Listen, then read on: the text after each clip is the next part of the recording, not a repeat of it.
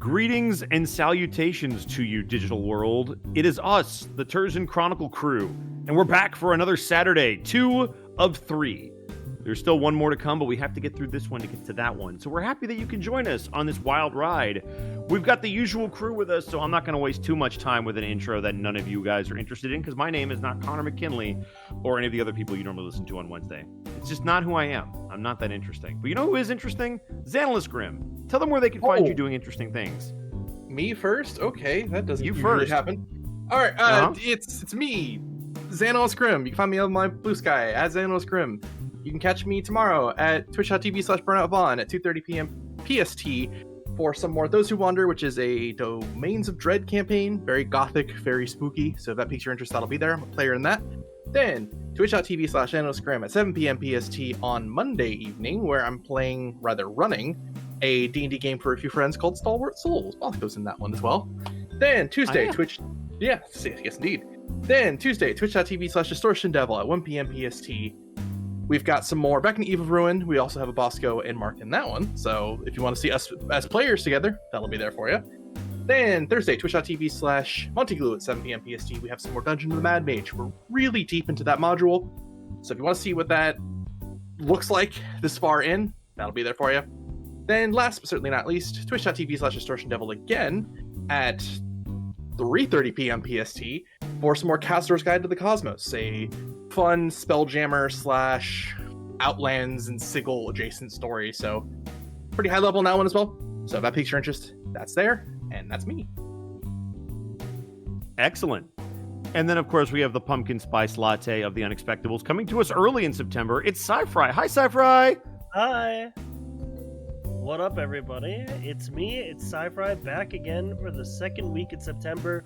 The pumpkin spice latte came in early this year because there's a recession happening and we need to drive up those sales.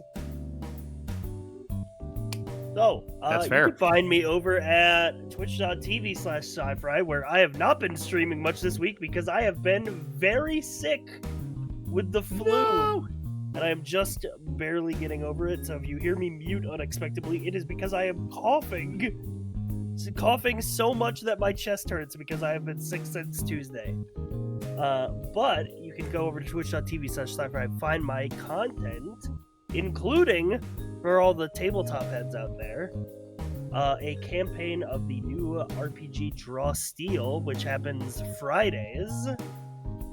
And this Wednesday, I am running a one-shot of Slug Blaster, the interdimensional skateboarding TTRPG. Oh, fuck yeah. For a bunch of my friends. And that is going to be rad as hell.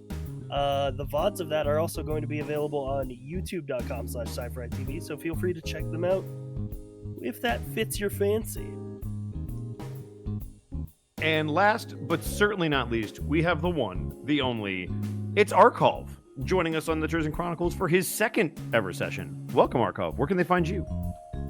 They can find me on twitch.tv/Arkolv, where Sundays, when we're all available, we do Baldur's Gate 3 with myself, Bosco, Connor, and Level 1 Eevee. And then on Mondays, it's Digimon World 3 with Bracky. We had to drop everything with the story and get grinding because that game is grind central. Those who know, know. Aside from that, I'm new when I stream. Rare occasions. But you'll find me.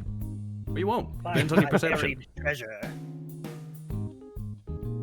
And I guess that brings it back around to me, and I'll talk a little bit about what I'm doing. You can find me at EdBoscoVA on Instagram, Twitter, and TikTok, and right here on twitch.tv/EdwardBosco, where we will be doing some Stalwart Souls on Monday, along with hopefully some Yakuza just before that over on twitch.tv/DistortionDevil. We're near the end of that game.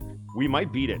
Speaking of games I want to beat, Halo Combat Evolved, which we didn't play last week because I had the weirdest recording schedule maybe ever. I had a session before and during when we were supposed to do Halo, so we did a multiplayer night. So we appreciate everybody who swung by, but we will be getting back to trying to beat the third to last level of that game, which has been brutal and already kicked our butt once. Before that will be Vecna Eve of Ruin, as Zan mentioned, Unexpectables on Wednesday, hopefully. Throwback Thursday with some Sonic Adventure, and then Friday with some wrestling over on MNW Friday Night Flashbang. That's my wrestling show. Come check it out on my Twitch channel. It's great. And then hopefully on Sunday, we'll be getting back to some, whatchamacallit, Baldur's Gate is the thing I was looking for. Arkov will be there, Connor will be there, Evie will be there. And that's me. Which, wow, that brings us to the end. Well, not the end. It brings us to the end of this and the start of telling you about our lovely sponsor, Die Hard Dice. Die Hard Dice! That's right, Die Hard Dice. If you need a pair of dice or if you need some dice accessories, check out Die Hard Dice and use the promo code Unexpectables to save 10% off your order. That's on everything you can find on the store as many times as you want to. Get your Christmas gifts early, guys. It's already the end of September. So if there's that special someone in your heart that likes tabletop, check out their stuff. But if that's not what you're looking for and you're like, man, I just want a mug or a t-shirt, well, we got you covered because we also have a merch store where you could put work on there as a workout shirt, or you can put the Sweet Dragon on a mug and drink to your heart's content responsibly. All of those items and more are available at our merch store, so definitely check that out in the link just posted in the Twitch. And certainly, last but not least, we couldn't do this without lovely bits and subs from viewers like you, viewers such as the one person who... That's true. That's true. Thank you, Zan. I appreciate that you're not only nowhere near your mic, but you're still committed. We've got Marble Gargler 69. See you... Wait. Premature Terzalation. Thank you for the 100 bits. That was a roller coaster of a message. Oh my goodness. But I think that's everything. So there is one last thing to say, though. Okay. I need everyone to remember. Tomorrow is the 21st night of September. I did remember the 21st night of September. The 21st night of September? Earth, Wind, and 21st night? Fire.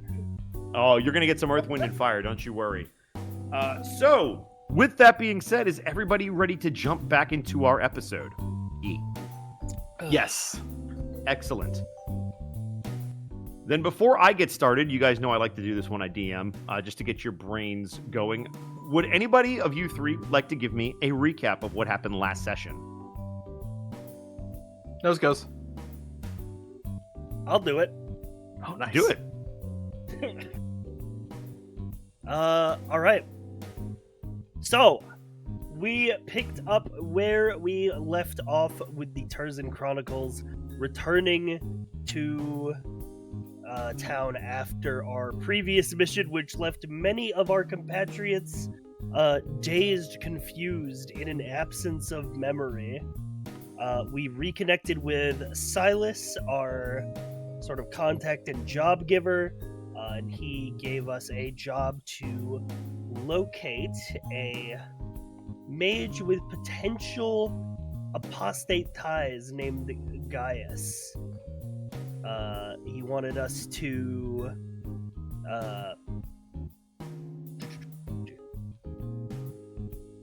sorry, I'm looking through my things. He wanted us to retrieve Gaius alive, parentheses. I wrote that down, very important. Parentheses alive. Yeah.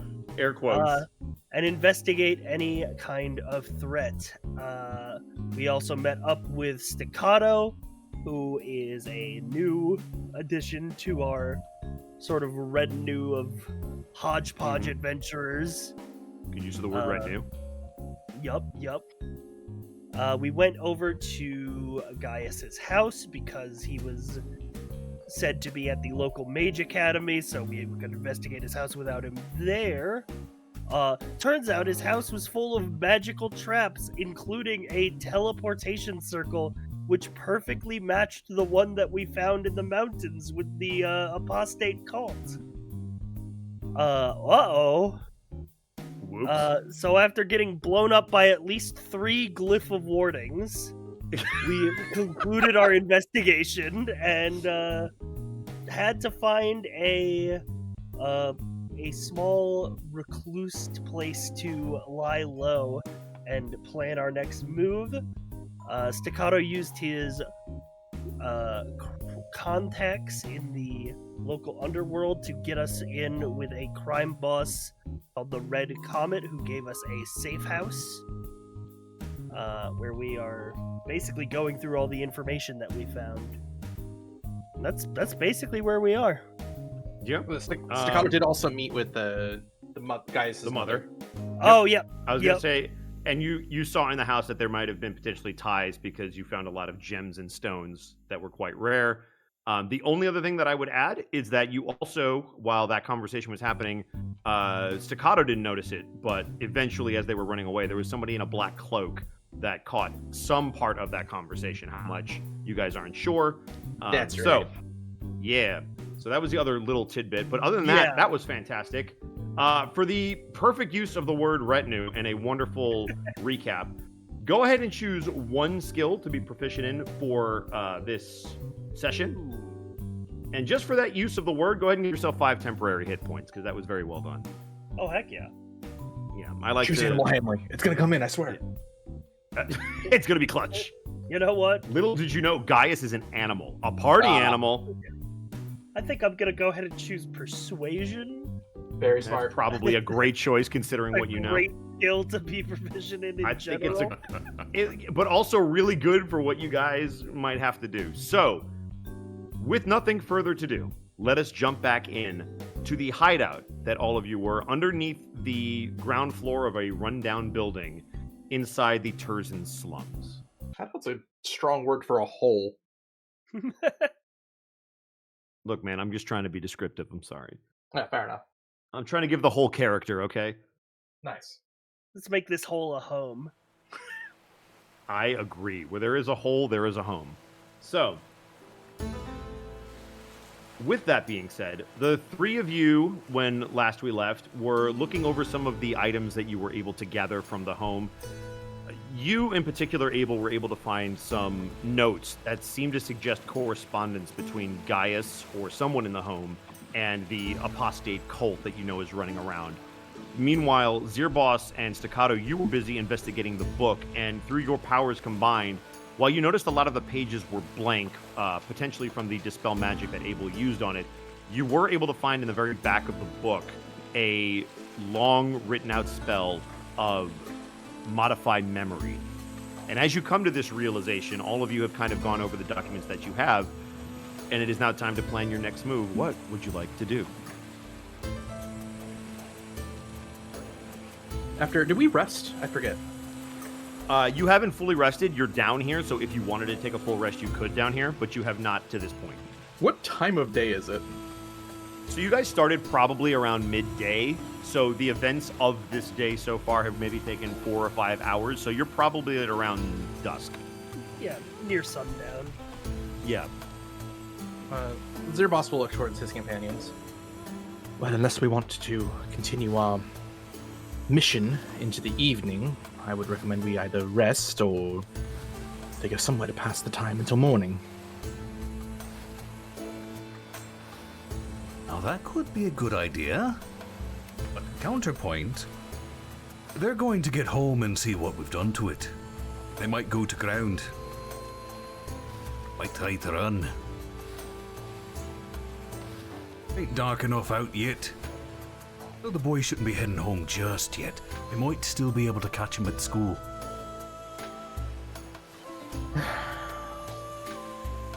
Low as I am to take that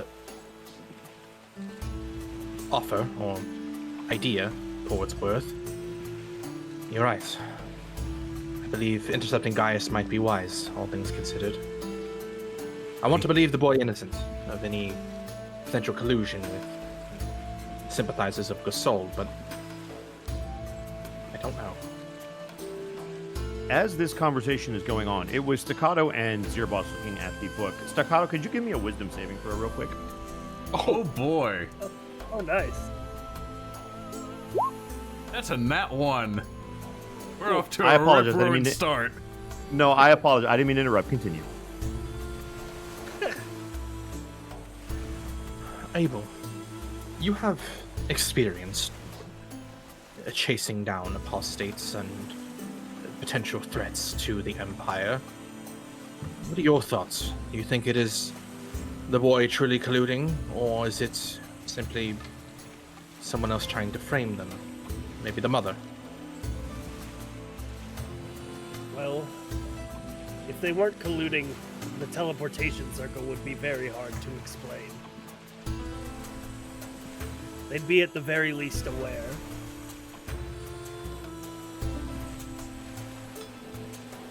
Gaius from last our meeting was old enough to make his own decisions, yes, but I want to believe that if he is at fault here, it is from naivety, not malice. I'd rather doubt he would want something bad to happen to innocent people, Terzans or not. Hey, there's just something I'm confused about. Go on. Do we know if the mother is sanctioned? Or if she's a mage at all? That's precisely my thinking. See, the But thing is, I got some jewels from her. Some jewelry, I should say. And it's a wee bit magical, ain't it? Do you have this jewelry on you? Aye, that I do. He May I take a will look? hold out the warding bond jewelry. Zirboss will cast. Just kidding. Will use an Arcana. Okay. Holy. It Is that certainly a- looks Rolled out magical. early, everyone. Mm-hmm. Is that 2 nat 1s in a row? No, that was a 4, I think. Yeah, it was a 4. Oh, great. No, it's just... Oh, it's grayed out. Never mind. Why, don't strain yourself too hard there, lad. I already knew what it is. It's a spell called Warding Bond. They gave it to me when I mentioned my daughter. That is not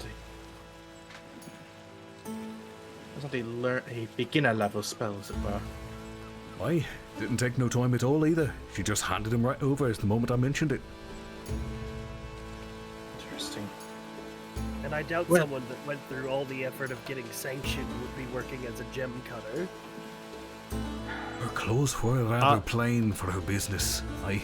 Well, to keep Oh, in sorry, mind what Silas did say, they are a rather affluent family, and they've paid to keep their business secrets. You were right, it is suspicious and very likely that if the mother is a caster, that she is, well, an apostate, very likely, but it also could be within the realm of possibility that she did get sanctioned and just chose to tell anyone. Or she could have gotten them enchanted by someone else. It's been passing them around. That is also a possibility. Regardless, While I think the 3 of you... I think the- intercepting sorry, I didn't mean Gaius to- would. I think intercepting Gaius would still be the most prudent plan. We'll try to investigate the mother as soon as we can get Gaius somewhere safe. As the 3 of you were talking over this idea, everyone can go ahead and roll me an Arcana check. Zirboss, you were looking at the beads specifically. I'll give you advantage on this check. Let's go. Why am I rolling high on this? It might help you, though. You never know. 17. 16. We for rolled me. this. You all rolled 16s, except for the advantage that Zirboss had. Unreal. So all of you get this. Zirboss, as you were the one that was looking at it, as the mention of Warding Bond kind of comes to your mind, you're familiar with the spell. If not something that you've cast before, something that you have at least seen used. All 3 of you are familiar with the duration of this spell, of it being simply 1 hour, typically. These beads were given to Staccato well over an hour ago, and just with all of your innate knowledge or senses in magic, they still seem magical.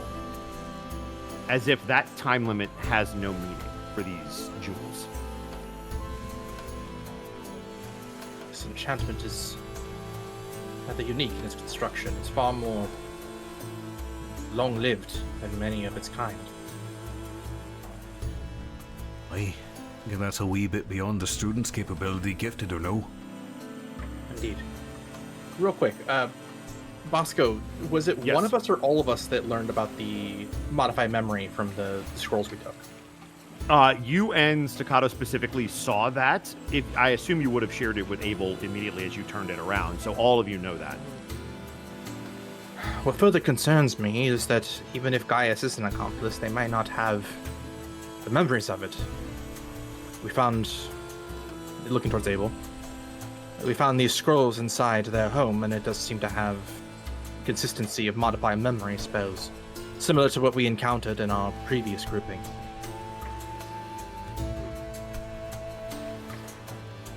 I agree. We also need to get information about that spell back to Silas so he can start working on a way to cure our compatriots. Indeed. But first things first. We need to retrieve Gaius. Once we have done so, we need to get them somewhere safe. Do you have any ideas as to where that might be? I know we spoke previously of the Templars holding, but I also want to see if Staccato here may have any other ideas. We're standing in one, aren't we? No one knows this place but the Red Comet. And us, I guess. True. But if Gaius gets nervous, or we are being tracked in some way, I would like someone to be there with him while we continue our investigation.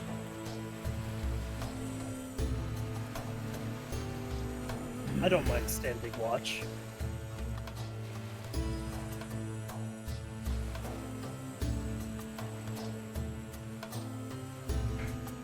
What do you have in mind specifically, Zeobos? I'm not certain. Like I said, able as much as your vigilant eye I have come to trust at this point, I think all of us need to be together upon our investigations further. We are rife in a den of danger at any moment. Being at full strength would be imperative. But if there is anyone that either of you trust inside the Empire that could be assisting in watching over Gaius while we continue our investigations, it might be prudent to bring them forth now. As I certainly don't have anyone I trust in the Empire. Only two I can think of. Admit the one. I really don't want to involve the other. Maybe trust isn't a perfect word, but if we're looking for somebody who has connections throughout the Empire, we could go to Silas. Aye, and have him implicated with yet another apostate. Wouldn't be the first time. Aye. Too many's a bit of a crowd. Draws eyes. Eyes that I know he don't like. Could we potentially leave them at the Templars barracks, Abel? Tell them that this person is a witness that needs protection.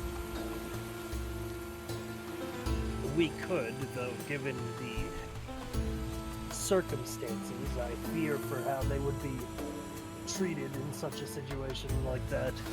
He is in training to be a sanctioned caster. Aye, but no offense to you, Abel. Templars can be right mean bastards. So I'm more than a wee bit prejudiced. Certainly I am aware. However, if our enemies are indeed apostates, who better to protect the young boy than people who hunt them? I have some strings I can pull. But the fact remains we have to find Gaius first. Hopefully before that cult does. So we should move while it's still light. Very well. I suppose we should keep our findings on us. There's no point in leaving it here and then being at random ransacked by some stray vagabond. Yeah, Abel will just grab his different bags that he uses for evidence pouches and start putting the stuff in there.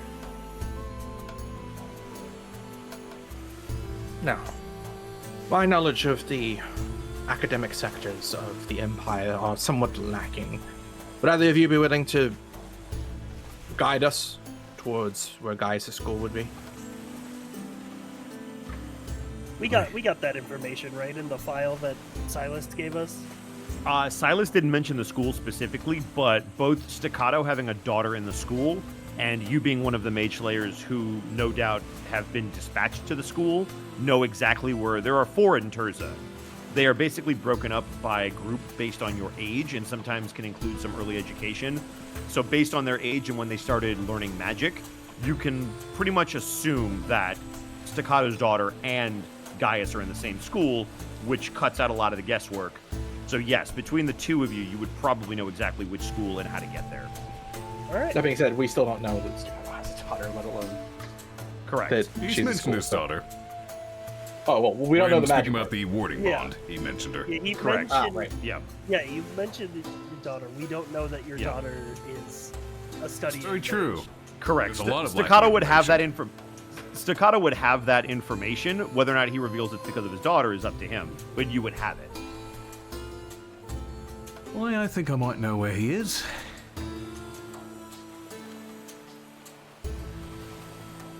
Then, please, lead the way. Why?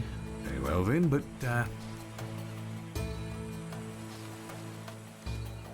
we'll figure it out when we get there. All right. He will Are you guys? leave. Are you? So you guys are taking off from the safe house? Yep. All right. Staccato, you're going first, correct? Yep. Okay. Go ahead and as you're leaving, go ahead and give me a perception check just to kind of make out the area and look around, because I assume you're still a bit on edge. 10. Okay. To your knowledge, it looks completely clear. Hey, well, looks like the coast is clear. It's as well as all I can see. All right. Question for everybody. Are you heading directly to the school, or are you going to try to find some information on the specific school that Gaius is a part of? I think we've got a pretty good idea of which school. Yeah, you know where it is. So, Yeah. Okay. So you want to go straight there? Yeah, I think Abel would go straight there. Okay. So with Staccato leading the way, it takes you probably an hour to traverse this kind of more rundown area. But as you are kind of walking, I need perception checks from everybody. Natural 1. That's fitting. That's an 8 from me.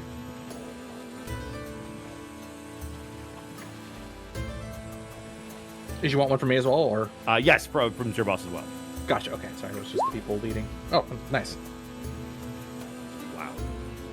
There we go. 18. Zerboss.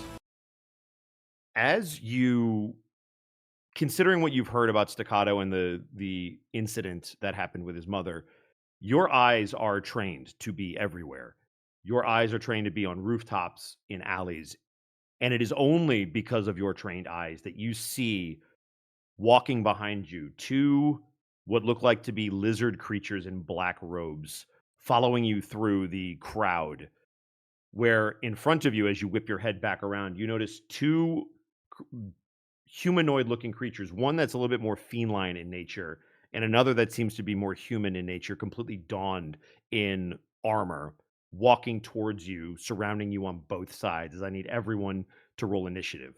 Oh, shit, okay. Yep. All right. Because Eight. you passed your perception check, I will give you two options. You can either cast a spell or do an action for yourself, or you can alert your teammates as to what's going on, and I will give Staccato and Abel an action before their turn start. So it's up to you. To help sell what is going on, as we're being narratively paced and followed, Zerboss will stop for a moment to clean his boot to try and get their attention that he's not following, and then he's going to motion in first thieves' cant to following, and then he's going to kind of do a almost military speak or hand gesture of surrounded before I assume people show up. So he'll make sure that they aren't surprised. As he does this, Staccato, you immediately pick up on this without any check necessary. You kind of ready Abel to look around, and the two of you will get an action before combat starts, and then I'll need initiative, as I will get our battle music ready. All right. You want to do your action first? My action is going to be to throw a javelin. Oh, okay. Then I'll do my. I am going to have my action be. Abel is going to turn around, draw his greatsword, and I'm going to cast Crusader's Mantle. Hey, Crusader's Mantle. A Hey, 30-foot throw a javelin radius aura. Any ally within that area deals an extra 1d4 radiant damage when it hits with a weapon attack. Damn. All right. Okay. Do you all see his aura? By the way. We're not on the battle map. Yeah, we're not on the. Oh, that would help, wouldn't it? If I That brought being you over said, the battle there's map? only verbal components, so it's up to Cypher whether or not you see it. I think it has a visual manifestation. I think you see like Abel's sort of cloak that he wears sort of like flares outwards, and you can see like holy energy running along the edges of it. Is this aura? All right. And again, as I described, you see those two lizard folk-like creatures, one with green scales, another one almost purplish in nature coming up from the rear. The human clad in armor along with the what looks to be a tabaxi, almost like a black leopard tabaxi, approaching from the front with much heavier hardware. That's all that you see. And yeah. What was Staccato's action, by the way? I might have missed it. I was throwing a javelin. I was specifically going to throw it at Blue Boy here. Blue Boy, all right, go ahead and roll me a attack. Come on, let me be violent. Yep. That's an 11. And 11 will unfortunately miss as you kind of get that thieves' cant from Zirboss. You alert Abel, but as you do and then go to throw your javelin, you tip off this clearly trained mercenary just enough where he's able to dodge out of the way and they begin to move towards you. And it is time for initiatives, which are, I've got an 8, a 7, and Roll mine. I think I need one from Abel. Yep. I need to roll for the enemies. It's a 16 from me. 16, so enemies. All right. Oh my god, they rolled a 9. So Abel, you will be going first. And it is your turn. All right. Let's waste no time. Let's go right up here. I'm gonna attack the lizard folk on my left, the blue one. I'm gonna swing my greatsword. Great Weapon Master activated. Let's see.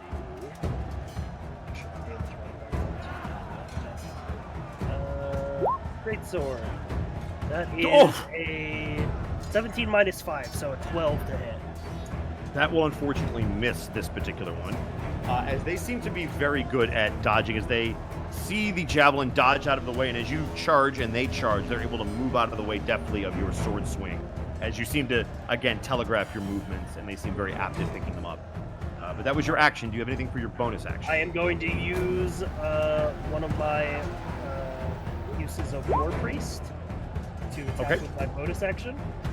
Sounds I'm good. going to make this attack without Great Weapon Master. Sounds good. Yeah, I hit. That's a 23 to hit. That will definitely hit. All right, that's going to be 10 slashing plus 2 radiant. 10 plus 2. That's a total of 12 radiant. All right. You take a nice chunk out of this. What does your radiant damage look like as you slice into it? I think because it's like manifested by the Crusader's mantle, Abel like just slams his two-handed greatsword into the side of this lizard folk, and you can see the aura that was like on the shoulder of his cloak runs down his arms and like shocks through the sword. And as you watch it kind of shock their body, they are going to attempt to retaliate if that's the end of your turn. Yep. All right. You will watch as the enemies immediately move to flank you as you come out. And they're going to both attempt to swing at you, seeing that you made the charge move. So the first one is, I believe your AC is a 16? Yep, 16. Okay, so that will hit. Second guy rolls a natural 1. Give me a high or low. High. Okay, let's go ahead and roll this. I will count that. That is a high. So as you are seemingly ignoring the guy in the back who's going to hit you, This one seems to telegraph his movements, and I will give you a opportunity attack for the use of your reaction to swing back at him. Oh, very nice. Oh, that's going to be an 8. As you kind of are hit in the back with an attack by the other one, who will do...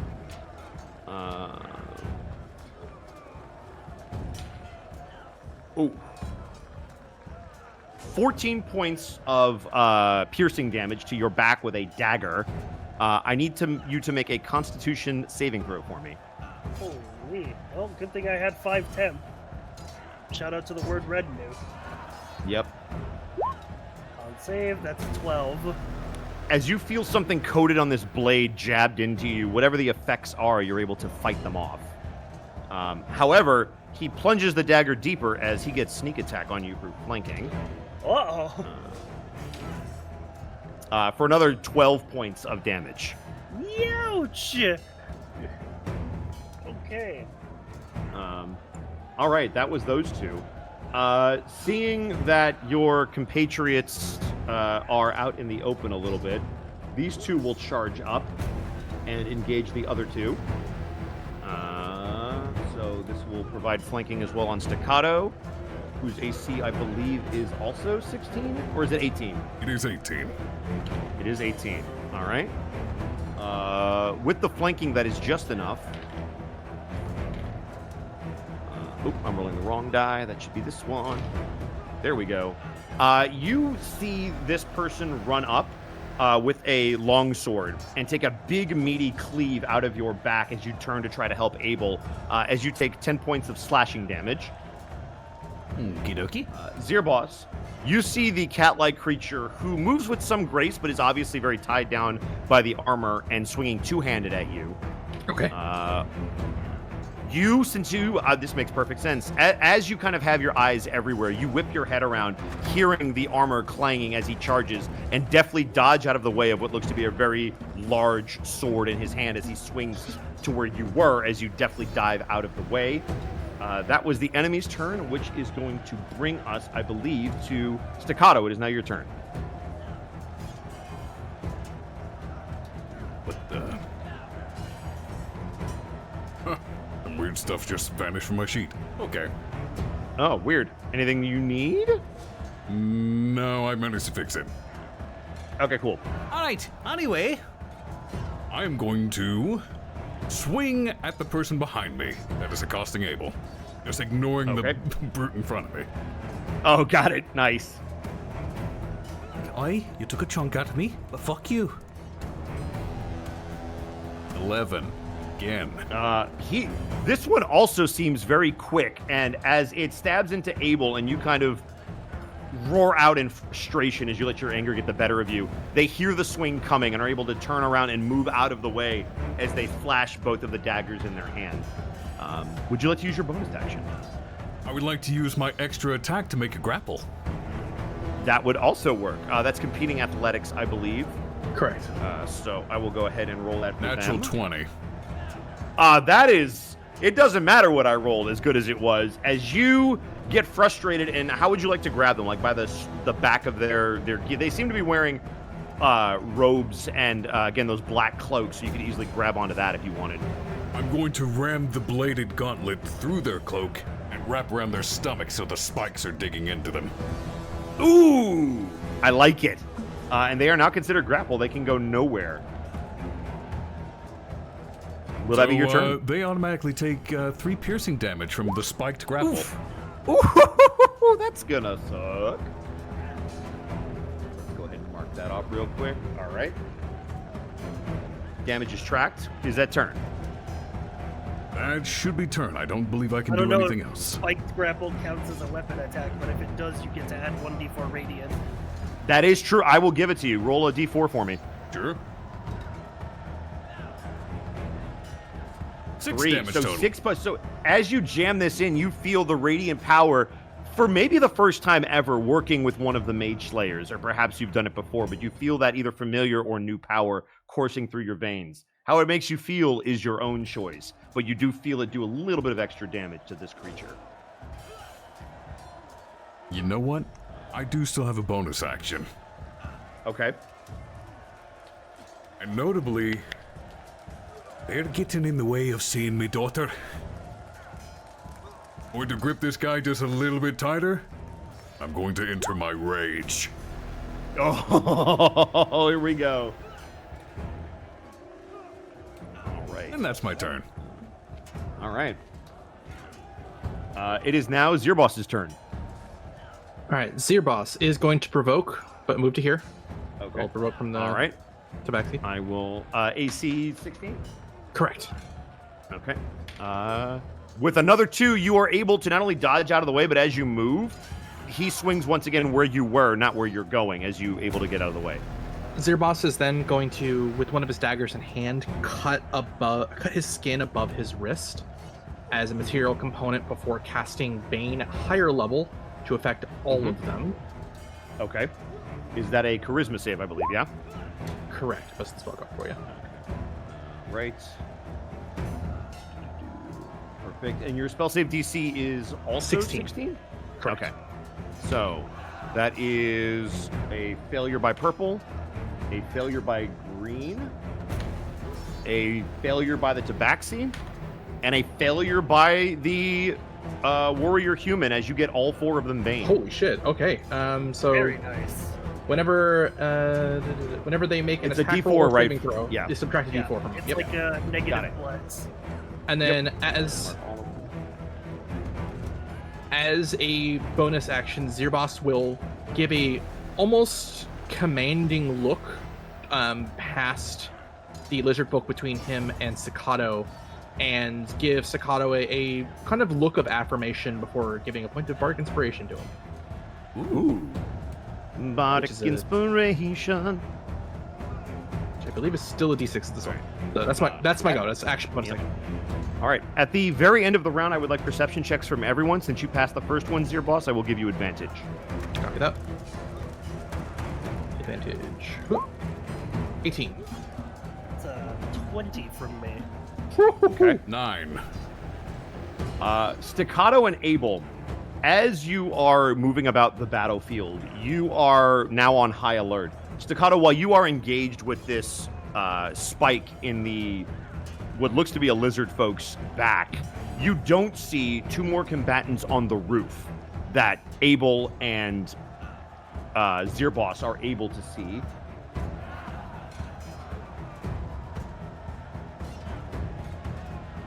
As what looks to be on the roof to your characters, I believe it would be all of your right, what looks to be another black cloak, some kind of avian-looking creature, which most of you would be able to recognize as a Kenku, as well as another tabaxi creature in a black robe, much further down on the other house. And they seem to be in almost rusty robes, similar to the color of the roof that they are on to further blend in. The Kenku, not so much. But by seeing those 2, you 2 will not, they will not have advantage to hit either one of you on their next turn. All right. So we are back to the top of the round, which I believe was Abel. Yep. Do I do damage or do I heal myself?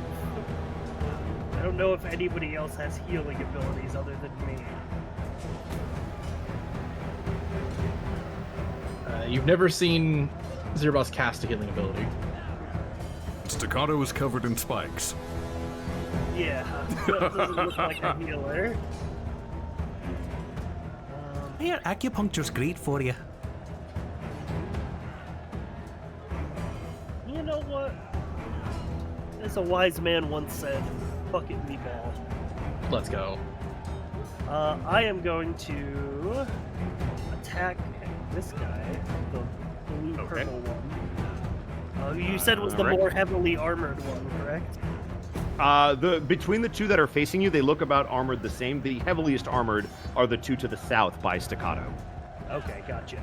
Alright, then I'm going to activate Great Weapon Master, which will be a -5 to hit. I'm going to expend Okay. my Channel Divinity to activate Guided Strike, which will give me a +10 to hit. Oh, And I'm going to swing at the blue one. all That's right. going to be a 17 to hit. That will hit thanks to your ability going off. What does that ability look like? So I think with the guided strike, it's able to sort of like focuses his vision into like a singular point, like finds the gap in their armor, and just with like an almost inhuman speed swings this giant two-handed greatsword right into their weak point. Learning that telegraphing your movements has not been beneficial, you make no tell on this one and hit him square in his chest for, oh my goodness. That's going to be 22 slashing Oh! damage. Oh my lord. And As so you 22 damage total. You watch as you drive this thing into them. How would you like to finish them off? I think basically what happens is Abel is studying the movements of this lizard folk. I'm assuming they're doing their lizard thing. They're slithering around. They're like hard to read their movements compared to a human. And then he sees, like in a moment, the narrow path of the gap in their armor, and he just lifts his sword up above his head, slashes it down onto their shoulder, and cuts them from the neck to the leg. And you watch as they prepare to do their next movement against you. Their bodies suddenly freeze as they do that almost like Mortal Kombat look down as their body slides in different directions, and they fall limp. Yeah, very, what was it? Trunks versus Cell. Yes, exactly that.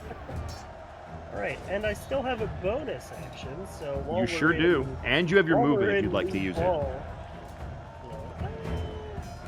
like where I'm at. Spread the horror around. Let's use another use of War Priest to attack this other guy. I believe Guided Strike only lasts for one attack, though. Okay. Let me double check. Yeah, when you make an attack. Okay, so this is not Guided Strike, but I'll keep Great Weapon Master on because we might do something crazy. So that's gonna not hit. That's 11 minus 5. Yeah, that's as you take your blade out of this one and swing wildly back towards the other one. They do seem to be on high alert because they are surrounded and able to duck underneath the swing. But good turn as you take down one of the roguish-like lizard folk. All right. Yeah, that's gonna end my turn. As you end your turn, this Tabaxi is going to look over at the human who points up towards you, Abel, and they are going to basically replace as they kick the body out of the way of their fallen compatriot. These individuals, the way that they move seems very rehearsed, and while they appear to have mercenary weapons and nothing fancy on them, they appear to be a very well-oiled machine as they will attempt to swing at you both. Once again, Abel, they seem to be targeting you specifically. That makes sense. I'm the one who's glowing. Yep. You're also a mage slayer, and everyone knows about your order. All right. That with the flanking, your AC is 16? Yes. Okay. So that'll be for them. All right. So the first Tabaxi runs towards you. And as you kind of make that swing behind you, they're going to slice into your side as you leave yourself exposed. And they are swinging. Was that a hit? It was a hit, yes. Your boss is going to cast Silver Orbs. All right, I will re-roll that. As they roll even better, they feel you watch them kind of freeze and try to fight through. They seem well trained in penetrating magic as they fight through the effect and will cleave into you. That's fine. Abel, you'll get advantage if there's a saving throw. Yep. So that will be plus strength. 12 points of slashing damage. Yeah, I'm down. Ooh. All right. Well, I guess you'll get advantage on the death save. Yeah. Yeah, I'll give that to you. With Question, their target down. Yes. Sorry, real quick. Question: did you roll with Bane Yes. as well? Oh, I did not. That would change it. Oh, yeah. Give me 1 Yeah, second. the minus 1d4 on the roll. That with the Bane, he misses. You are still up. Okay. Good call, Zan. I rolled a 4 on the D4, and that's the only thing that saved you. Zirboss is gonna throw some gray confetti from his pouch into this guy's face to make him miss. I will say you don't have to burn your silvery barbs because he would have missed with the Bane, and you wouldn't have had to burn that. So give yourself that spell back, because that's my bad. Okay. Yeah. That being said, you watch as that attack missed. The rogue will also hit if you would like to use it on him. I will, yes, use silvery barbs. Okay, let me double check this. Okay, so the Bane did not stop him, so I'll reroll. But with the reroll on the silvery barbs, you watch as they fight through the magic, and you push even harder, digging into your very core of your arcane knowledge, and you freeze both of them in their tracks from hitting Abel as you keep him standing. That being said, Staccato, you are also between a rock and a hard place, as the armor-clad human female warrior, specifically, will hit with flanking. Let me check if Bane will save you. It will not. So that will be a hit. Mm-hmm. That will be a total of 7 points of slashing damage into your armor. So I have resistance, assuming it's not a magical weapon. It is not. So 7 cut in half. We round up or round down? Well, you know what? It's for Connor. We round up in this house for right now. Gotcha. So 4 damage. Correct. So that was them. You then watch as the Kenku on the roof, who doesn't even look to be trying to blend in anymore, will pull out a bow and take a shot at Zirboss, he seemed a little frustrated by casting. Zirboss, your AC is 16. You watch as an arrow flies directly towards you, Zirboss, and as you look to move out of the way, the Kenku almost looks to predict your movements as you take minimum damage for 3 piercing damage right to your shoulder. Any ill effects beyond that? Yes, go ahead and roll a Constitution saving throw for him. Why did Because only some of them have it. I appreciate the honesty. Give yourself inspiration if you don't have it. I appreciate the honesty. I'm going to probably use a rare. Oh, never mind. All It's off 20. No, yeah, go ahead. So you want to re-roll that for me? Go ahead. All right, yeah, I got you. Yeah. Appreciate that. Nice. Awesome. So with the 6, so you feel a similar effect trying to course through your veins as you once again are able to just will it out of your body, leaving only one competitor left who is not gone. Frustrated at the inability of their compatriots to take down the Mage Slayer, they are going to target the Mage Slayer, but Zirboss, you in particular will notice the tabaxi in the very back on the roof seems to be casting a spell as you watch 4 magical blasts leave their fingertips as they point at Abel. This will be a magic missile upcast. Nothing I can do there, sorry. Is that right? Yeah. You get hit with the first bolt, the second bolt, the third bolt, and the fourth as they all seem to impact your chest for a total of 10 points of damage. Force damage, I believe. Yep. Let's see if there's anything that can save me. Nope. Yeah, I go down. All right. I have As you 9 watch HP. these magical blasts, seemingly empowered by their frustrations, your boss, as while your efforts were valiant, they simply were too much to target Abel, as they go down, but they are not out. As the enemy's turn comes to an end, we now go to Staccato. I assume all that damage was counting your temporary HP you were given at the start? Yes. Yeah, Okey-dokey. they burned it, I believe, first Just attack. want to double check it. Yep. No, I appreciate the honesty. You guys are great. Yeah, I got hit by like an 11. And They a were 12 they and, he's a Mage Slayer. They win for him specifically. Yeah. I got focused down for sure. Yep. And now I'm going to respond in kind because the guy in front of me that I'm grappled, I am going to use shove to knock him prone while he's still grappled so he cannot get up. Oh, he might. Let's see what you do. This is with advantage because of rage. Yeah. 17. Yep. With an 18 on die, as you jam it into him, he seems to take some more effects as you force your blades deeper into his body, but he refuses to go down. Alrighty. Oh, by the way, my Crusader's mantle would be gone because I fell on. Oh, it would go down. Yeah, that is correct. So we'll take this off. Oh shit, yeah, hold on one second. I took damage, so I need to roll concentration on Bane. Bean. Actually, you know what? Can I use the Bardic Inspiration on that roll? You can. Zirboss, you do have inspiration. Don't forget. I'm immediately spend it. Yeah, So that'd be a that's fair. 21 to shove him prone. There it is. A 21 would shove him prone. So as you dig it in deeper, he fights. You dig in deeper still and drive him into the ground. As Zirboss, you again have to fight with every ounce of your arcane ability to just keep the spell up. These are very well-trained mercenaries. Yeah, seems like they practiced this. Yeah. Yes. And it seems like they knew where you were going to be. So with a 17, that is good. So you have now put him prone. I believe that was only a bonus action, correct? That was the first part of my attack action. To shove him Okay, prone. got it. So you still have another attack. Yep. And it's with All right, you have 'cause advantage. He's prone. Yep. He sure is. 24. Oh, yes. Yes, it is. So that is 8 total damage with the rage damage. Okay. And then just as a bonus action for added effect, I'm gonna drive these armor spikes into him. Okay. Or a 20 with what is it? advantage. That hits as well. Or 6 piercing Another damage. Oh, does your rage count on that as well or no?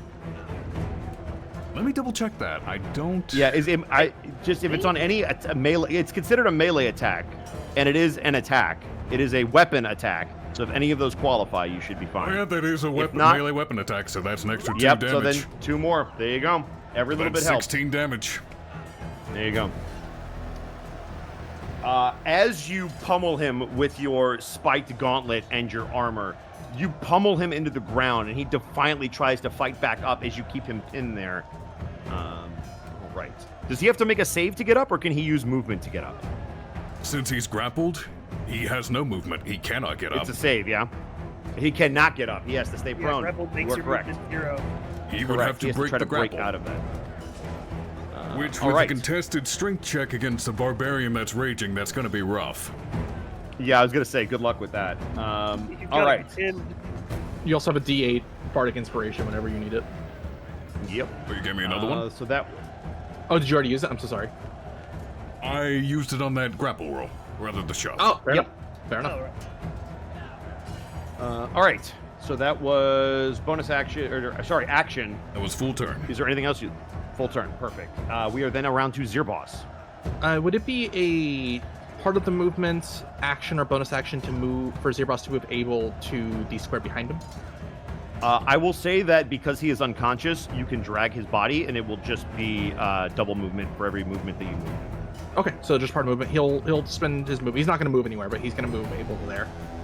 I can't Okay, so control if you, movement that's stuff. I can move there. There you go. And then as a bonus action, he's going to feed a potion he has on him. Okay. Let's see. That is 1d.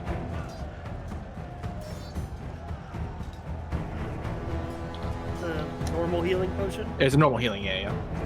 2d4 plus 2 should be. Yeah. Yep.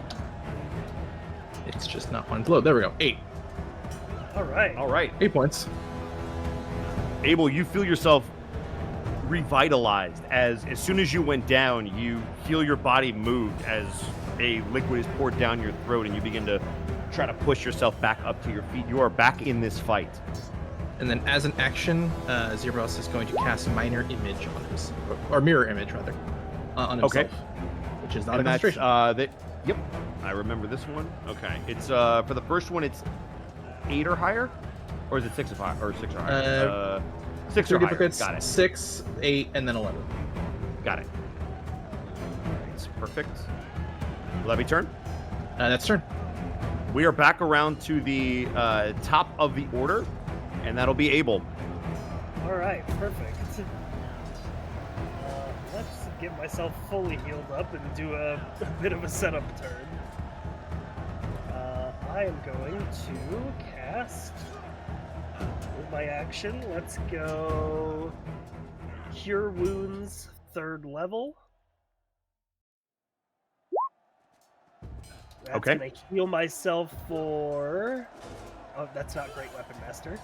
So, I'm gonna give myself for 18. There you go. So we're back up to 26, which is almost full. Bonus action, I'm gonna cast Shield of Faith on myself. Okay.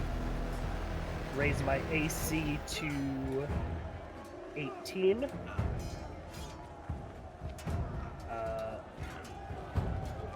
And then I'm gonna use my item interaction to one-hand my greatsword and equip my shield,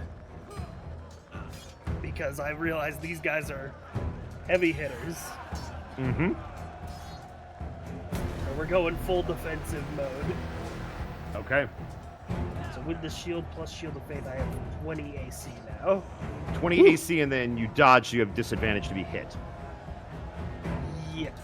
No, it didn't. Okay. dodge. Oh, no, you didn't do There's this. Okay. Action to Gotcha. Yeah, All right. my action So, was Cure Wounds. got it. All right. And then I'm gonna step out, out here again, I think. Okay. And that'll be turn? Yep. All right. The one that is pinned, we'll resolve that first as it comes back around to the enemies. They are going to attempt to get out because right now everything is disadvantaged to hit. So they're just going to try to use a straight roll to get out of this with a Raging Barbarian. So go ahead and give me, I believe it's an athletics check, competing. Can they use acrobatics to get out of this, or is it only athletics to escape? They can attempt an acrobatic. Okay, then they will do acrobatics because they're a little bit better at that. So go ahead and roll me athletics. With a 12, you defeat their 2 on die. As they attempt to push your spikes out of their body, you drive them back into the ground and keep them pinned. That was their action to do. They can't bonus action. So they're going to have to just eat their turn. That means the Tabaxi, who sees Abel now back on their feet, is going to do what he originally came here to do, and that is take down the Mage Slayer, but will not benefit from his companions flanking. And because of that, Abel, as you are almost ready for the swing coming out, you are able to parry it with your sword to knock it away with your renewed AC. That being said, you watch as Abel now gets back to their feet. Both the mage and the archer turn their attention to Abel, as the female warrior, human warrior, will take a swing to try to break Staccato's grip by hitting him in the back. Sorry, which one's grappled? The lizard folk or the human? The lizard folk. The lizard folk is grappled. Okay. And he used his turn to try to get out. Gotcha. Staccato, you are sick of getting hit in the back, and as you drive him into the ground, you almost wait for the swing and dodge without looking to the left as they swing next to you and miss. The archer, however, takes a shot, and Abel, without even having to react, your Shield of Faith knocks away the arrow attempt. But what it cannot knock away is the magic missile that is incoming behind it, also upcast. Yep.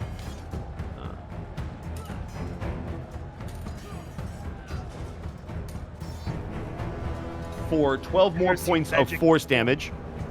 Always hitting.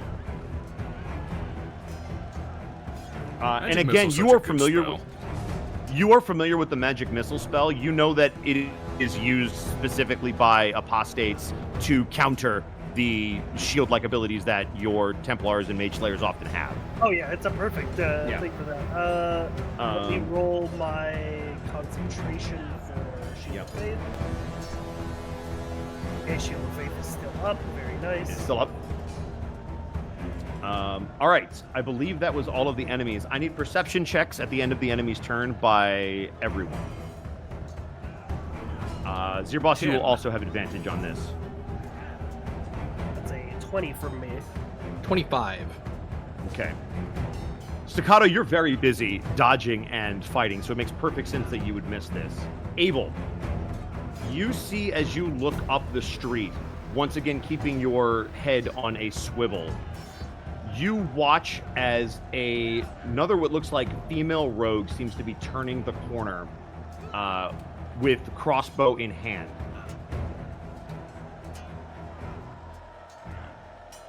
Holy.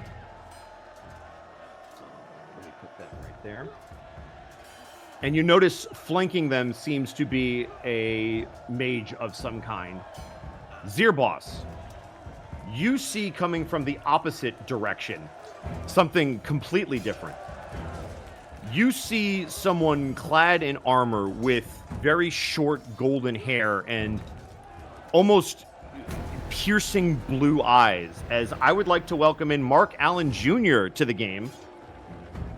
Hello. Hello, Mark. Could you describe what your character looks like for everyone who may not have seen them before? Certainly. Cyril is a rather tall fellow, maybe 6 foot, a couple inches over 6 foot tall. Very well armored, and even underneath his armor, he is a specimen. He looks very well built, very broad shoulders, carries himself with much bravado, and on his face, between 2 semi-pointed ears, is plastered a very cocky, confident smile. He wears on his person a chain shirt and some simple pauldrons, as well as a shield in hand bearing the symbol of Tyr. Excellent. And can you control your token? I can. All right. Fantastic. Then with that, at the end of the enemy's turn, they get reinforcements, but we are going to go to Cyril, who is now your turn. Great. As I enter this area, how high up is the rooftop here? This roof is probably about 20 feet high. 20 It's feet, a 2-story building. All right. Am I aware enough to tell which one of these two is an archer and which is a mage? You are, yes. You are practiced enough to know the Great. difference. All right. You also then- saw them casting as you were approaching. Beautiful, beautiful. So I am going to use a bonus action to activate Radiant Soul. All right. Which does?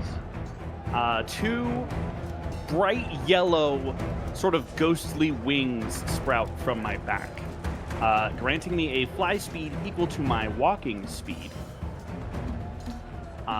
And as my move action, I'm going to fly up to the rooftop, centering myself in between this caster and the assailants down below. Now, I don't think that's proper behavior. And I'm going to swing at him with my sword.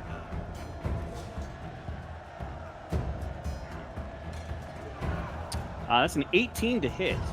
This poor mage never had a chance. That hits. All right. That's going to be 10 slashing damage. Ooh, And I'm also going to activate the other portion of Radiant Soul, where I can deal extra radiant damage equal to my proficiency bonus, which is 3. So 10 slashing damage, 3 radiant damage. So that'll be 3 more radiant, you said? Yes. All right. That is tracked. And that will be turn. Wait, just kidding. All right. I have an extra attack. We're going to swing again. Haha, teehee. Oh, please don't. Get Please be Swifty, gentle. 16 to hit. Yeah, that hits. For 9 more slashing damage. All right. 9 more slashing. This. Takes Just oh, go my God, yep. He's just, you blipped him out. Fantastic. Sorry. Now I can do it. If my keyboard will work with me. Perfect. All right.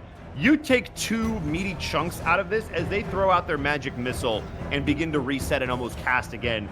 This figure leaps in front of them, slashing them twice across their chest as they have to fight to barely keep their balance on the roof of this building. And with reinforcements on both sides, we continue our turn order to, I believe it was Staccato. Oh, my turn again, is it? Mm-hmm. Very well then. Die. Never mind, don't die. Oh. With an 8, you basically, with him fighting you, you're only able to keep him pinned. You don't really narratively miss. You are just forced to keep him pinned there if you want to keep him on the ground, thus not being able to attack. So he's putting up a hell of a fight. I noticed. And with the extra attack, I'm just going to blindly swing the flail behind me. All right. You're going to try to whack the knight in the head. For another 8. Oh lord. As you seem to parry their attack by moving out of the way, they simply take this in the chest, and their very heavy armor is able to deflect the flail as you hear the clang, and now understand just how meaty this metal plate probably is. How appropriate the weapon is called a flail, because that's all I'm doing right now. Swinging Is that turn? wildly. No, I have a bonus action, so let's try to drag the claws in deeper. For 13. 13. That is unfortunately as you were trying to +2 for flanking. +2 for flanking will still just miss them. Damn it. unfortunately, All right. as you are trying to drive them in deeper, and they kind of have their arms around your wrist, trying to prevent you from driving it in any further. But good attempt. And that is turn. All right. Zirboss, with the reinforcements on both sides, you now have a new battlefield to reassess. It is your turn. All right, Zirboss is going to, as a bonus action, coat one of his daggers in poison, as he has the poisoner feat, and he's going to move a total of 6 to get to this caster-looking person. Yeah, you definitely can see it's a caster. As you approach them, they seem to be very, very young. If you had to guess, they should technically be in a school somewhere, maybe high school or early college years. They have kind of short black hair as they appear to be looking through their spellbook and don't even notice you coming. Man. All right, he'll try to attack with the non-poisoned dagger then. Okay, fair enough. Soft 20, and this will be non-lethal. That'll hit. For 7 piercing. All right. Trying to cut the top parts of the arm, trying to do damage to hurt them, but not to mortally wound them. Yeah. That'll be Zirboss's action, bonus action to move. So let's go. What if they're not reinforcements? What if they're just on their way home from school? That'd be pretty messed up, right? You turned down the wrong alley. They You're just definitely reading your book and somebody stabs you in the I chest. feel like we would be able to tell. Oh my goodness. My With papers Zirboss's due tomorrow. With Zirboss's turn over, we are back to the top of the round. Abel, it is now your turn. All right. I'm gonna see if I can't finish off this prone guy, given that. Yeah, you will have advantage to hit him. Prone. Yeah, he's prone to being on the ground. Just gonna look at him on the ground. I'm gonna say, your allies cannot save you. And I'm going to attack with Great Weapon Master because I got advantage because he's prone. So that'll be The same either way. Which one are you going with, Cypre? I think I'll go with the 13. Are you sure? Yeah. You could go with the The- 13. So as you kind of go to swing, you have to be extra careful not to take Staccato's arm off, and because of that, they almost move their body in a way that forces you to stop your swing without otherwise being forced to take Staccato's wrist with you as you hold your attack rather than miss it. All right, I'm gonna use my last War Priest. We're gonna attack without Great Weapon Master. These guys have got too high AC to be doing that. Oh, it's a 13! Oh no! Jeez Louise. I can't hit anything. I have a good eye! You I literally love roll a that- 10 or higher. It's a Oh 50-50 my God. shot. How are we fucking up this coin flip? I love it. This is great. I've done Oh, everything in man. my power to make this guy easier to hit, and we can't fucking hit him. You've somehow given him partial cover. Yeah. Well, You know what has to happen? He has to break the grapple, and then you'll kill him instantly. Yeah. Probably. Well, Sci-Fry, welcome to the Low Rollers Club. We will have oh that. yes, beautiful. we yeah, need to get yeah. those jackets made. That's gonna Yep. be me. All right. With Abel's turn in the books, the enemies are going to go. We're going to start with, again, the lizard folk that is pinned. They are going to attempt to escape again, so I need an athletics from you, Staccato. Yep. They are Bane, so I have to roll this, so this might save him. You should just fail this, just so we can hit him. It's a Well, 23. With the Bane, and not like it mattered, the 23 keeps him pinned, so that's his turn. Gotta love that. The Archer now has some options. He is going to continue with the mission parameters. He's going to aim at Abel. Once again, you see the Shield of Faith protect you. as he's going to start to get aggravated, and he will actually, you watch as almost, there's no better way to describe it, Batman style, is going to flick out his arms, and you see that his cloak almost has wing-like attachments on it as he is going to glide. He's coming in. He is coming in.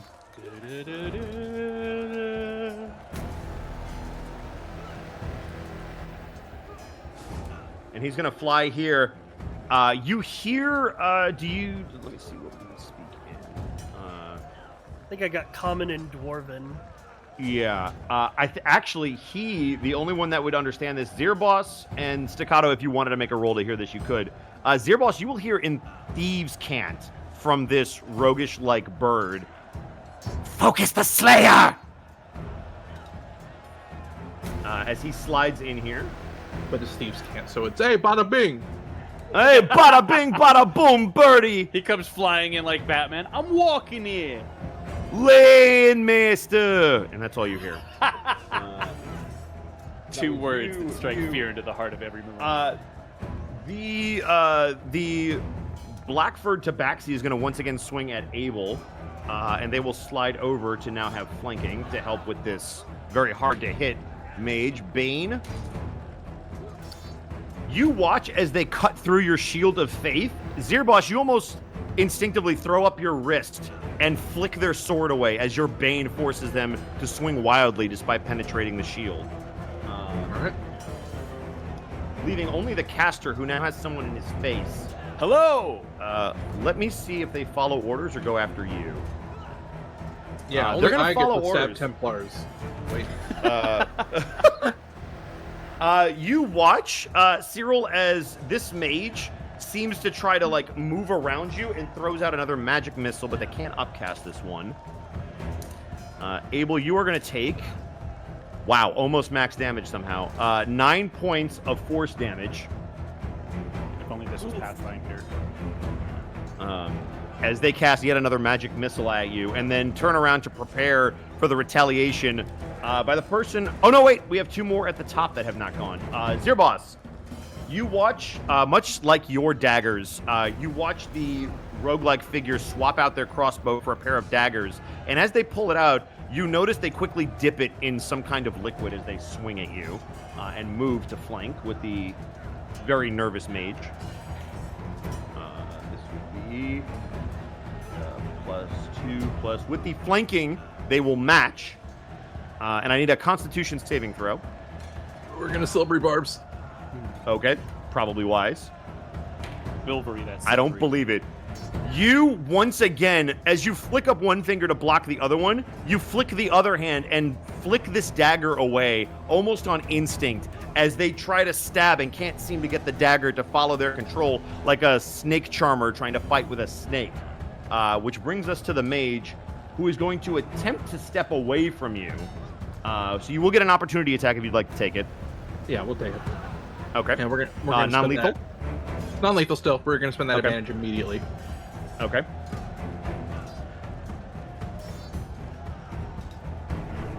That'll 21 hit. to hit That'll hit.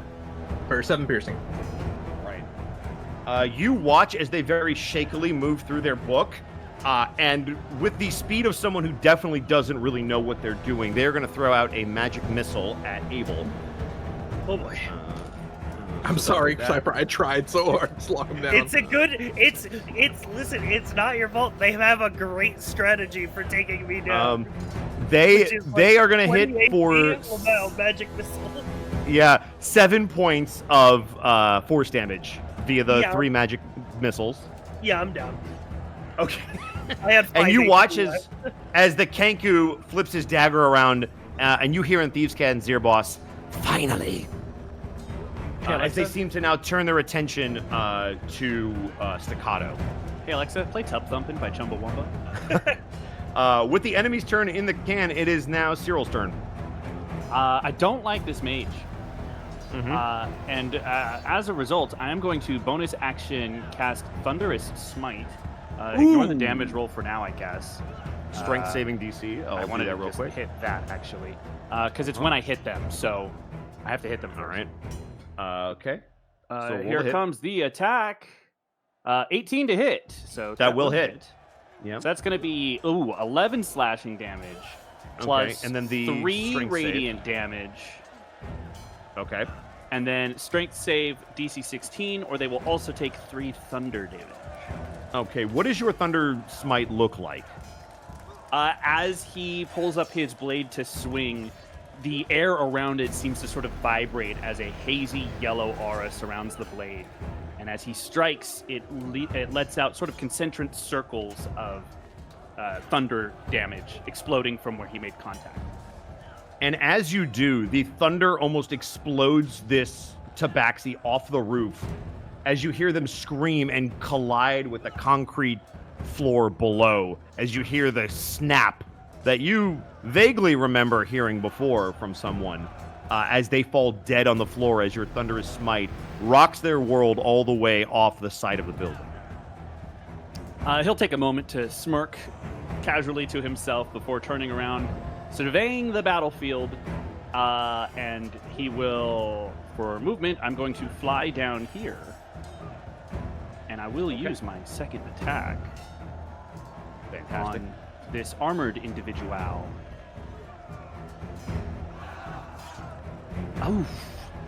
Is it 11 with flanking? Unfortunately, no. Well, As you figure out what Staccato has already figured out, they don't even attempt to block you, trusting their armor. And as you go to drive through the individual, you hit metal on metal. come on now. Time to fight fair, don't you think? That'll be turn. All right. Turn. That brings us to Staccato. Second verse, same as the first. I want this lizard dead. I don't blame you. You guys are locked in combat. So long. 2 men All right. enter, 2 men leave. It never ends. boy. We're starting with the armor spikes first this time. Okay. Welcome to the Pillow Dome. Finally, 21. That's a hit. That's a hit. That is absolutely a hit. So that is 5 3, damage. 5. Okay. You feel the spikes go into their body, and you start to see the life beginning to drain from their eyes as they fight to stay conscious. Yeah, go swinging, flailing again. 16. Unfortunately, with a 16, you just match their armor class and hit. Nice. I was going to say. I was gonna throw you, Bosco. So that's an additional 5 damage. How would you like to kill them? Ugh.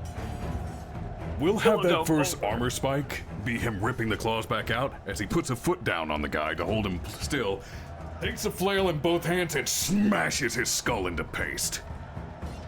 As you watch the Kenku kind of look down at his compatriot, go down and then not even bat an eyelash as they turn towards you. I will step on top of his body. That's the next part of my extra that's attack. metal as fuck. And I'm gonna swing at the Kenku. 14. With a 14, you will just miss as this one seems to be prepared, having stared at you since downing Abel, and they will dodge out of the way. Engie. In turn. All right. So that was Staccato Zirboss. All right.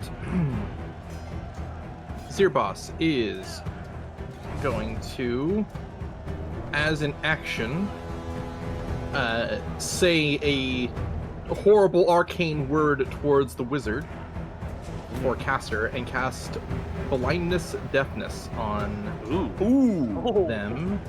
Actually, Is that a he'll upcast it to cast it on both these people. Okay. It's Is that a Constitution wisdom saving save? throw. Con save. Oh, okay. Good choice. Hopefully, if they are a caster, their nerdy constitution will fail them. They are nerdy. What is your spell save DC?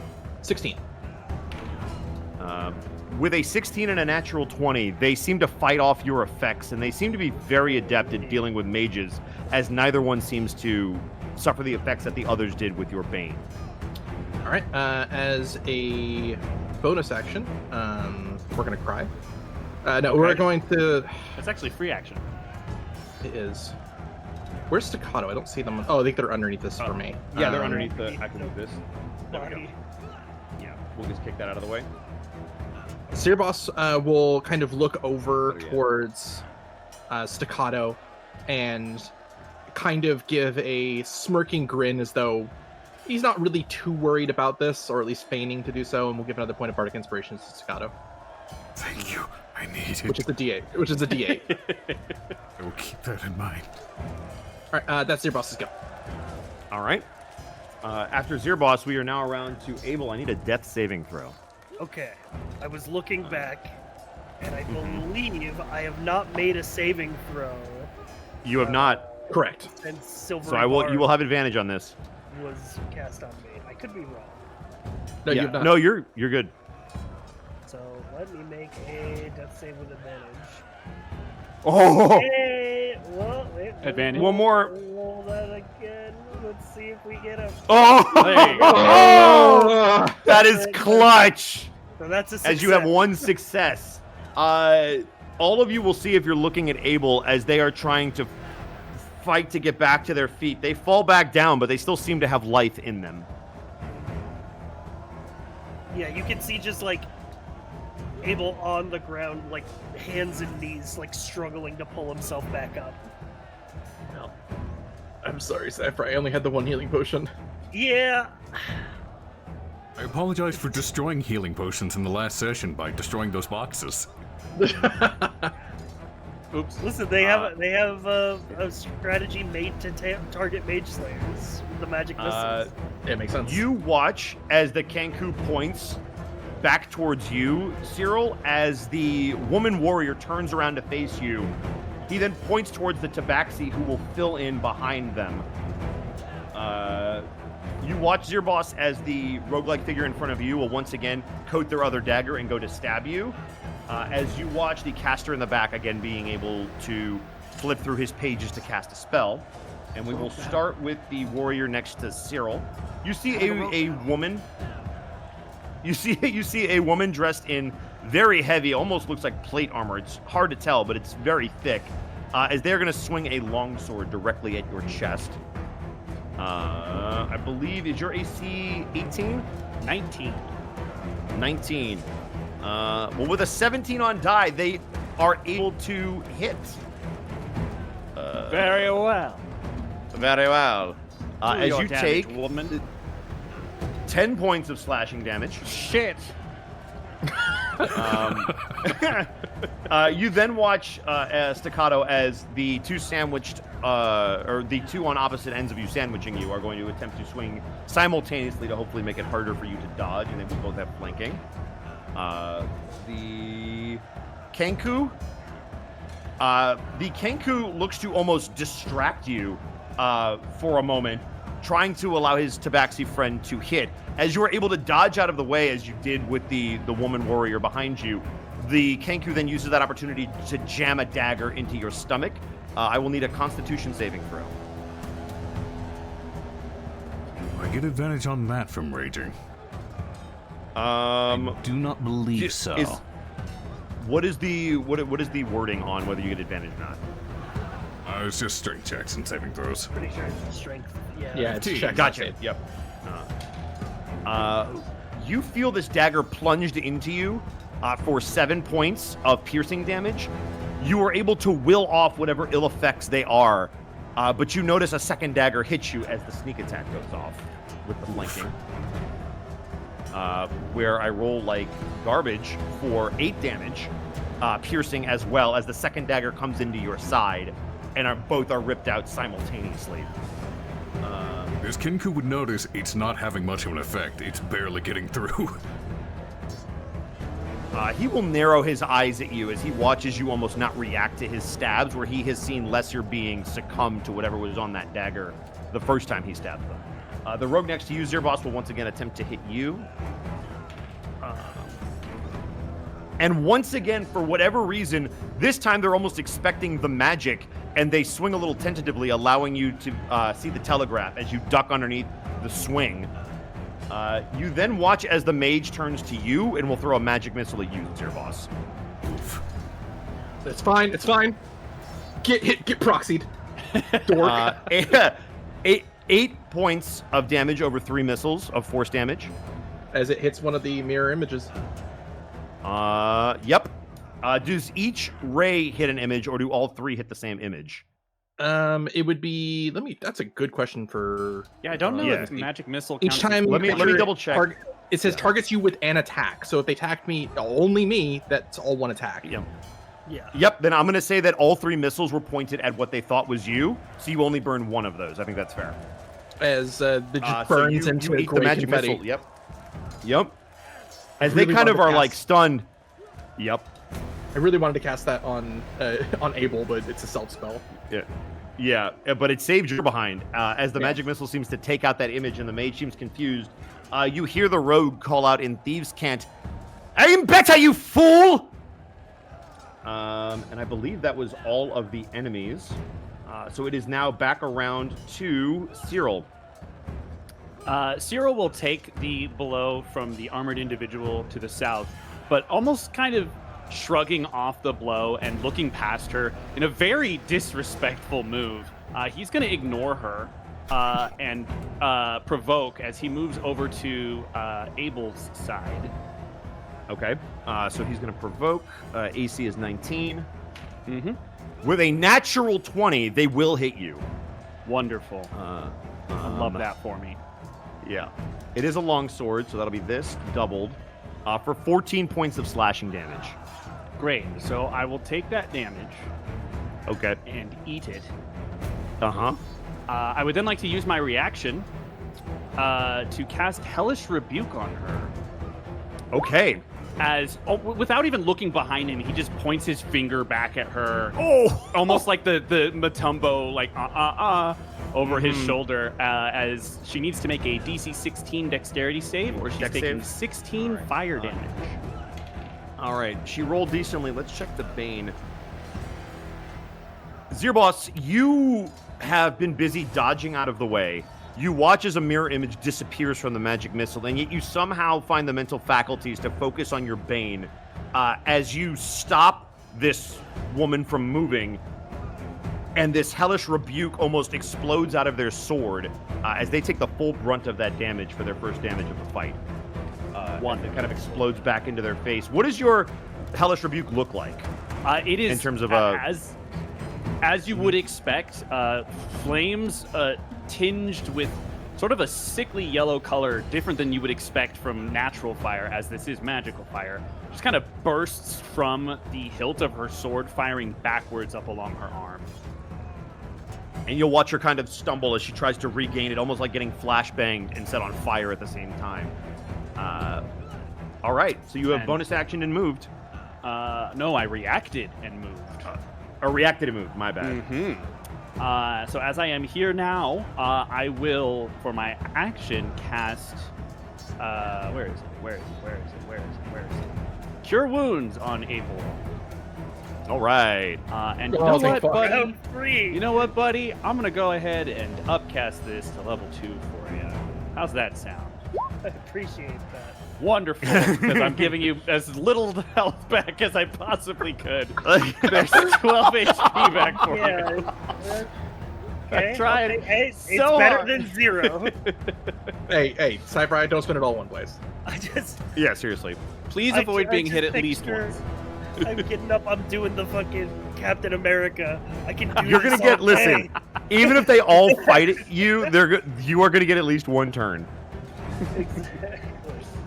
and then they're gonna dogpile you. And I can't really do much as a bonus action, I don't think. Unless you'll let me, like, try and interpose myself between Abel and the Kenku. Holding up I my will shield to let try you- and, like, cover yeah. him. Do you want to trade spots with him, or are you just trying to take the damage? I don't have interception fighter style, so Correct. if I could, I'd But if trade that's what you're spots trying with to- him. Okay, I will let you trade spots for free because you're just swapping with an ally. If you want to take the damage, I can give it to you, but it'll just be a check to do it. It's That fine. would be up to you. I'll Okay. put him. Yeah, I don't know, because that's going to put him in between two enemies. Maybe I leave him where he is. We'll just say for flavor, Cyril is sort of protectively standing over. Sure. Okay, sounds good. I don't think we have anybody with protection, so I don't think it steps on anyone's toes to let you try it at least. Is that turn? That'll be turn.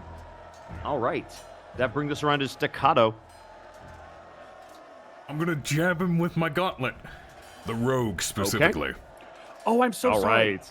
I'm so sorry. Yes. I forgot one thing because I thought What's it was up? only attacks, but spell attacks count as well. She is also taking 3 radiant damage from my radiance. Oh, perfect. All right. because it Damage does is tracked. count for spells. So sorry. Add it on. Nope, you're good. I appreciate it. So you were going to try to grapple him again as part of your attack action? No, I'm just gonna swing the spiked gauntlet at the Kinku in front of me. All right, sounds good.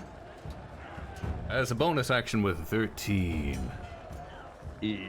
With only a 13, once again, this thing seems to pick up something in your movements where you haven't been able to pin him down as he dodges to the side of the attack. All right, yeah, I'm gonna grapple him. That's fair. Competing 24. athletics, or can they use acrobatics? Oh, God. I think Can they use acrobatics on this check? First is athletics? I think so. Let me double check that real quick. Yeah. Just double check for me, because I want to be fair. Because they are, surprised, better at acrobatics. It is traditionally just athletics, but the DM can choose the bad. Then I'm Most going to of roll it- athletics. It wouldn't matter anyway with a 7, as you drive your gauntlet into this one now. So he'll take 3 piercing damage immediately. All right. And then I will replace my other attack action with shoving him prone. All right. I don't believe he can even resist that, because he can't move. Well, it's a contested athletics check. Oh, okay, it is another check. Oh, sorry. All right. It is or acrobatics. My bad. Or So acrobatics. they- Okay, on that roll it wouldn't have mattered, but I will do... So this is athletics, though. He doesn't have a chance. Yep, no chance. You are able to pin him to the ground much in the exact same spot where his... or right in front of the same spot where his friend was murdered. And Staccato will say, Broken Thieves can't, because he doesn't know how to speak it. Familiar look, bird boy? Very nice. It'll be turn. I will mark him. He is sad because he is drunk. Just so I remember that. All right. So that is Staccato turn. Zero boss. Okay. Zerboss with both daggers is just gonna swing for the fences against the rogue-like figure in front of him. Okay. Okay, first swing. 16 to hit. 16 will hit. For 8 piercing, and then I need a Constitution saving throw. Do. On save. They are not baned. What's the DC? 14. With a 16 on die, they are able to resist your poison as they seem to be trained against it. That is fine. Second swing. 16 to hit That is also a hit. for 9 piercing. Oh. Another con save. No, I only had the one pierced. Dagger. Got it. Okay. All right. I'm sorry, it would be less than that. It would be 5 damage. 5, so they get 4 back. If that was his bonus action. My Okay. bad. That's all good. And that'll be action, bonus action. That'll be actually. We're gonna provoke and move in front. Okay. He doesn't want another Sounds magic good. missile hitting Abel without actions being Alright. taken. This will hit you. I will say they will have to probably hit you with the offhand. It'll be full damage, but it won't be the poison dagger. It does hit me. Okay. So that'll be a total of 7 piercing damage as they stab into you as you're running away. All right. Oh, you have your mirror image up. I have to roll to see if that I rolled. hits the mirror. Oh, you did? I rolled. Okay. Yeah. Oh, it's a 3. Thank you for Yeah. letting me know. All right. And you're going to end your turn in front of the mage? Yep. All right. The Zero boss, top of the round, Abel. All right. Round 3. Here we go. I didn't hear no bell. Exactly. I heard a bell. Hey. Bull. All right. Let's do something here before I get hit with another magic missile.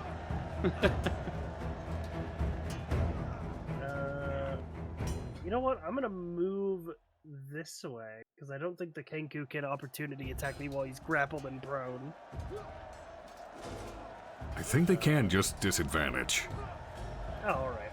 Well, then I guess. I'll yes. let So him try. it'll provoke, so he'll at least try. Your Shield of Faith is down, correct? Yes, but I have Alright. my normal shield equipped, so it'll be 18 AC. Well, he would have hit you, save for the disadvantage, which causes him to swing wildly as you watch Staccato drive his spikes into him just to make sure that he can't extend completely. Very nice. And I'm going to look at this Tabaxi, and rather than swing my sword, I am going to cast a 2nd level Inflict Wound. Fuck. Ooh! Excellent. There we go. That's going to be a 23 to hit. You're trying to. It doesn't matter, but you're hitting who? The Tabaxi. The Tabaxi. That'll hit the Tabaxi. All right, and then 2. That is 14 necrotic damage. Ooh. You watch as the fur on its arm and leading up onto its shoulder starts to fall off, as you can see some of the flesh decaying where you hit them with the spell. All right. As they hiss at you and try to grab onto their arms. Let's see. Do I have anything else I can use as a bonus action? I don't believe so. So that is going to be a turn for me. All right, that brings us back to the enemies.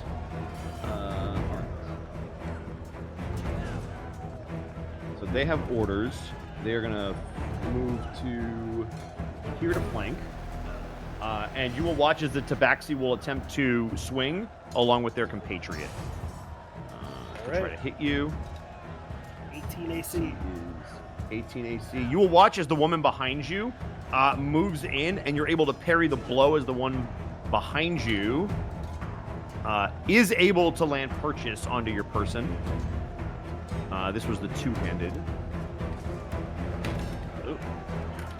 That will be, max damage. That will be a total of 11 points of damage. Oh, no, sorry. 13 points of damage. My bad. No, that's one more HP than I had. No! Come on!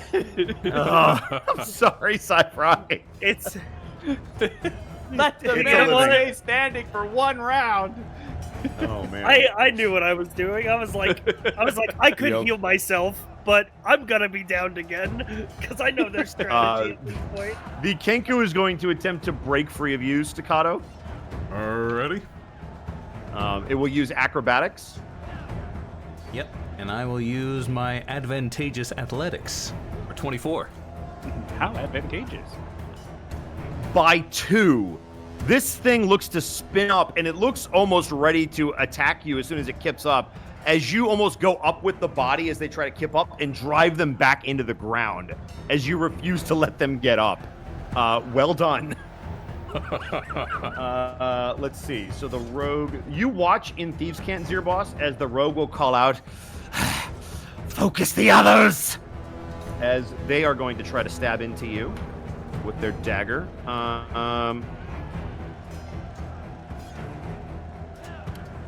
I believe if it meets, it beats.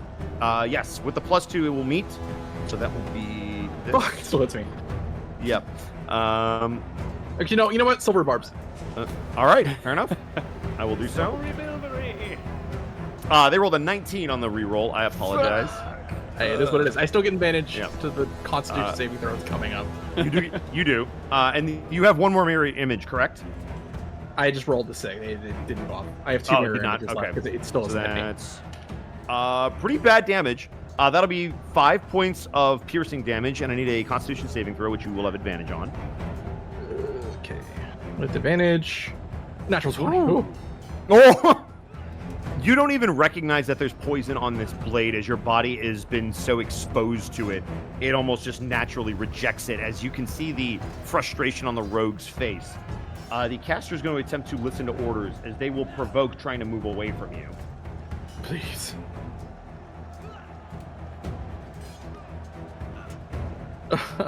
Wait, no, that was vicious No, mockery. yeah, no, you got to roll the Cannot hit. hit. Yep, 16 to hit that hits. for 6 piercing, non-lethal. Okay, non-lethal. Please just go down. They are then going to move through their book. You stupid kid. Yeah, he I've done, doesn't like, understand. 18 damage. How much health you fucking got? It's the all Uber right. Mage. Let's see. Where they're gonna do it at Cyril. You will see a magic missile coming towards you as you look like you're kind of like a Slayer. They can't really tell. Thanks. For 10 force damage. Wonderful. That will be their turn, and I believe that was everyone. So it is back around to Cyril. As Abel is down again, this dwarven fellow seems to be involved, and our masked friend up top has got his hands full too. Fairly confident that maybe people aren't fully paying attention to him except for the enemies. Cyril is going to turn his gaze towards the female armor-clad warrior, and his countenance will turn darker as he looks at her, and he says, "You're starting to annoy me, and I promise you that's a terrible idea. And I am going to channel my divinity and activate Dreadful Aspect. Each creature of my choice within 30 feet needs to make a Wisdom saving throw. If it can see me, that would include her, the Tabaxi, the Kenku, and the Mage, who just targeted me. Okay. You can definitely see me. Absolutely. I would say I think everybody can see you. It's just you're not. I don't think they're within 30 feet of you. It's everyone No, but the other rook. one's just out of range. Yeah, fair enough. All right, so they're all going to do a wisdom save. Let's see. We'll start with the mage, who fails. Sick. We'll go to the Kenku, who what's this? 16? 16. Just barely fails. Tabaxi fails. Human woman fails. Everyone fails. All right. Then they all get an image in their mind of two glowering yellow eyes filling their vision as everything else that they're seeing begins to darken for but a moment. They all are now frightened of me for 1 minute. Ooh. All right. And Which if means they will have. end, Yep. if they end their turn more than 30 feet away, they can make the save again. Got it. Okay. And that, I believe. Oh, yeah. I could do that. That seems like a bad idea, though. So that will be my turn, and I will get my reaction back. Okay.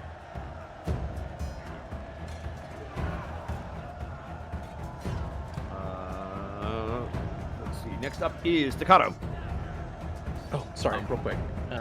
I Yes. forgot the Constitution saving throw. I'm good. Oh, you're good.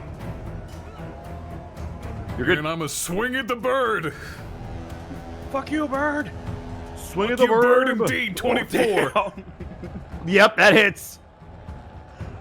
That is 12 damage. All right. Finally. Let's do it again. 11. Fuck it, I'm rolling with 11 Bardic will- Inspiration. Wait, do you have Go advantage ahead. because he's prone? Yep. That was with That's advantage. with the advantage. Oh, yeah. So it's a That's how that 1d8. 13. Oh, no. A 13, unfortunately, just misses. Then bonus action armor spikes into him. For 19. That hits. That absolutely hits. That'll be another 5 damage. All right. Dude, give you up on the watch flail. as- Just start punching everything. Honestly, As you yeah. watch this creature struggle with you, you once again, like the one before, start to see the life flickering in its eyes and fading as it's continuing to fight as best it can. That'll be my turn. All right. We are on to Zirboss. I know the mage is feared above game, but that doesn't stop Yes. Magic Missile from being Magic Missile. So Yeah. he's going to Correct. slide over and he's going to double attack the mage. Okay. First attack is 10. Oh, which will miss. I'm so sorry. Second attack, 25 to hit That will hit. for, this is -4, so 3 damage. How do you disable him? Okay, non-lethally. Zirboss is going to do a sort of handspring into a somersault, rolling over. With his legs in the air, he's going to catch the mage in a triangle choke with his legs and bring him down. Kind of do a head scissor takedown onto the ground just to knock him out before kind of sliding back to his feet and repositioning right here. That was action, bonus action. Okay. I approve of Good. the wrestling All right, we moves. will. Yeah, that was actually pretty sick. Head scissors takedown with a choke. It is top of the round. It is Abel. Go ahead and give me a death saving throw. Let's hope that I get insanely lucky. That's a 3. That is one failure. What's today? Saturday? Oh, yeah. Saturday. There you go. Arkov, we've Alright. proven it doesn't matter what day it is. You usually That's all, follows yeah, me. It's roll 20. Yeah. No, it doesn't matter if it's roll 20 or not. It's the After Abel, it will come around to rollers. the enemies. Zirboss, you watch the rogue as you seem to disable this. Go ahead and give me a deception check against their insight. Deception against their insight. Got it. Yeah. Okay. 16. With a 19 on die, they seem to understand what you're doing, and you watch as they take their crossbow back out. And as they go to point it towards you, they point down towards the mage. I will give you a reaction dexterity saving throw if you want to prevent them from trying to shoot this kid point blank. Well, that's fucked up. If I just willingly take the shot, can I have advantage on this? Yeah. I will. If you take the damage, I'll give you advantage. That's Oh my god! All right. I'll see if they hit the kid. Oh, it's a good thing they had advantage. They do hit the kid, so you will take from the crossbow. What if I hit the image instead? Oh my god! So I want to. Done. If you don't mind, narratively, I just want Zirboss to be standing there and to flick his wrist. And as they go to shoot this kid, your mirror image dives Mr. President Get Down onto the kid, and they shoot the image in the back and look confused as you're still standing there and can't seem to get anything done. Well played. Masterfully done. You watch them reload, and it doesn't take a genius to see that they are going to attempt to re-aim at them. That'll be their turn. We now move towards these guys.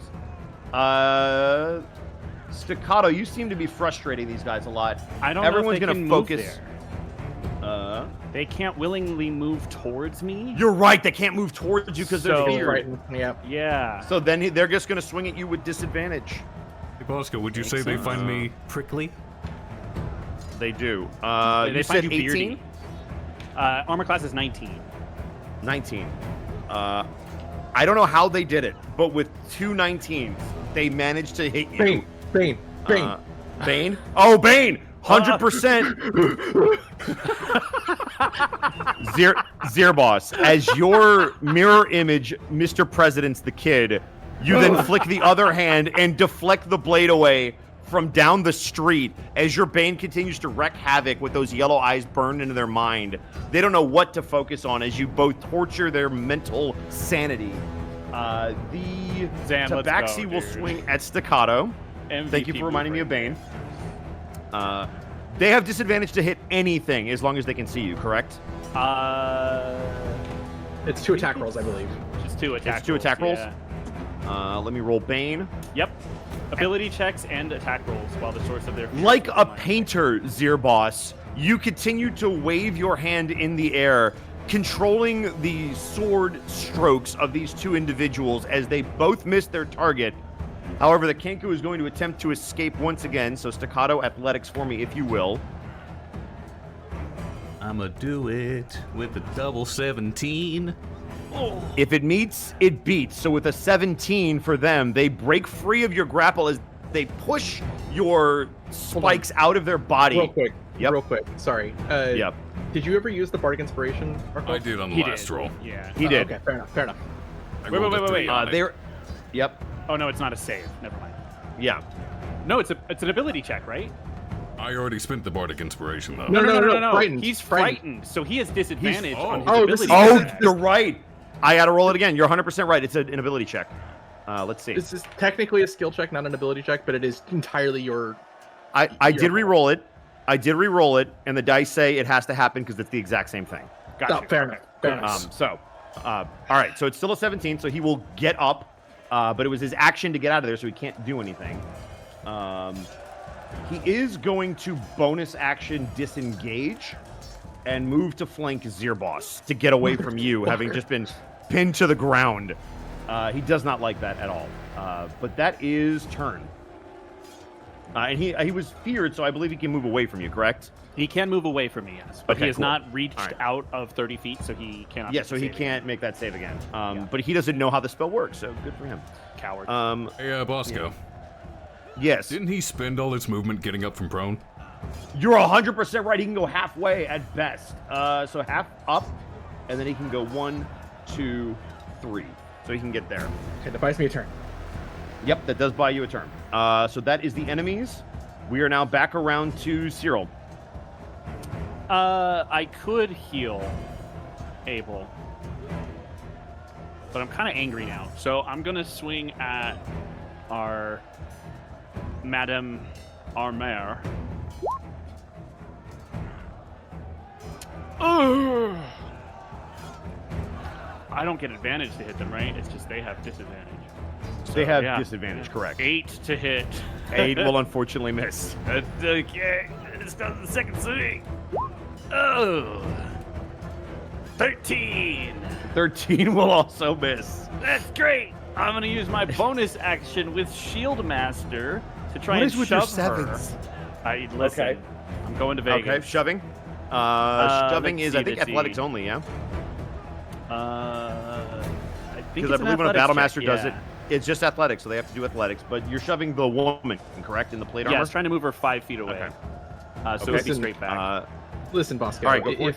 If the Low Rollers Club was a sports team, Oh God! Mark would be the team captain. I was gonna So say. Mark, oh my God, Mark, Yeah.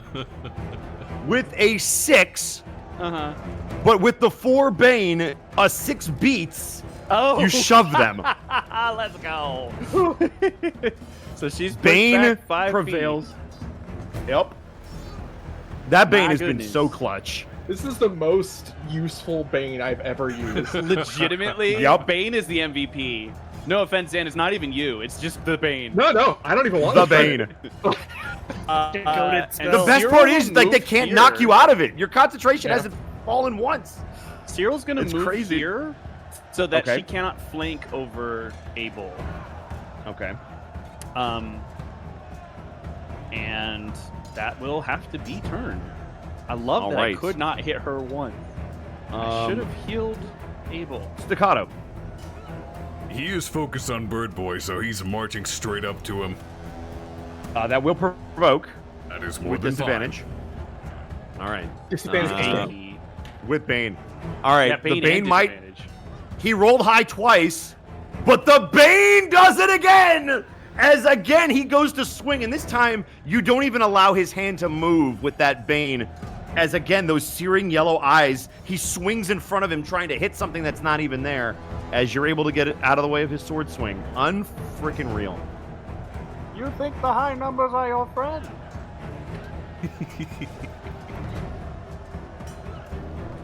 And I shall continue, and this will be a reckless attack.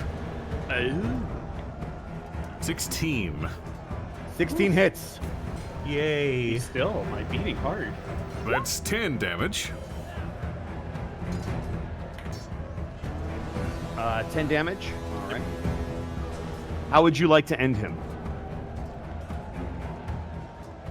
I'm going to take out his kneecaps, spin the flail around, crush his beak into his skull. Jeez! As you turn his beak into a spear, and it jams out the other side of its head and cracks into the pavement. Ooh, actually.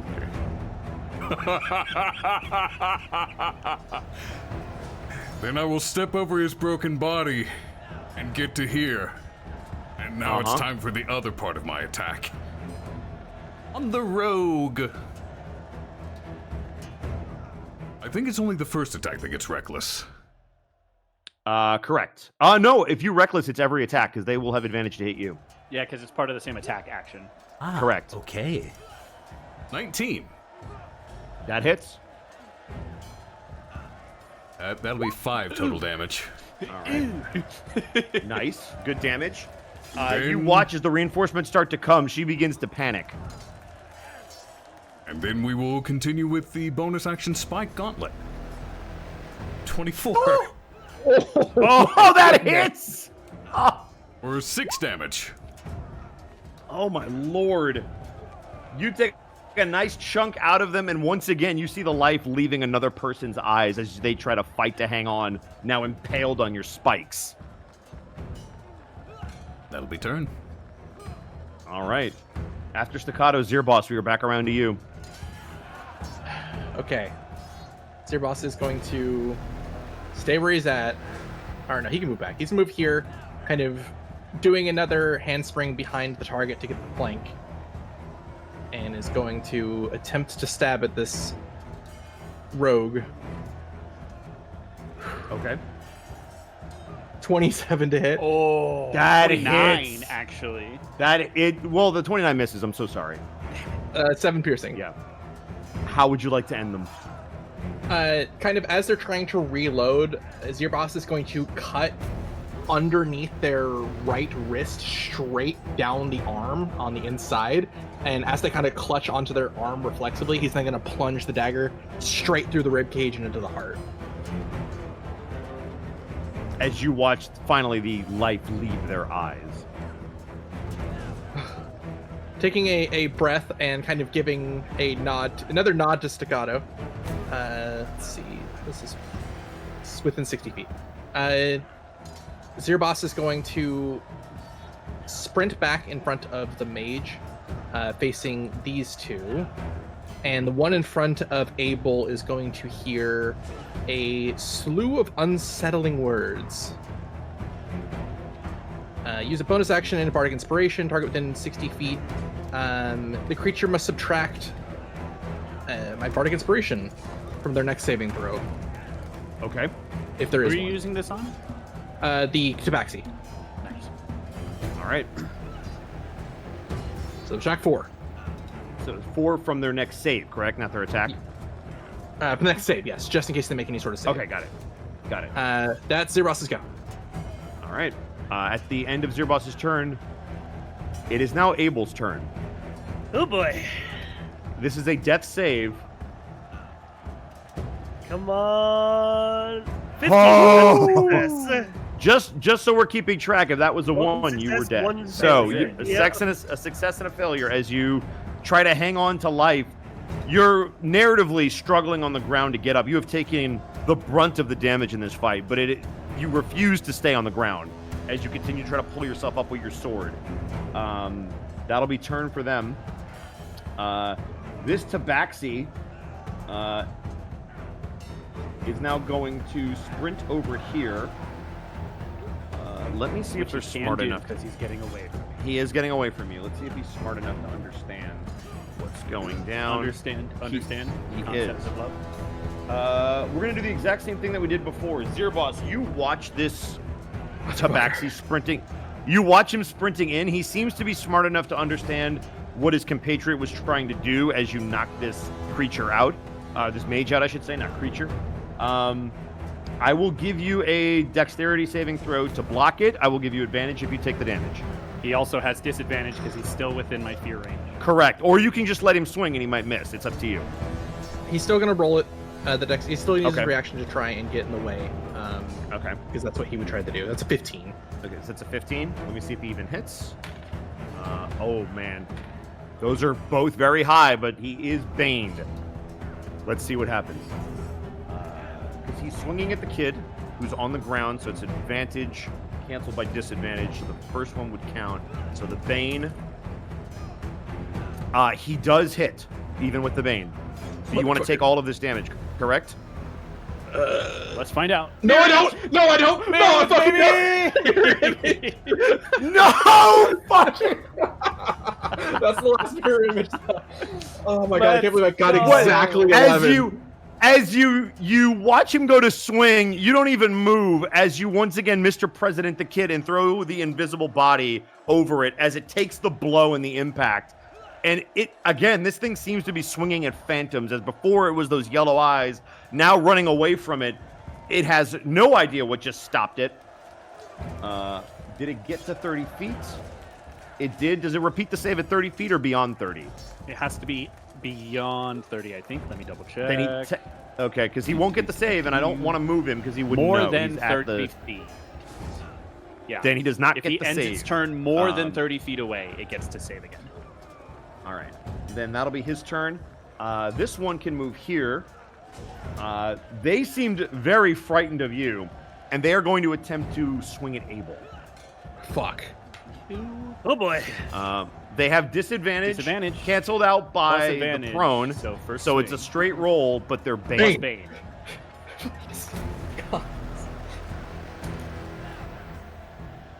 Cyril, you watch as this woman raises up her long sword and drives it towards the neck of Abel to sever their head completely.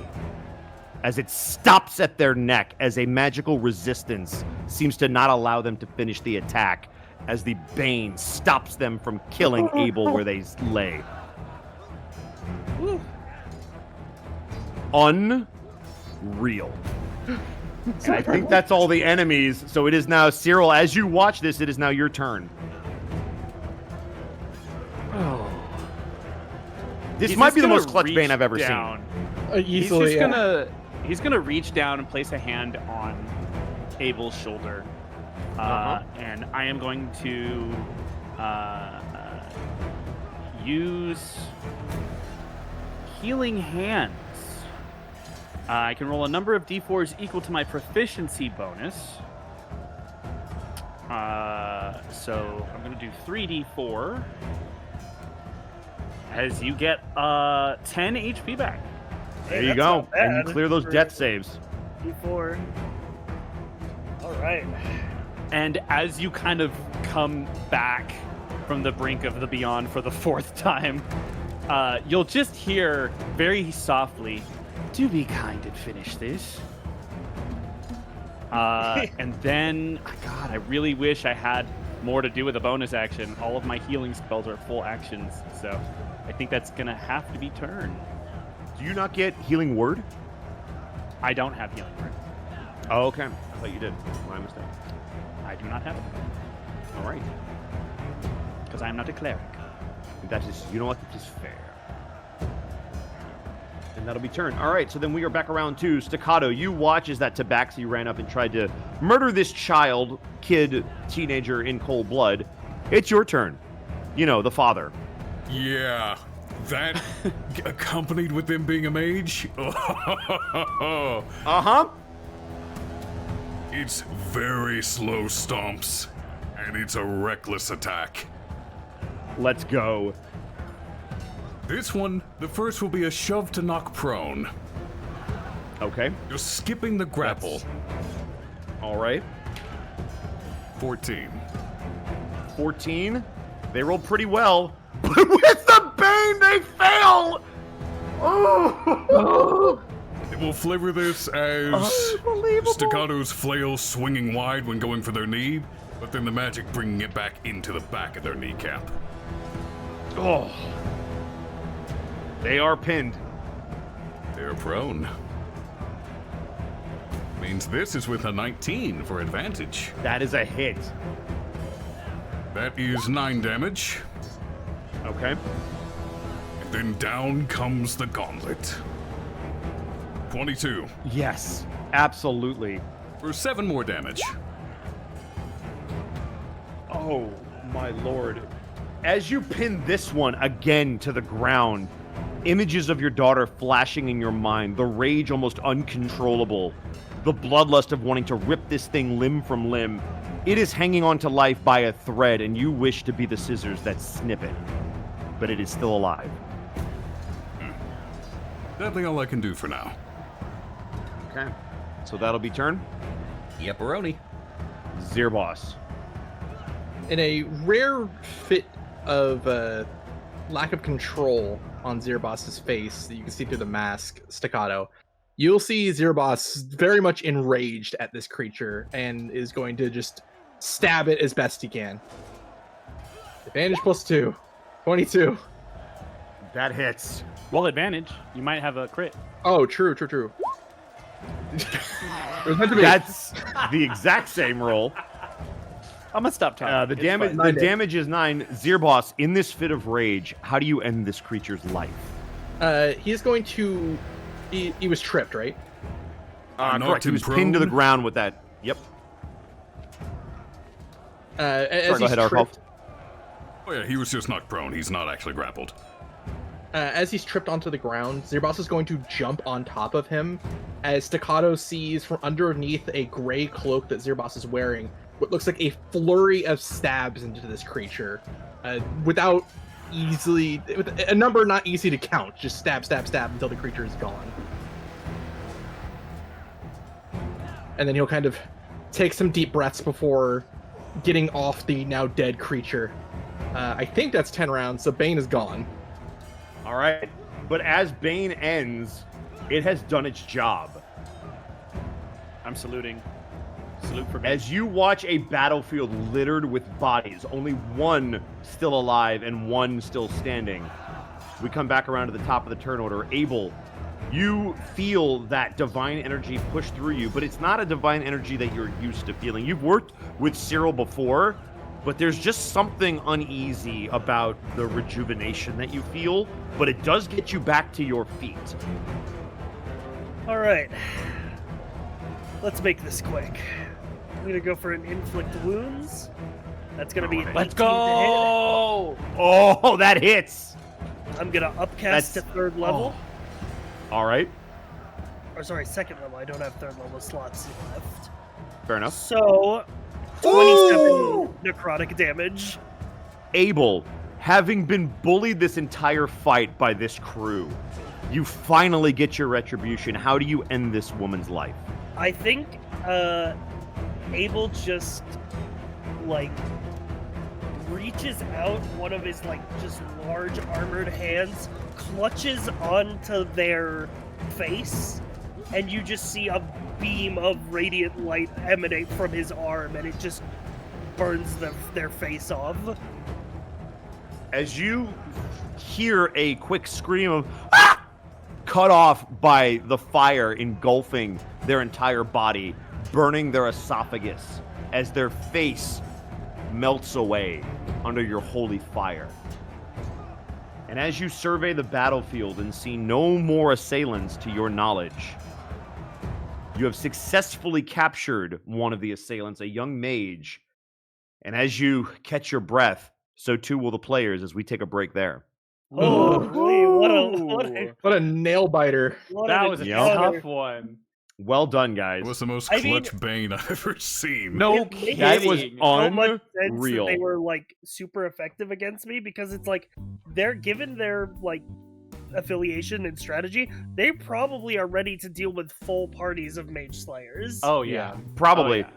The problem is you're not a party of full mage slayers. So while they're effective Yeah, against exactly. you watched as Staccato and Zirboss, they didn't have a lot for what they could do.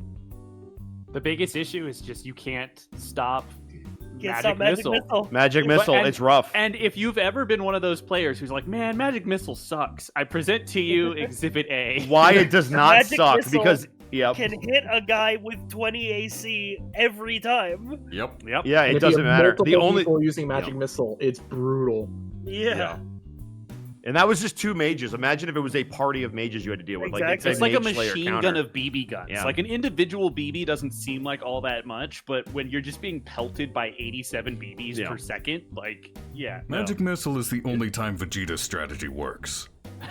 Any kind of attack that Yup, never just misses spray and is pray. gonna be good.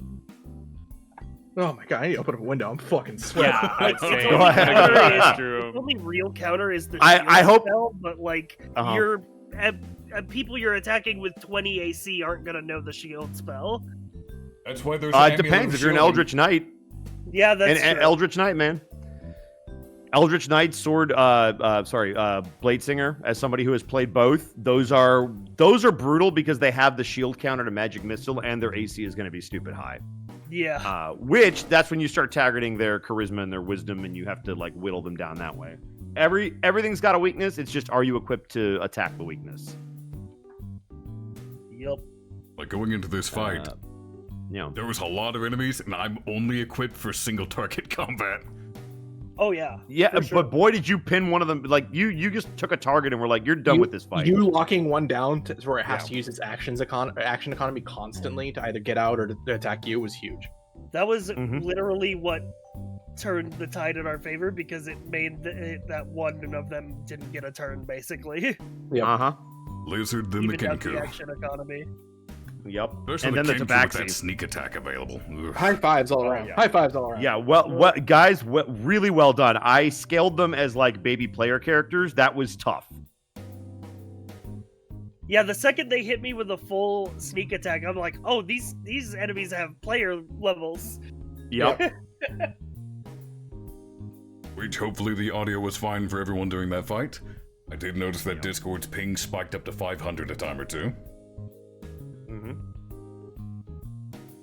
Which, the stream quality's been completely fine. I've had no issues reported by Twitch or by OBS. It is purely just Discord.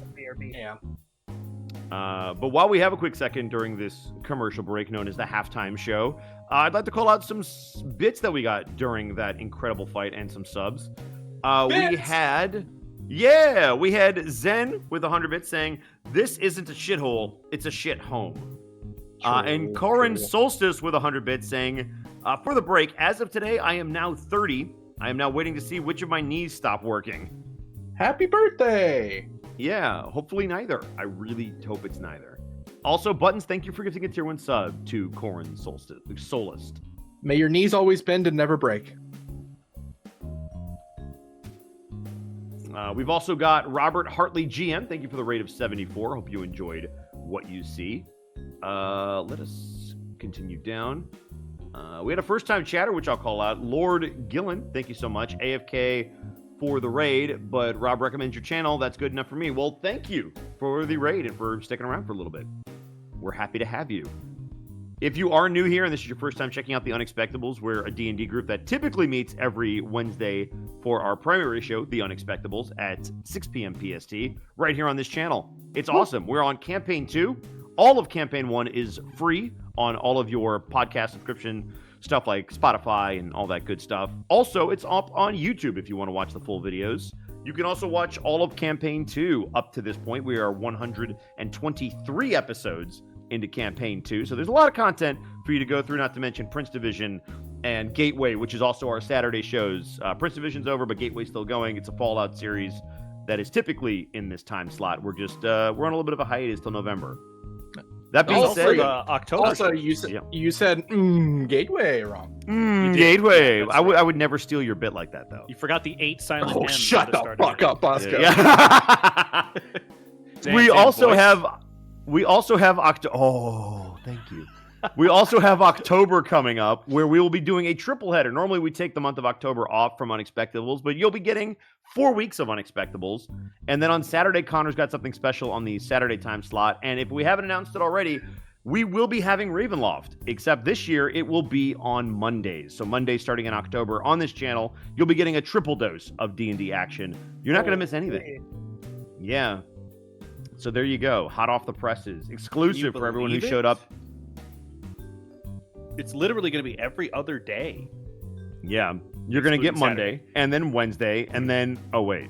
Wait, Friday That's doesn't not exist. And then Friday. No, go the other okay, way. so It'll be Saturdays, Mondays, Saturday, and Wednesdays. That's every Mondays, other day. and then Wednesdays. There you go. Perfect. Yeah, nailed it. Yeah. Nailed it. And then we take the weekend off. Thursday, Friday. Friday. Yeah. Known D&D weekend, Thursday, Friday. Except Theros spoiled it last night. Shh. Well, great. He Awesome. did. Thank you. What? Thank you for... this just tells me never to trust Thero with NDA stuff. How did Theros spoil it? We were. He probably just announced we were it. on. We were on stream and we were doing outros, and Thero said it was like, "Wait, He said, oh well." You. Captain Bunny Dinosaur. Rabbit, if you only have so many hours, you're going to have to catch some VODs, and you're going to have to listen at work and in the car and all the time. It's okay. It just means that when you're bored, you'll always have content. All my characters die. No, I mean, don't you almost say that, died here, Sci-Fry. but Brand always rolls so well. You'll be fine, I'm sure. That's true. Brand is where Brand all is of a- my luck goes. It's basically the only reason he's still alive is because he just can't be discovered and he can't He miss. just keeps rolling so good. He keeps critting everything. My favorite thing is just that it took 2 seasons for him to finally realize he's not an orc. That was Like, incredible. Every single time you rolled to like have a crisis of identity, you succeeded. Yeah, He's just like, nope, you're pretty sure you're an orc. pretty sure, man. Like, Am I an orc? No, you're an orc. There'd be no other explanation for how orky you are. yeah. Then Oh, I'm like, man. wait a minute. Orcs aren't gray. I'm like the only. I haven't True, seen orcs another aren't. gray orc. Nah. Wait until I introduce the legendary gray orc in the next season, and your Oh mind my is going God. to blow. Everything gets reignited. I think it's going to be very interesting exploring Brand's identity crisis because he knows he's not an orc now, but he doesn't know what he is. Yup. Okay, I it's don't know okay. if He's Thero, got friends to help him discover. don't know if Thero spoiled it on Connor's stream or on his own. If it was on Connor's stream, I apologize. I should have fucking shot him in the face. No, that's fine. Jeez. In Minecraft. In Minecraft, yeah. Yeah. But it should be a lot of fun. Is everybody back, or does anybody need to grab anything? I'm good. I'm ready to go. I'm Yeah, back, never and I left. need to grab something. You never. I've been here the whole time. We All can't do right. this Well, then let's jump back into it. Always watching, Wazowski. again. Always watching. If I may, unless there was something you Uh-huh. wanted to describe, Bosco. Not in particular. I mean, you see what you see. You do have that unconscious human mage, Mhm. and the table is yours. Whatever you'd like to do. As the be-armored knight goes down, and in the style in which she did, Abel will feel a hand on his shoulder as Cyril's smiling face greets him when he turns to look. Well done! I don't know that I would have done it any other way. Abel sort of like stows his shield on his back and moves his greatsword in and dusts himself off, and he says, well, you're certainly a surprise. Am I? I should work on announcing myself better, I suppose. I had thought that you were indisposed. I suppose I was. And now I'm not. He Abel looks around at the bodies here. He says, they were equipped specifically to target mage slayers. Yes, it seems they were quite well trained. Bit of a surprise, really, especially when tossing in with that lot. And he'll point back towards the seemingly less, like, skilled-looking mage and rogue. Looking over there, Zirboss is going to be sitting on the floor covered in red, just dropping both daggers unceremoniously onto the ground, kind of a loud clink. Ooh. Perhaps we I- should check on them. Yeah, as we walk over, Abel's going to say, our working theory is that the same cult we encountered in the mountains is recruiting students from the local academies. You'll Zirboss see is... Oh, good. You first. Sorry. You'll see a raised eyebrow as you say that. You encountered them in the mountains. When was that? Well, Right. Oh. Yeah, Abel says, the things, it says, too much to unpack now. Ah, fair. Yes. Much cleanup to be done. Yeah, and Abel's is gonna start, Excuse like, me. grabbing the corpses and, like, pulling them into a corner of the street and, like, covering them with whatever, like, cloth he can find. Did the young mage have a robe or hood on or anything? It looks like he had one of those black robes. It wasn't put up over his head, but it's similar to all the other ones that were dressed in those black cloaks. Zirboss is going to check Yeah. the mage's face. Is it Is it familiar? It is not, actually. You do not recognize the face. He's still going to take a deep breath and just kind of go from a sitting position to just laying on the floor, sprawled out, and just start laughing. Oh, they've really done a number on you, haven't they? It was some mighty fine work, lad. Oh, you got a wee bit lost in the sauce there at the end. He's just going to take a few moments to steady his breathing before kind of getting back to a sitting position, centering himself, and slowly spinning back up to meet Cyril's eye level. And hello. No, I must say, at least the first impressions I received from you, I would have assumed you'd operate from much more clandestine approaches. All-out street brawl. Very nice. You remember us meeting from before? Well, of course. How could I miss someone so beautifully regaled? Oh, you've got something on your mask there, and he'll kind of lick his thumb, and you'll hear like a as he like rubs some blood off of the cheekbone of your mask. Cyril will notice him trying to not recoil reflexively at you touching his mask, but will kind of just almost power through it. Sorry, my apologies. Habit, I'm sure you understand. What I do not understand is why they're recruiting children. As he looks down towards the one who's knocked out. Cyril, go ahead, and as Zirboss had asked you, do you remember who he was? Go ahead and give me a, we'll call it a Constitution saving throw. Oh, no. 15. There's no ill effects, but there is a sharp pain in your head as you go to recall the exact details of meeting Zirboss. It's nothing that actually does any damage to you, but it definitely hurts, and it's definitely hard to pull up the images and the ideas around the meeting. Mm-hmm. You'll see him like physically flinch, kind of like wincing one eye tighten, raising a hand to his head for a moment as he rubs at his temple, and then shakes it off, and then turns to look at the mage that you're pointing out. How young would you say this caster is? He looks like he's probably a first-year college student age, so probably very young adult. Okay. It was hard to tell. He looked like he could be younger earlier, but he definitely, now that you look at him, looks like he's young adult. I don't know if I'd classify them as a kid. Certainly old enough to be making poor decisions. I still believe they were under some duress. The moment they fell unconscious, the others tried to kill him. This would give me some indication that they have insider knowledge, despite still being somewhat of an outsider within their organization. Or perhaps they simply didn't want anyone to be caught. They might, after all, speak. True, but they seemed rather insistent on bringing this one down out of nervousness. Abel, do you have any bindings of any kind? Yeah, Abel's gonna come over and sort of restrain the mage here. Staccato will bat your hand away as you try. Okay. I just look up at Staccato. you. It'll be time for that in a moment. Let me tend their wounds. And you'll see he's already dug out what looks like a healer's kit, and already has bandages at the ready to start tending the young mage's wounds. They're go ahead and roll that so for me. they're not going to go anywhere. Well, they're not in danger of dying. Our friend here certainly dispatched of them, but they're not in mortal peril. Aye, but people are a lot more talkative when they're not hurting.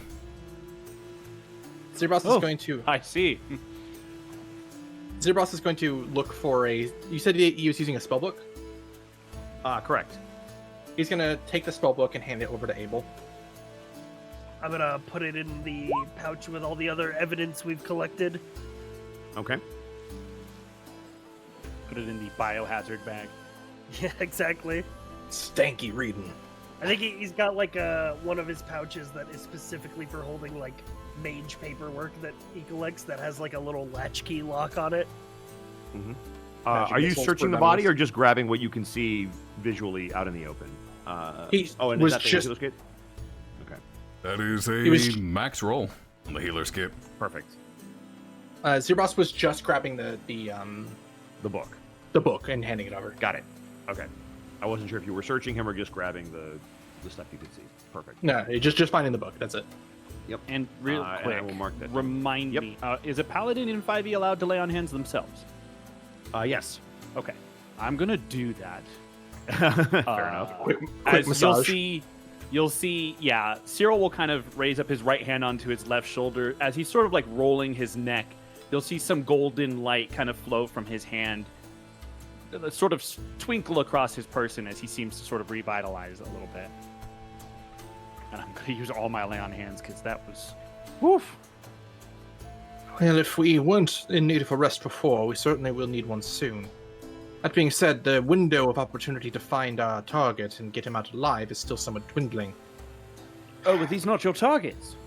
No, I will elaborate on the way, but if one of you stronger fellows can carry this prisoner, and the other one lead the way towards the school. Aye. I think Abel's just gonna like pick them up over his shoulder. Oh, right. Staccato's covered in spikes. Never mind. Yeah, that makes sense. Yeah. Yeah. What was I guess would I remember how physically capable Abel is? You would remember that they are a mage slayer, which you don't remember all the details, but you can infer that's probably means that they're very well trained at something, but it's really hard to remember exactly what they do well. Cyril Probably will kind slay of mages. Cyril will kind of eye the group collectively, and as he kind of muses, a small smirk on his mouth will kind of tip up at the corner. I don't mean to presume, but I do believe I might be best suited for carrying our young prisoner here, given that my strength score is 16. Well, if you see, you'll also find my strength score is also 16. Okay, but how bell rung does Abel look? I mean, relatively bell rung, but I think as I'm going to do that, I'm going to use my last second level slot, and I'm going to cast Cure Wounds on myself as well. Allow me to insist, my dear Mage Slayer. After all, who will defend us from the mages if your hands are full? It's just sort of give Cyril a bit of a side eye, and then I pass them like over to you. And he will literally just flop them over his shoulder like firemen carry. Mm-hmm. Now'd be a good time to put some manacles around their legs. Just in case they squirm free, they won't be able to run now. I'd be more concerned with their hands than their legs. Ah, they can't cast without that book. Ah, an expert in mages, are you? Aye, me daughter's one. And you might want to tell him that. And he kind of points over at Zerboss, who, if you recall, has been casting the entire fight without a book. Zerboss and Abel, you remember the brief mention of a daughter? This is the first you've ever heard of them being a Zerboss is going to be caster. shooting a look Yeah. directly at Staccato. Huh. There's different types of magic, lad. Some don't require... Let's call them... I don't know what to call them. They're sticks, books. This one was holding a book, so that's their focus. Abel's going to be tying a rope around their ankles, and I'm going to tighten it and say, the technical term is focuses. Ah, thank you. Well, I'm certainly no expert. Though, I must apologize, good Sir Dwarf, is it? Pardon my manners. Cyril Caden Claver at your service. And he'll bow with, like, his left arm extended outward as he's still holding the mage with his right hand over his shoulder. Staccato will grip the forearm. The warriors shake. Oh, Staccato Pricklebeard, at your service. pleasure to make your acquaintance. I did not hardly have realize I'd be service, traveling amongst so many esteemed experts on magecraft. We hardly have time for pleasantries. We need to get moving. Cyril, your timely arrival is not without significant welcome, but as I said, time is of the essence. And by all means, lead on. Why, let's Staccato, be off. lead on. Yes, I will lead on. Staccato, after you. And I suppose we'll just leave the guardsmen to find our remains here. Going to be a busy night for them. Zerboss is gonna run up to catch Staccato as we're leaving. When we first met, I asked you, or I told you, the only people who work for Silas are either significantly naive enough to be manipulated or significantly in debt. Seems now I understand you a bit better. Well, you asked if I was in danger. Not. Someone I care about is. That's a leash I won't pull too much. Aye. But of the two camps, you can clearly see what many people tend to be very naive, or at least not knowing. As for our newest friend that you have met, truth be told, I do not know which camp they lie in. Be careful. I won't let anyone harm an innocent child in front of me. Mage or no mage, I don't care. If they're a bastard, I'll kill him myself. Or if they're innocent, not going to happen. Aye. I do not believe Cyril is one to try and do such an evil act. But they are ambitious, and they are hard to read, which is rare for me to encounter. I don't see much risk in your friend there. Nothing a good Then you- kick to the nuts couldn't sift. If you look Underestimate- back at him, sorry to interrupt. I'm so sorry. Go ahead. No, go ahead. I was gonna say, if you look back at him, he's kind of shifting the body around as he seems a little uncomfortable, and he goes, "Ah, right," and he'll dismiss his radiant soul form as the wings will kind of fizzle out into the air. All I mean to say is, underestimate him at your own peril, Staccato Pricklebeard. Thank you kindly for the warning, lad. So I'll have words for you later as well. But we've no time to dither-dather. Let's be off before they set off back home. And follow. Yep. As you guys were leaving, is there anything that you wanted to look at or do in this area before you all take off? No, we were slowed down pretty significantly by the fight. I think we're just gonna Sounds good. flip it. It was, in All right, fact, are you- a where- 10-round fight, so... was, You Yes, were- correct. And Where we were are you already guys like, headed? let's go while we have time. Okay, Are to you be dropping fair, this though, mage off at the... Yes. No, we're 10-round taking fight. this. You're... A 10-round fight in-game is only a minute. So we got slowed down by a minute. Hey, Yeah. that's still a minute. Let's get It's moving. still a That's minute. true. What if it's a half day? We don't know. We got to Oh, get man. over there. Time is All money. Bada bing. So where are you guys headed, specifically? I'm dragging him to the school where my daughter is. Okay, and you're taking this mage with you. Yes. If one, because we need to take them somewhere safe. But two, Okay, if Gaius recognizes them, that might give us some information. that is Honestly, true. yeah. Or if anyone at the school recognizes them. True. All right. As you guys head towards the school, you know that while it is in the city, it is towards the outskirts of the central part of the city. The 4 different schools are known as the 4 pillars of Terzan. They believe highly in the academic study, not just of magic, but in general, believing that a strong mind leads to a strong body and strong decision-making.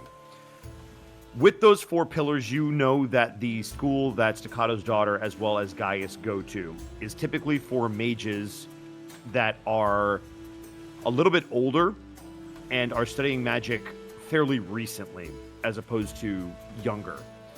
And it takes you probably the better part of 2 to 3 hours. So by the time you get to the school, the sun is mostly down. You can catch the glimmers of it on the horizon as you have just a bit of sunlight to work with as you walk up to the gates of the school, and I will show you your map. And I will give warning to you, Arkov, this will be quite large. Okie dokie. I will zoom out and prepare. Well, I exited the game entirely. Well, I will give you a moment. He zoomed out. Yeah, So you really zoomed zoomed.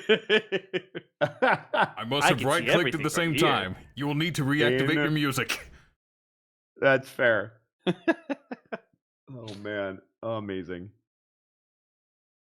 Avert your eyes at the size of this map. Avert thine eyes. Good? Yep. All right. All right, then here we go. Take 2.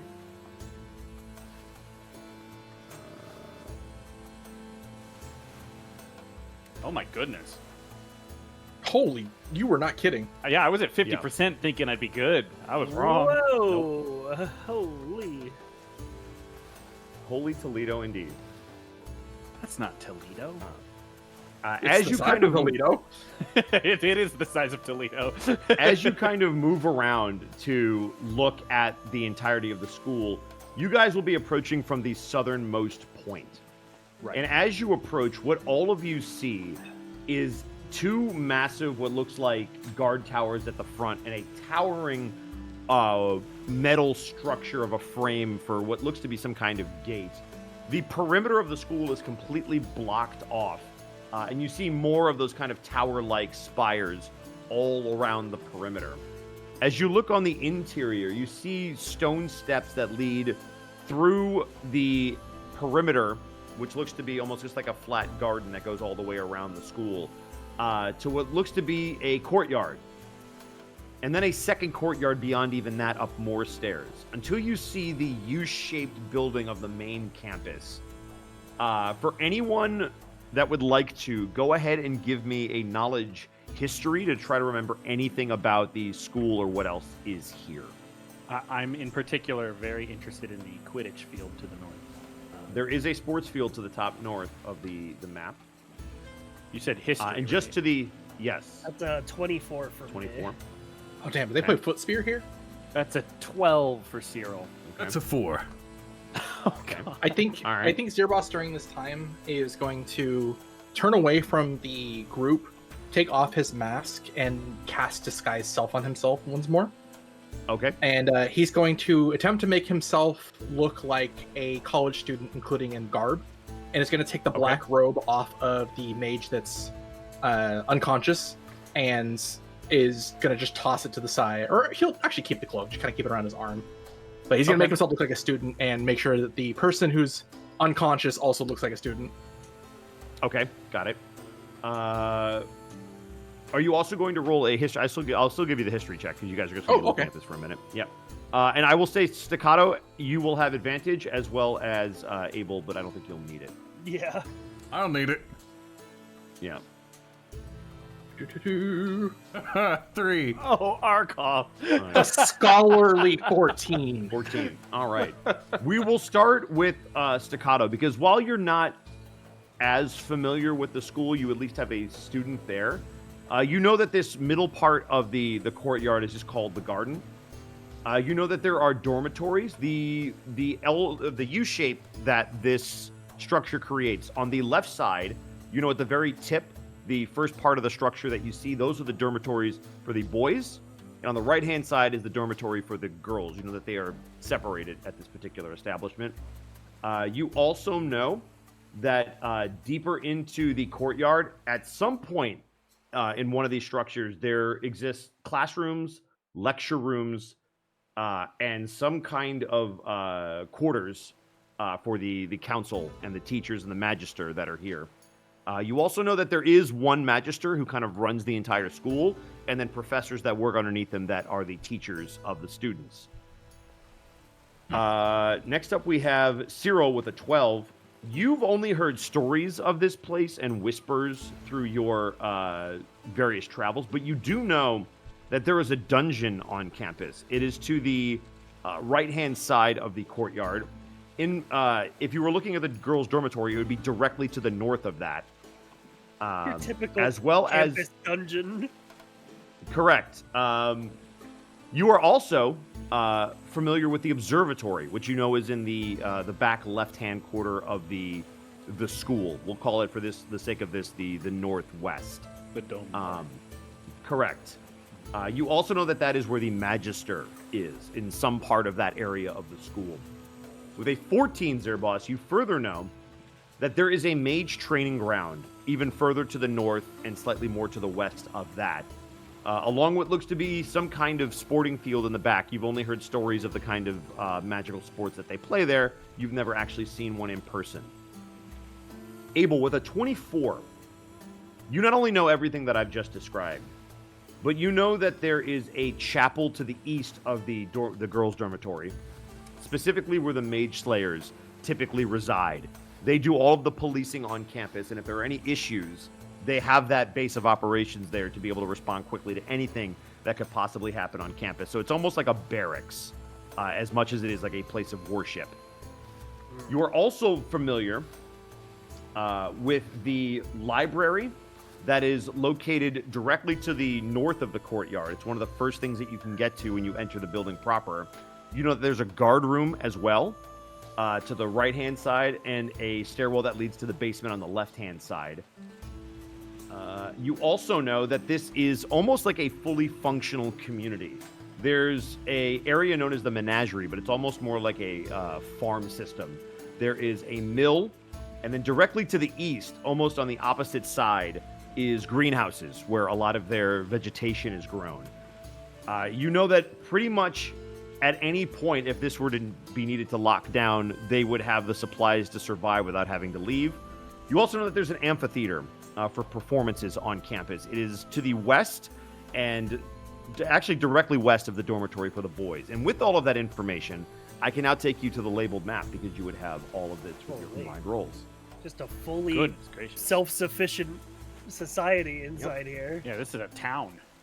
Yeah. The magical schools here, you know that they are all impressive. This one in particular is probably the most massive in the Empire because it houses some of the more potentially powerful mages who are, even though studying magic for the first time, they're a little bit older and can understand some of the concepts better than if they were just a child. And you know that a lot of times when they age out of a certain school, they graduate to further schooling. This is typically always the final stop on that journey. I would very much like to ask the architects of this place why they put a dungeon next to the girls' dormitory. But that'll have to wait for later. Correct. With all of this information, is there anything else that you guys would like to know as you have approached from the south? And I can put your tokens on the map, but it won't do you a lot of good. We'll narratively walk around because you'll look like little specks on the map. What if I want? But you are at that front gate to the south. I can ping it on the map. Yeah. But it's this large gate that seems to be sealed off, and you have those two watchtowers to either side of it. So the gate is closed right now. It is closed right now, correct. Do we know if there's that anything you'd like to do? Signifies anything? Like it typically signifies, especially because the day is ending, that the grounds are going to be closed off. So unless you have a reason to go in there, you're not just allowed to walk in. Whereas if it was during the school day, typically you'd be able to get in and out. Are there any guards or anything posted up front? As you kind of look up, there looks to be guards in each one of the guard posts. They don't seem to have spotted you yet as you're making your approach. So if there's anything you'd like to do in preparation outside of the disguise self, you still have time to do that as you're making your way over. Sir Boss will look to the group. Now in a disguised form. Let me handle this. I think I can get us past the door. Aye. And if you need any help, you can also say I'm here to see me daughter. Of course. I think the hardest part is going to be getting inside with a prisoner over our shoulder. Leave it to me. Very well. Prove away. Zerboss, you're approaching? Okay. Yeah, we'll walk up to the gate. Hello and good evening! You see one of the guards kind of look over the side. Hello there. Do you mind if I opening the gates for me and my friend here? We got in a bit of trouble. And who are you? I'm a first-year student, illusionist. This is my friend, and sort of a general practitioner. Got in a bit of a fight. The tavern nearby, he started it. She had to bring him back into the barracks. Go ahead and give me a persuasion check against their insight. Actually, you make it a deception check. would there be any advantage to be given that Cyril is unabashedly still wearing the symbols of Tyr, and I don't know if Abel's doing anything to hide himself, but he probably very much looks like a mage slayer as well. Yeah. Zirboss is the one that walked up. If you guys want to walk up with him and offer some kind of support, I can give him advantage for help if you want to back up the story as like a... We're the friend that he's talking about, right? The person that I'm carrying. He's talking about the kid, but if you guys want to back him up like, hey, I'm a mage slayer and I saw it all go down, we're just escorting them in, something like that I would allow, and you could do advantage. I'll take it. Yep. So then go ahead and roll with advantage. Let me roll for them.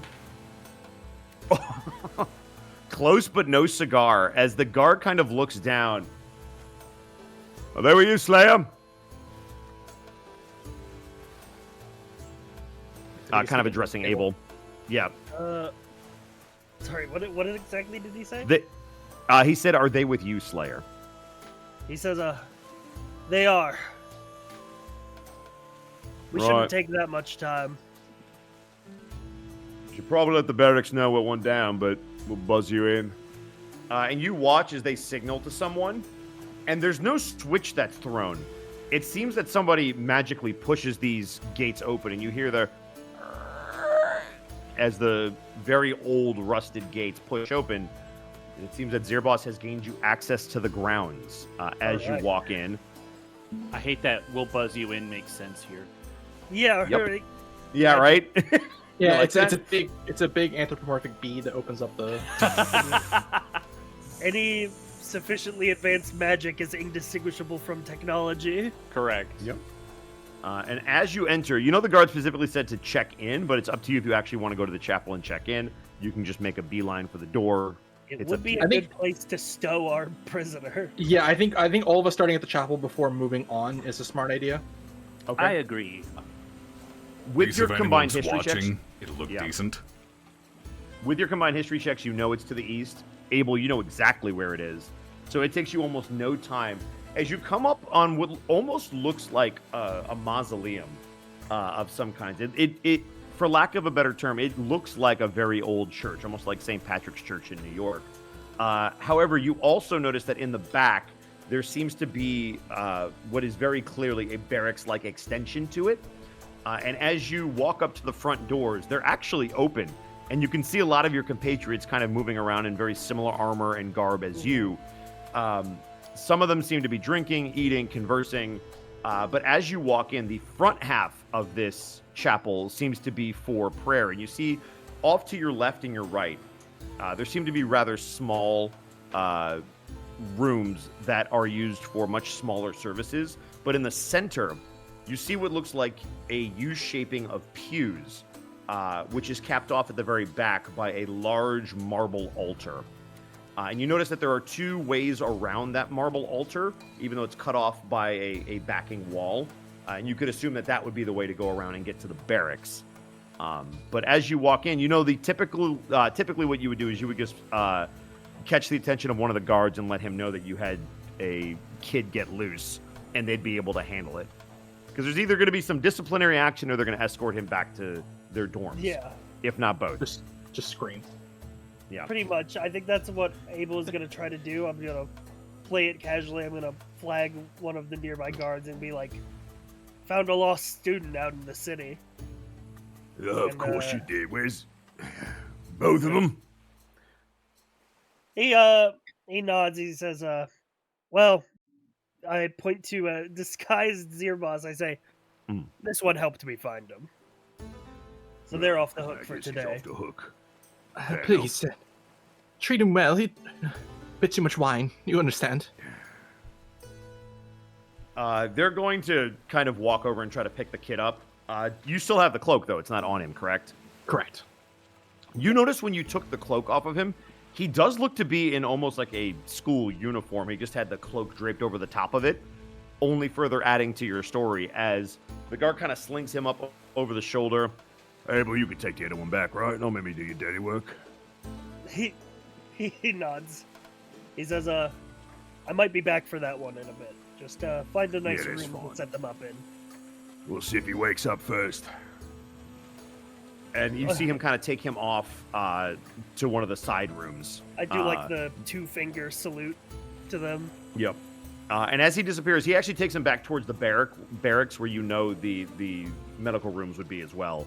Yep. So as he kind of disappears around the corner, you guys are all left inside of the chapel, but no longer have the burden of an unconscious teenager with you, or young adult, rather.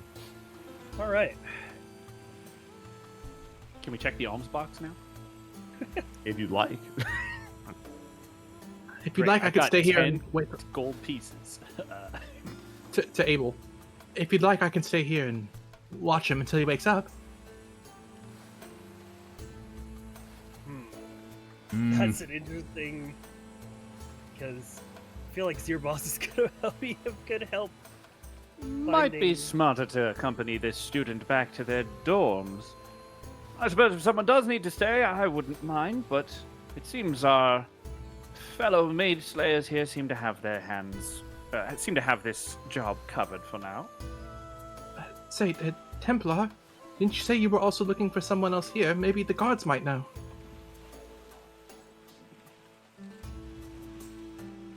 Abel's gonna think, he's like, good point.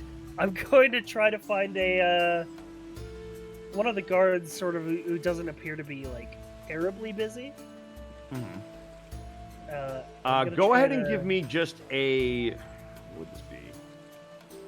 Give me a general charisma check, but I will give you advantage because you're one of the slayers, just to see who's around. Slayer. Can I add persuasion? I'll give you persuasion.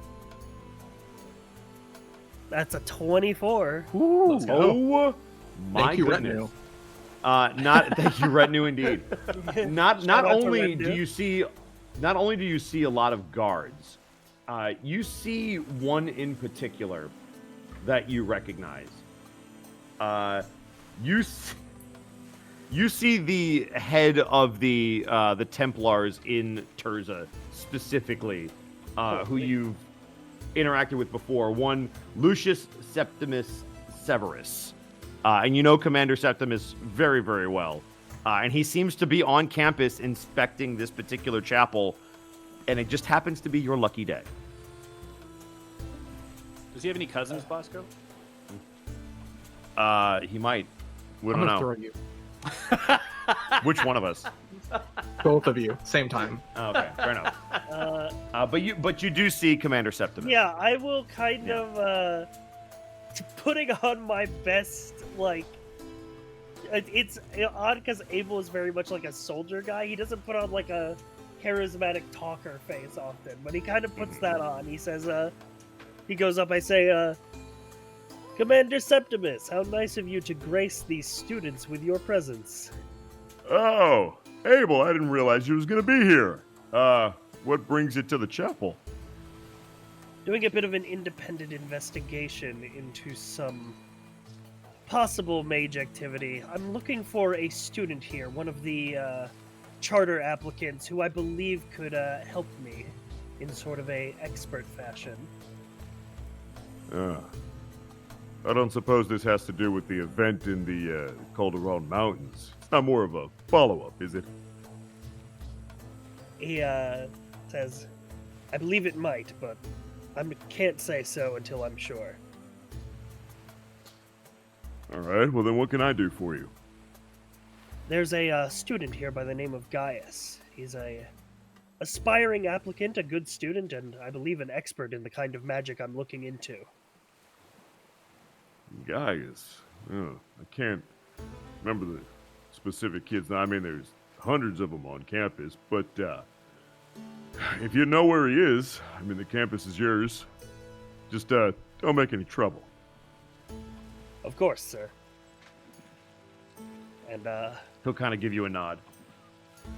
I'll go around. I'll turn to the party. I'll say, "Oh, we have a free license to explore." Oh, and make sure that kid gets back to his dorm. Will do. Children. That's why I never had kids. Abel just is turned away from it at this point. You just see he like rolls his eyes like with the bully. He's just like, oh. Oh, masterfully done. Should play the charlatan more often.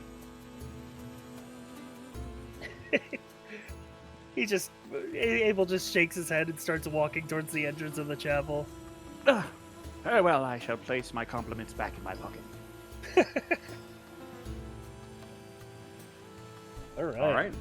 And as you, I assume, exit the chapel, Zirboss, were you going to wait around, or did you all want to leave as a group together? I think Zeros is gonna stay with the kid. Okay.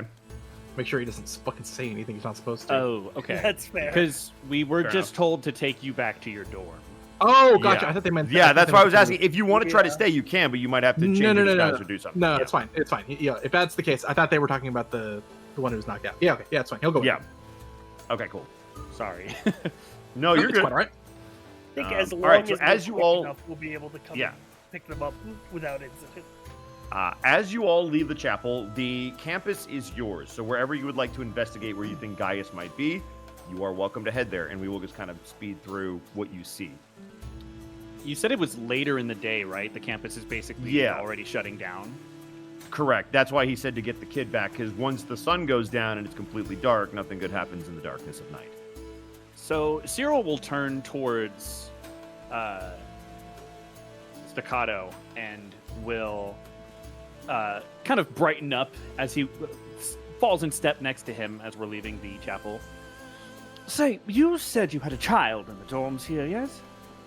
Aye, me daughter. What about her? Ah, daughter. That's not the same.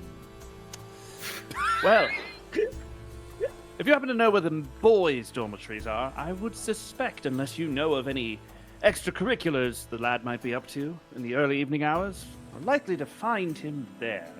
Still, Staccato's daughter might know where Gaius is. Aye, if they're the same years, I suspect she might know if he's been acting weird of late.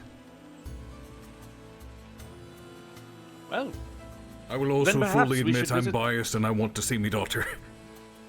well then we definitely should visit the dormitory for the ladies first. Yes. Shall I lead the way? Are we Lead like? Are they paying a lot of attention to us, or have they kind of? I feel at this point we're able to like sort of blend into the crowd as we move. For the most part, yeah, they basically gave Abel an order to take this kid back to his dormitory. So for the most part, outside of a couple of glances, because you guys are just standing there talking, they don't seem to pay you much mind. Yeah. Abel seems to have done his duty as a knight, and he's just going to take this kid back. Got you. Since everyone seems to be referring to Zirboss's disguise as masculine, Staccato's going to say, I'll be leading the way, lad. You have no business in the dormitory for the girls. Oh, sure. I just wanted to show you the way. I wasn't planning on going inside. I know the way well enough. Fair, fair. But Well, one of us will I have to appreciate stick the around. gumption. One of us will have to stick around with this lad while you do your business inside. I don't mind watching him from the outdoors. Not much for me inside the girls' dormitories, I'm afraid. If you haven't seen the gardens, they're quite lovely, especially this time of year. I can show you. It's right next to the dormitory. Oh, yes. I imagine in the waning hours of sunlight, it must be most beautiful. Good We'll idea. meet you when you're done, Knight Actually- Templar. Come to think of it, we want to kind of divide and conquer here. Because while I'm asking me daughter about what's been going on with Gaius, could be looking for him in the boys' dormitory. Since you got a student, you got to return there anyway. Cyril's just Or- gonna kind of lean over towards Zirboss in disguise. I say he's rather slow on the uptake, isn't he? He's new to this. All right. I think Abel's gonna say we'll go 3 ways. I point to Zero and Zirboss, say greenhouses. I point to Staccato, I say dormitory. I'll check the library. Did you want us to check the greenhouses or the garden? I assume that's what he meant by the gardens, because they're right next to the dormitory. The garden so is in there's- between the dormitories, but there's Oh! greenhouses north of the chapel. yeah, then Correct. yeah, that's the garden. I'm assuming Okay. we're all... And then we'll meet back up in that sort of central area there. Hey lads, you'll have to forgive me if I'm a wee bit slow. The wife always said to keep it simple, stupid. I'm always stupid and she liked me simple. Well, I'm very happy for the both of you. I haven't known you very long. Appreciate you saving my friend's life and all, just in case people are listening. Yeah. But you seem a lot smarter than most people might give you credit. Hey, we'll see if that opinion holds by the end of the day. Night. He'll smile. Whatever it is. All right. Let's divide and conquer. Name's Zirio, by the way. Zero. Nice. Very nice. And Zirio will lead them to the garden where we can split up. Excellent. All right, so just so I understand, let me get this set up real quick.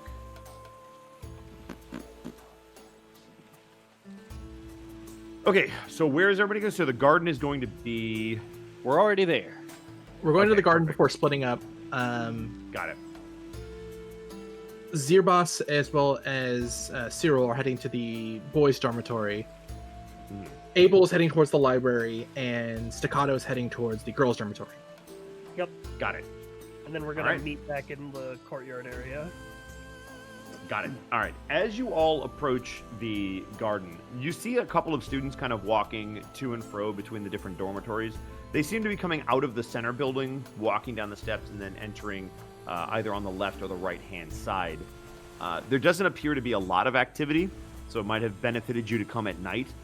As you see, anyone who's out for too long, they typically are yelled at either through a window or from off-screen, basically telling them to get inside.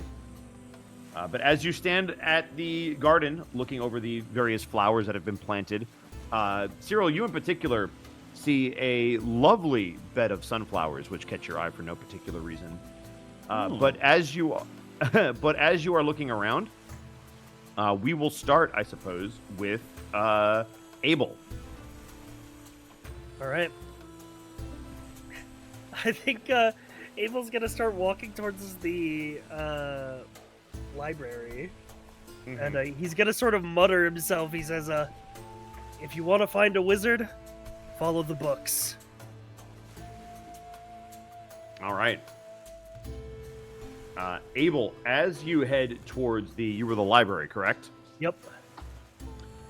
As you walk towards the front part of the door, you notice that there are, again, this time they're almost wooden doors, and they're probably 3 times the size that you are, just reaching all the way up. Unnecessarily large, until you remember that the members of the Terzan Empire come in all shapes and sizes, from human to dwarven to orc to sometimes even a Goliath or two might be magically inclined. And if they are to survive in the Empire, this place had to be built for pretty much anything. And as you kind of knock on the door reflexively, you are able to just very easily push it open. As you walk in, you are immediately greeted on the right-hand side with a pathway that leads off into what looks like almost like another barracks. It is a massive guard room, and while there are not any mage slayers that you can see in there, these seem to just be your typical security guards of this area. There are some that are dressed in white togas. There are other that are just dressed in similar garb to what the students wear. There's some that are in complete suit and tie type outfits that almost look like Secret Service agents. But this seems to be their break area and their point of operations. And you see a couple of them kind of patrolling the hall, and none of them seem to pay you any mind as you walk in. Gotcha. As you continue into the back half of the rooms, everything seems to be laid out in blocks that are rectangular. On the left-hand side, you see a door that leads down into what you know is the basement. And as you head towards the back of this main structure, on your right-hand side, you do in fact see the library. And as you are about to walk in, we're going to pause you right there. we will move on to Cyril. Man, these are some nice sunflowers. Yeah. You're hanging outside with Zirboss, correct? Zirio, yes. Or Zirio, sorry. Zero's And heading to then- the boys' dormitory. Got it. So you're both going to the boys' dormitory. As we're walking in that direction, Cyril will kind of speak at the start very loudly, so it just kind of sounds like normal conversation. But as the conversation continues, he'll bring his voice down lower. Let's say Zirio, was it? Yes, sir. I must admit, it is the strangest thing. See, I have this faintest idea that I know you, and yet I don't. And I'm trying very hard to make all of that make sense in this golden dome of a noggin I have here, and, well, there's just a lot of holes. Perhaps you might be able to fill them in. Well, I'm only a first-year student, but I am an illusionist. Maybe I did something that was confusing? Oh, I'm sorry. Perhaps I wasn't clear enough. I'm talking seriously now. What aren't you telling me? What isn't Silas telling me? You'll hear kind of in a more hushed tone. Something has modified your memories. I do not know what or who, but the evidence is there. You are not the only one affected by it.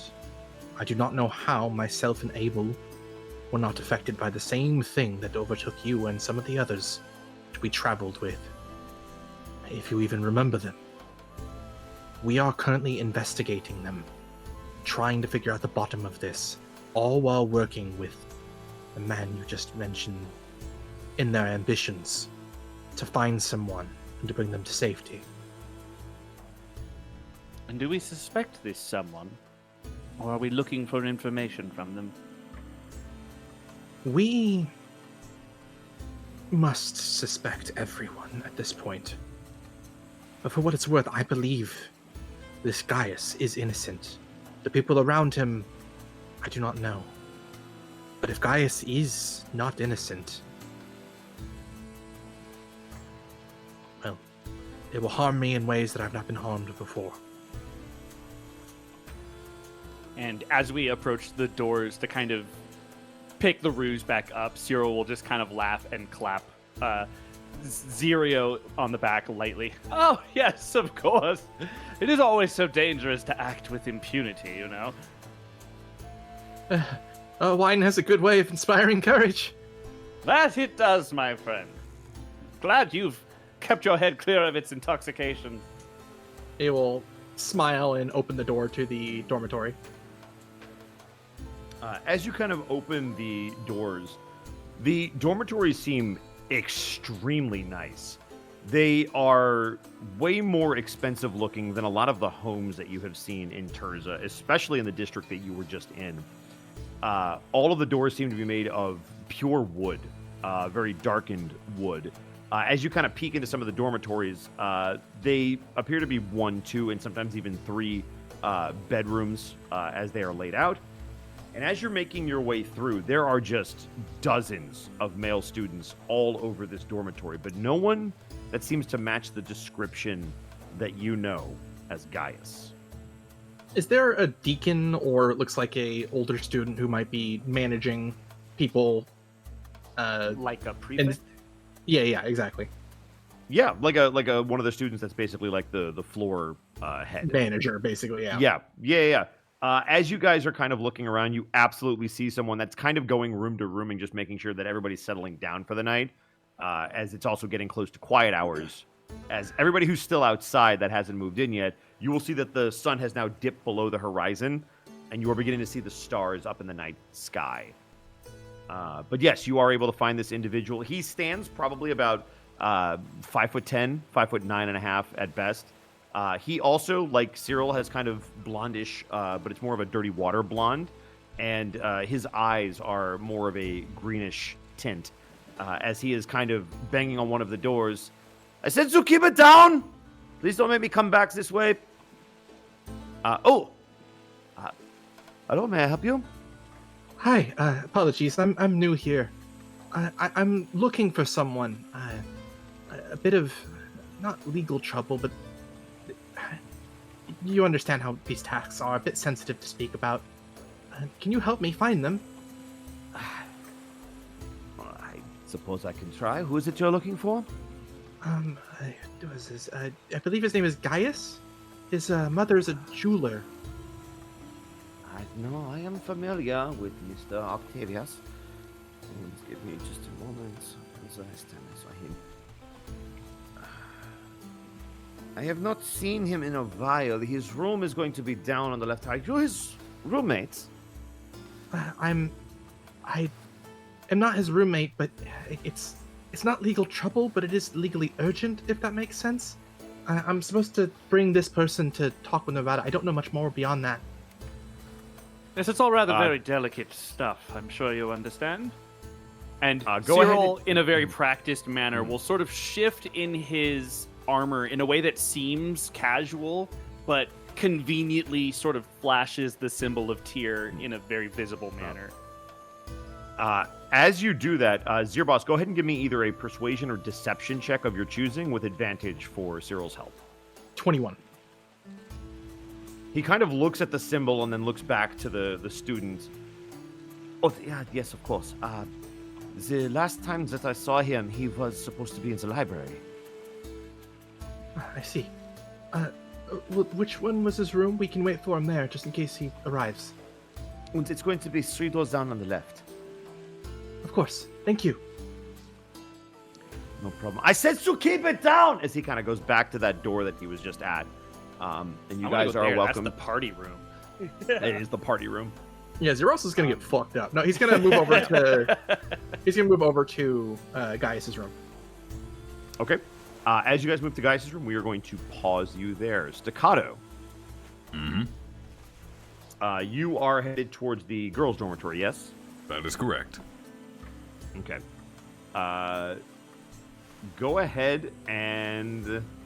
Actually, no, because you're supposed to be here. As you walk in, you have been to this school a couple of times. At the very least, you've been here to initially see the campus when you were trying to figure out where your daughter was going to go. And you've probably been here at least once or twice just for a follow-up, like a parent-teacher conference of just how things are going in their studies and things of that nature. She has just an incredible knack for magic, which you have known for quite some time. And as you enter the girls' dormitory, much like I described before, they are incredibly nice. In fact, they are nicer than even your own home, and you have provided quite a nice living space for your daughter. But you actually know exactly where her room is, and as you kind of make your way through, you are stopped by one of the female, again, it looks like the leader of the head of the dorms on that particular level, and they kind of walk up to you. I am so sorry, sir. You're not supposed to be here. It's after sundown. Can I help you with anything? The boys' dormitory is across. But you seem a little old to be here. Oh, that'd be a right trick, wouldn't it? Correct. Sorry. What exactly are you doing here? I am here to see my daughter, Staccato Pricklebeard. At your service, ma'am. And she again kind of goes through her roles. Are you looking for Mirabella? Apple of me eye. Mirabella. I didn't realize they were still letting visitors in. I suppose, if you... I don't mean to be rude. If you could keep it quick. You already know where the room is. But we are kind of closing everything down, and visiting hours are technically over. But I will look the other way. Just make it quick. Otherwise, it's in my head, you know. No worries whatsoever, Mum. I'd never get you in trouble. I just have a wee gift for her. Something to remind her of her mum. Of course, right down there.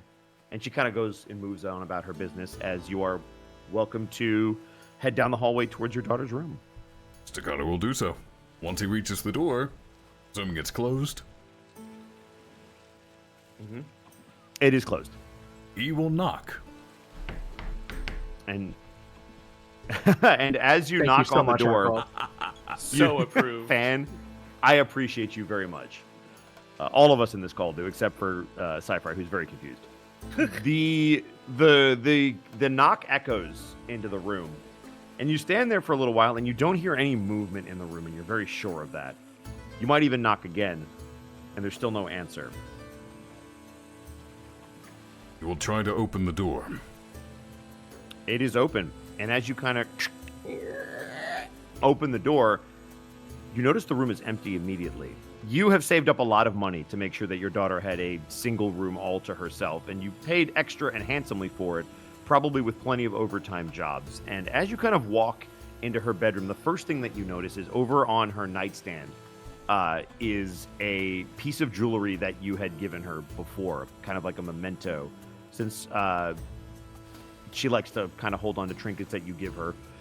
You also notice that there is a painting on her wall that was done of the complete family, including your wife, which she has seemingly hung up next to her bed, and it kind of at the head of the bed, and it kind of overlooks her as she sleeps.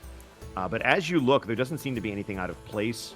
There doesn't appear to be anything weird about the room outside of the fact that there's just some open books on the table, and the sheets don't look like they're made, which is not unusual, but there's no one in here.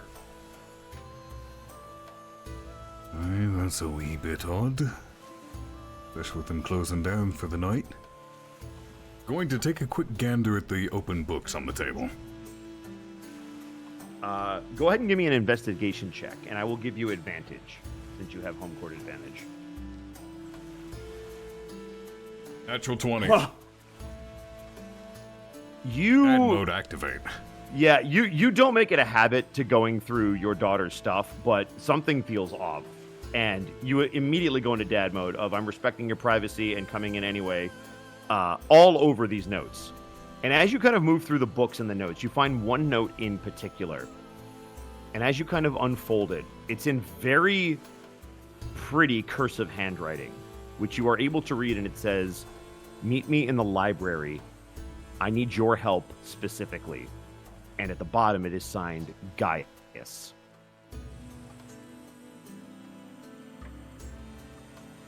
Staccato, almost deceptively calmly, holds the note up, tucks it in the jacket. Mm-hmm. He's going to make the bed. It's dad mode. Mm-hmm. He's going to very gently close the door behind him. And then, do you know that walk that parents do when they're pissed off? And they're rapidly approaching your position? Mm-hmm. The whole way to the library, he is a man on a mission, and he is furious. You march back out the doors of the dormitory. You march into the garden. You don't see any of your compatriots who have long since left, and you begin to march your way through the courtyard. And as you get to those big double doors that I described for Abel, you push them open without even a thought. And as you begin to march your way in, even getting a couple people calling out to you, you ignore everything and march directly towards the library, where we cut back to Abel. As you enter the library, it is massive.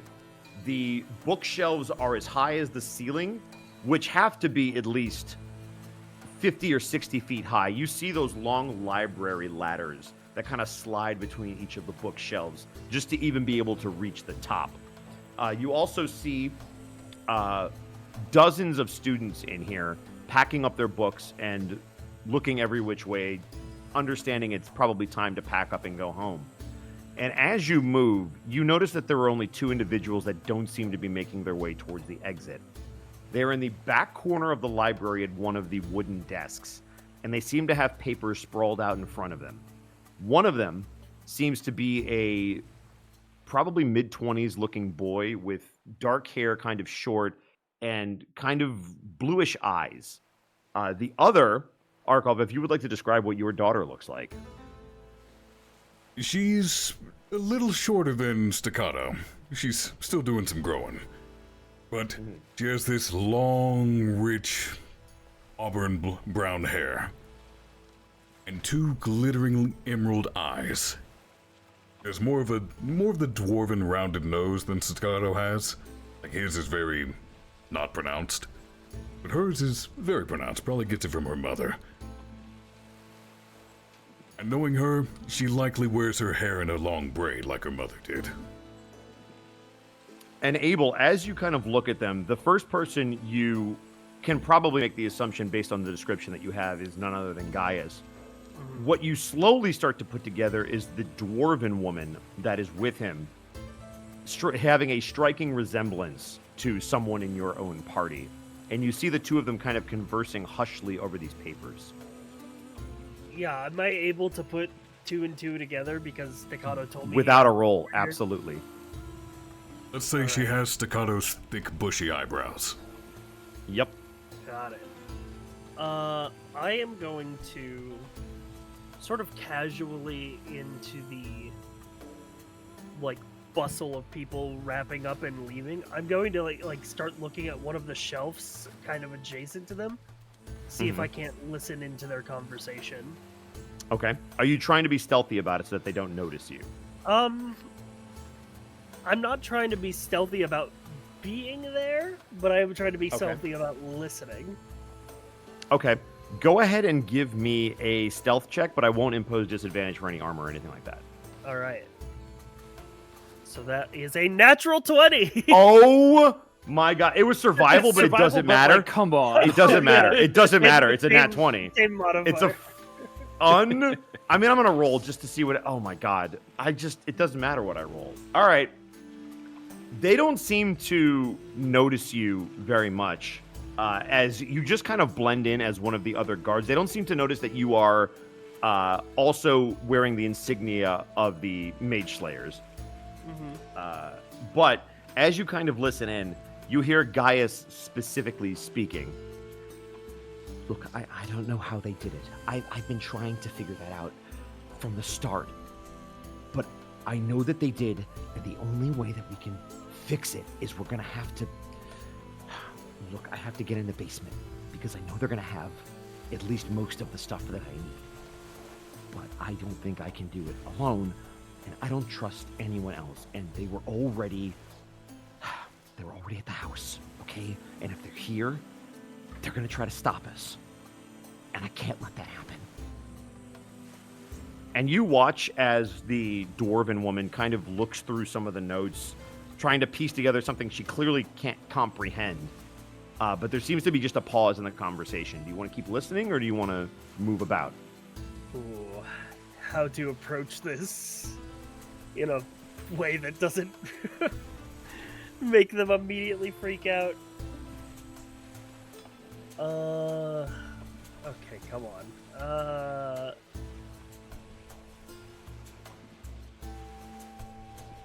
I think what Abel's going to do is he's going to pull out one of the... I'm going to pull out the textbook that we got from the house. Mm-hmm. And I'm going to slip like a little piece of paper into it. Okay. And I'm going to walk over to where they're sitting and sort of like knock on the side of the like wall beside them and say, excuse me, you two are students here, yes? You see both of them kind of shake off like almost a haze, and they look up at you. Gaius then speaks. Yeah, we are. Can we help you? Are you... Well, you see, I have this whole investigation they've got me doing. They've got me running around looking at arcane stuff, and I can't make heads or tails of it, and I figure the brightest minds will be here in our charter library. If you could just take a look at this for me. Are you handing him that book? I am going to attempt to, if he doesn't like immediately try to resist, I'm going to sort of push him in one seat to the booth that they're sitting in. Okay. And I'm going to open the book to where I inserted the piece of paper. And I'm going to take I assume there's like an inkwell on the table. Mm-hmm. I'm going to take that. I'm going to start replicating the runes of the teleportation circle that we saw in the house. So you're going to draw them in the book. Yeah. Okay.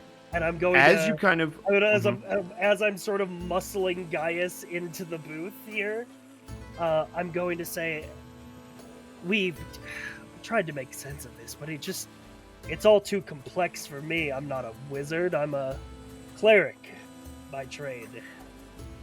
And he says, I hand the piece of paper to Gaius and say, does this look familiar to you? Go ahead and give me an insight check as you hand him that. Can I? I would also like to do intimidation, but yeah, I'll do insight. If you would prefer intimidation, by all means. I'm proficient in insight, so I'll go insight, but I am definitely trying to intimidate him. Okay. That's a 16 insight. You notice that he understands exactly what you have in your hands, where you got it, and what you're implying. He saw us at the house, so he'll probably recognize me at this point. Yeah. He will turn towards the dwarven girl. Why don't you head back to your dorm? We'll talk later. I'll take care of him. And you watch as she immediately starts to move away.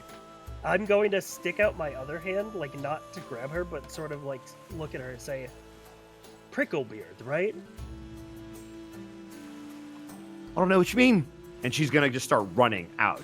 And as she kind of sprints through the library, as she gets to the doors, who else is standing there as she screeches around the corner but dear old Dies? You see your daughter sprinting out of the library and running in face to face with you as you block the doorway out towards the dormitory. If Abel's able to, I want to lock eyes with Staccato and sort of signal to like bring her over here. And Staccato, you would see that. Mirabella, Lilybell, Pricklebeard. You gotta march your ass right back over to that table right now. No discussions. Great. What are the odds? What are the fucking odds? Oi, language!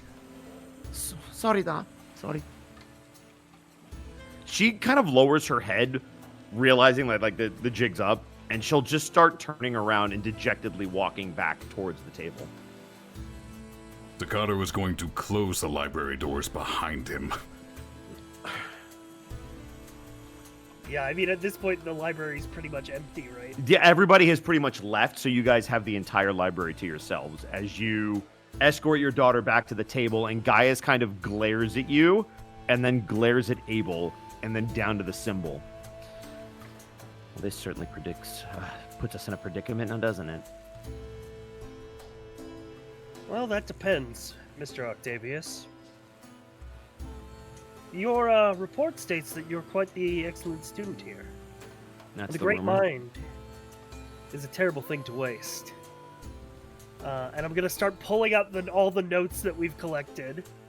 And I'm going to just start slamming the papers on the table. It says, so why don't you start walking me through this so I can make sense of what's going on here?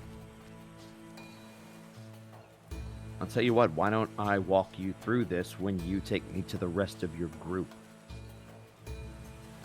And he kind of just glares at you. And it's at that point that you realize he knows all of you are probably here. And if you're not, it doesn't make any sense. But he knows about your party for the most part. Abel will nod and say, they'll be here soon enough.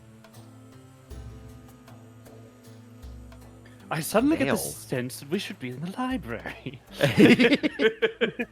I mean, the Well, did do they- mention Gaius would be in the library potentially. No, Right. 100%. Yeah, we There's just we one all thing. established where we were going, and I have a feeling that if I'm not at the meeting point, they're going to be like, Yeah. let's So- There's one thing Yeah. Zeroboss wants to do before we go to the library. Yeah. So what I was going to say is, as he makes a statement about the rest of the party, we're going to cut back to Cyril and Zirboss. You've probably been in the male dormitory for now maybe 15, 20 minutes.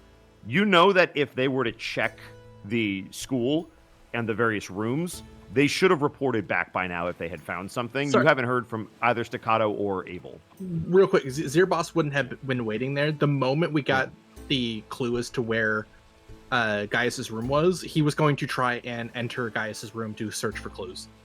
Oh, perfect. All right, then let's go ahead and take a look at the room. As you get to the door, it is open. You don't even have to check that.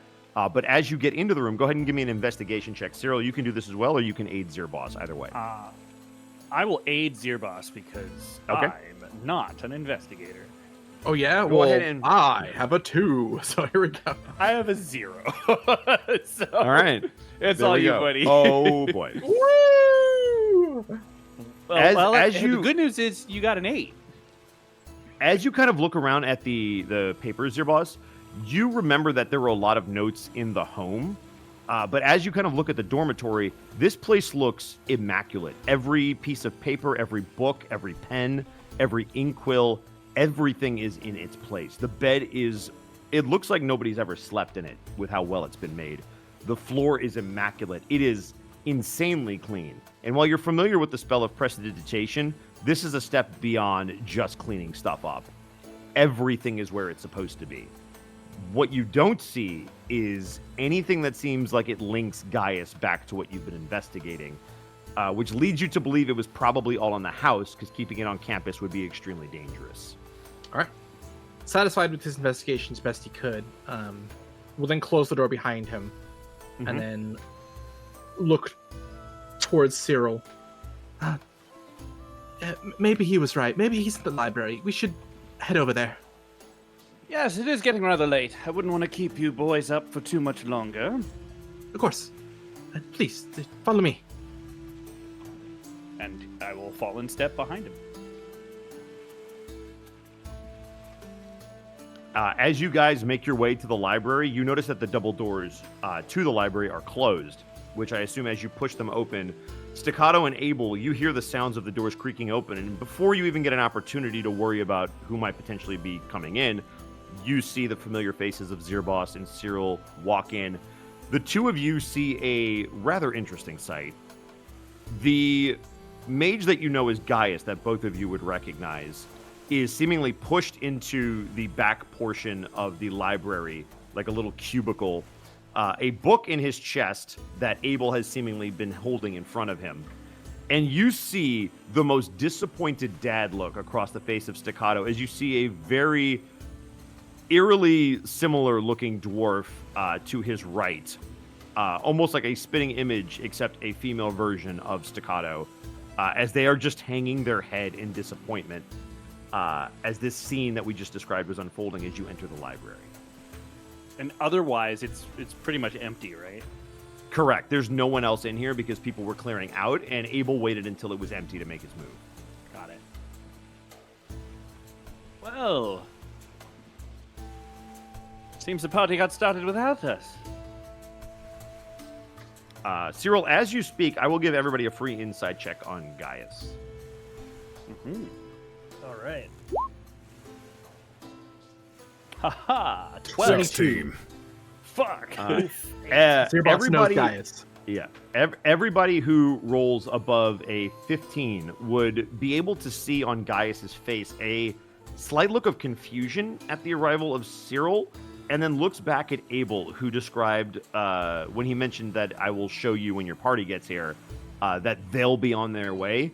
The puzzled look when you said they, and now this. It seems like he wasn't expecting Cyril. Correct. Yeah. But almost like he's adjusting mid-thought, you watch that fade away to disguise it from the rest of the group, as he just kind of, with a almost pouty face, just kind of glares at all of you as I assume everyone convenes at the table. Yes, Zirboss is going to take a chair as Zirio, sit a little uncomfortably close to Gaius. I imagine Gaius not recognizing Zirio, as Zirboss is going to take the gray cloak that he normally wears, now covered in a bit of red ebbing at this point, put on the mask over Zirio's face, and slowly shaking and vibrating away like sand, Zirboss's natural face will return as he drops disguise self. Gaius narrows his eyes a little bit. Oh, sorry, go ahead. Gaius? What the hell is happening here?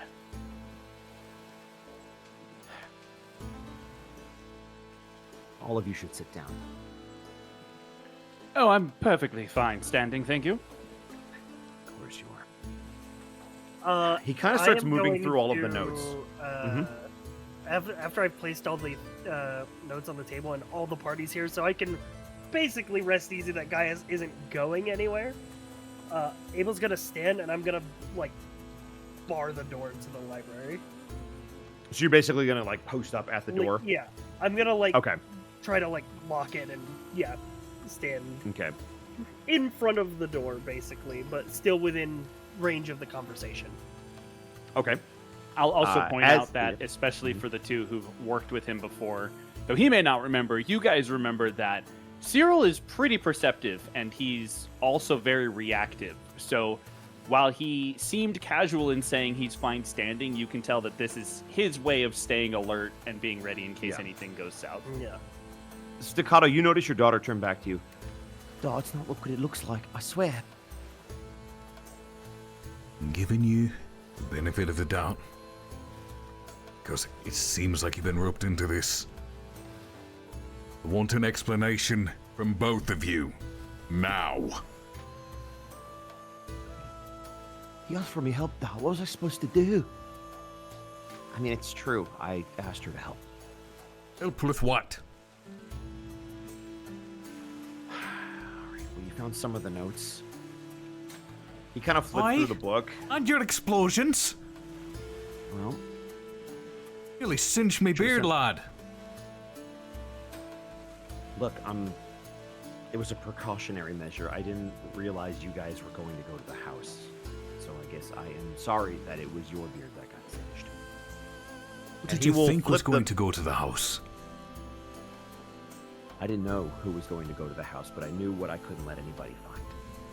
And thankfully you didn't, because judging by what you pulled, you have my notes, some of them, Guys, and you have...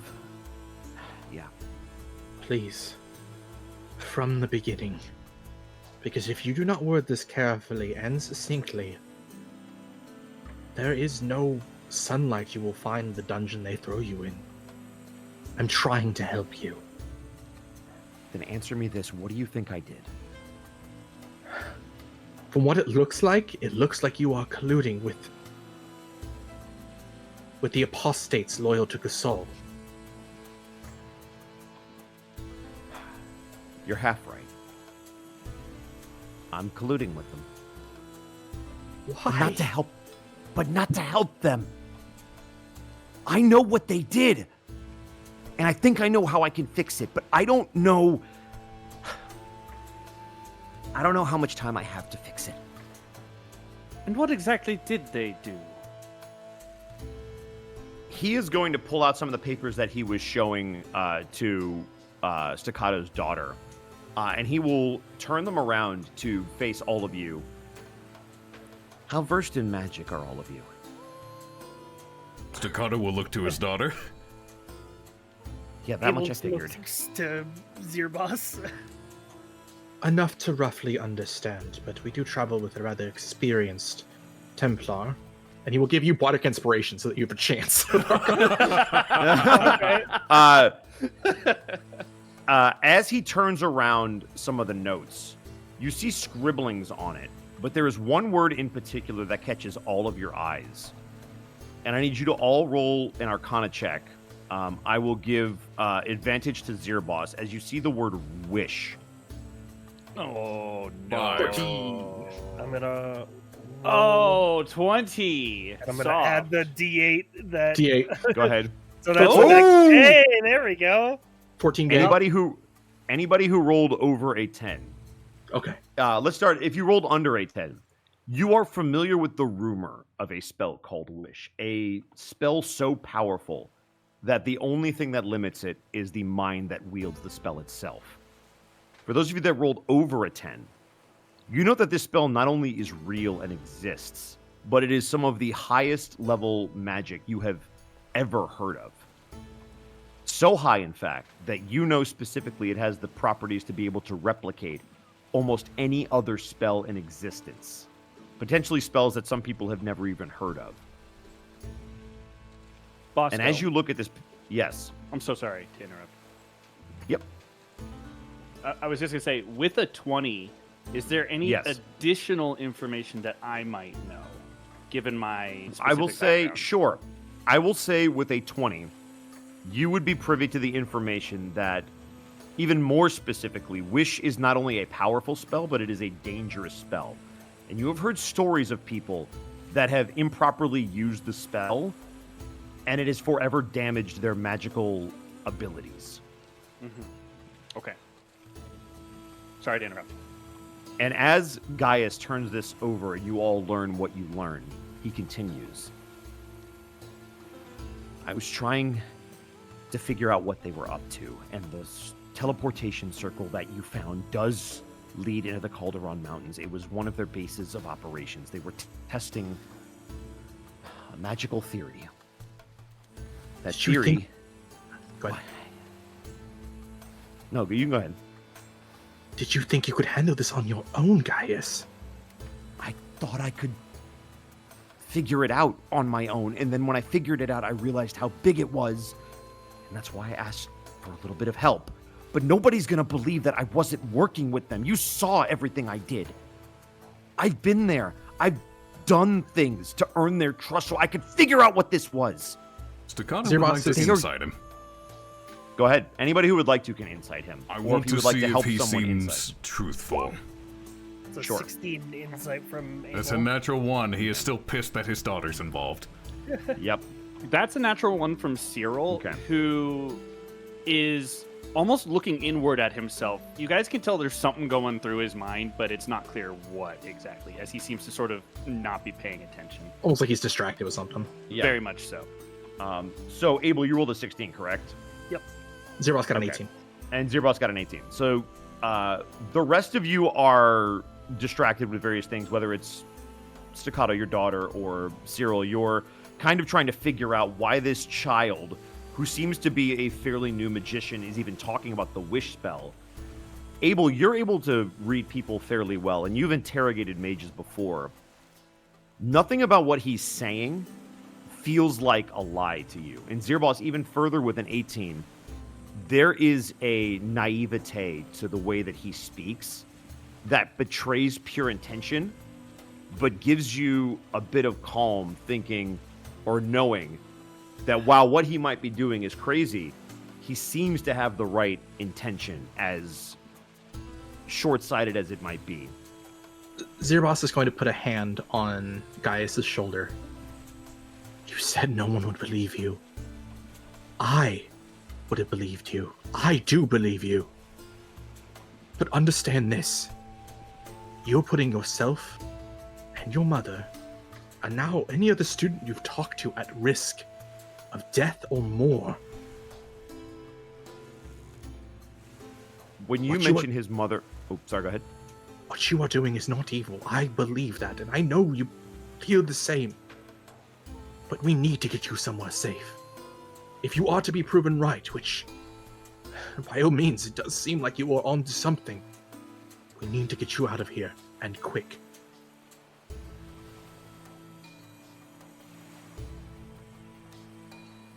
As you mention his mother being involved, you can see his whole demeanor change. It was never his intention, it seems like, to get her involved, but you can see the pained look on his face that she is. Aye? She doesn't know what I'm doing. She thinks it's for school. I didn't want to get her involved. Gaius, more than they she will had not to. care. They will slaughter her.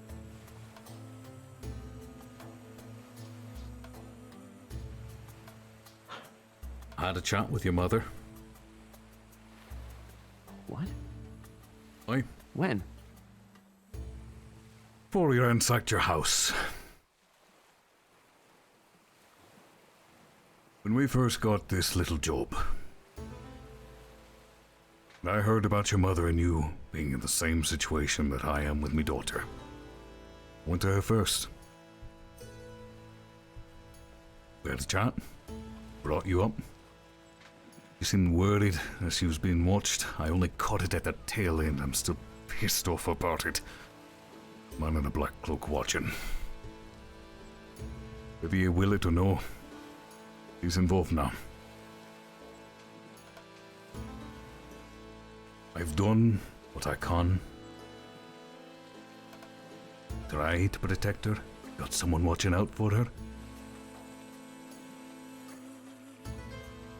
Need you to be as helpful as you can, lad.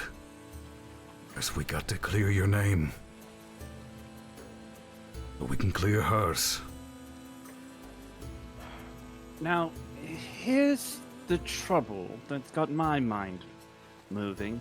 If you'll pardon the interruption, I'm sure all of your wonderful minds dealing with magic are hard at work trying to solve this interesting problem, but those we encountered in the alleyway on our way here, those, correct me if I'm wrong, perhaps I'm overreaching, those did not strike me as Terzan forces.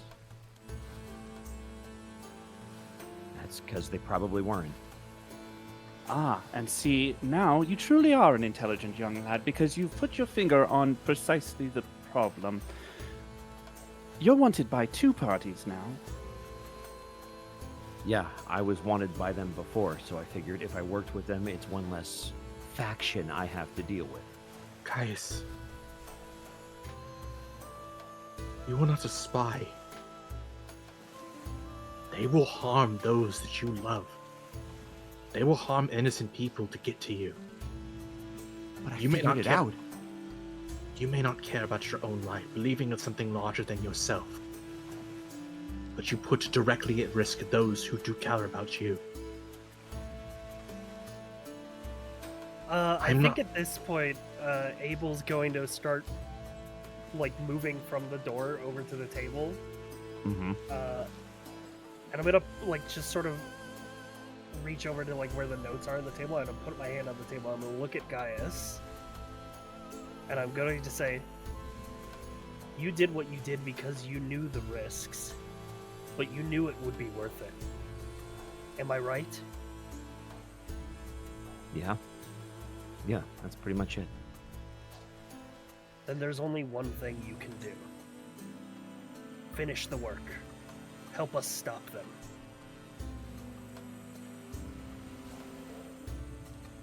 Are you guys actually willing to help? Sirbos's heart will sink for a moment.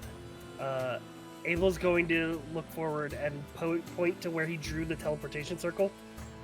We've been to the mountains. We've seen the things they did. Several of our friends were affected by their memory spells. It has to end here. You guys are fine? Depends on how you define fine. Really? We're figuring it out, but we need to get you and now Stagato's daughter somewhere safe. What exactly did you need me daughter's help for? For two things, and you're not gonna like one of them. One, she seems even more gifted with magic than I am, and I thought she would be able to help me with what I have to do. And two, because, well, if you came looking, it was gonna be helpful to have your daughter helping. And he kind of lowers his head. He's smart. Dakota will lean into him. I understand what you did, lad. I respect the gumption. But if a hair on her head is harmed, you won't have any on yours. I'll pluck 'em one by one. Yes, sir. Oh, have you eaten? Before we get into all that, what was your name again? And he kind of points to you, Zirboss. Sirbos will try to swallow a chuckle, but he will grin. I forgot you did not get my real name last we met. I'm Sirbos, in truth. Ah, that's why I don't remember. Pardon me, I'm sorry. Did you say when last you met? Yeah, I remember him. You've met before? Yeah, like I said, lot of factions were coming after me, and one of them were these apostates. They understand my potential, as you saw in the notes. Sure, yes. I'll be right back with you. And he's going to turn towards Zirbas. When would you have met this boy before? I helped him survive from being an apostate to here. Cyril's going to turn towards Abel with sort of a very unreadable smile on his face, but he's clearly looking for some kind of, like, confirmation of this information. Yeah, Abel's just gonna, like, nod and just confirm what Zirbas is saying is true. And I'm gonna sort of, like, pass over the notes that we found on the Modify Memory spell. I, like, push them towards the edge of the table where Cyril is, and I'm gonna look at Gaius. I would say for some reason, me and Zirbas were able to resist the memory modifying effects. Our friend Cyril wasn't as lucky. Yeah, that makes sense. Putting it lightly, it's a lot more complicated than just my memories. Well, we can test a theory because I think I know exactly what's going on. Do me a favor, you grinny one. Oh, I must assume you mean me. Yeah, you. It's creeping me out. Could you maybe not smile so much? Beg your pardon, it is my face after all. Yeah, okay. Well, could you do me a favor and just humor me and cast a spell? Any spell? Only if I have the permission of our Lord Templar. And he kind of makes a show of bowing.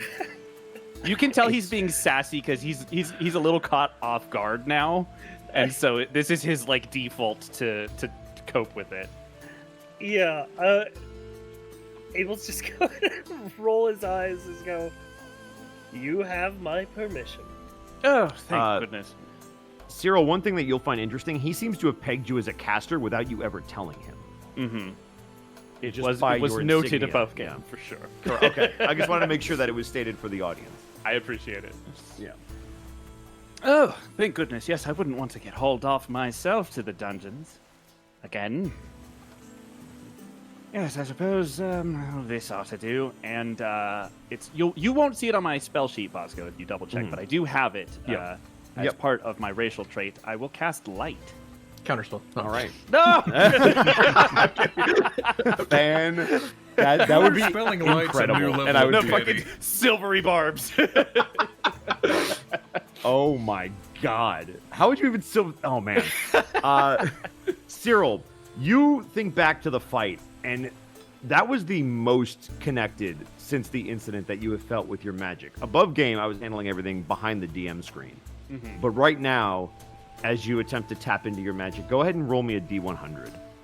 Oh boy. You want it public? Yeah, by all means.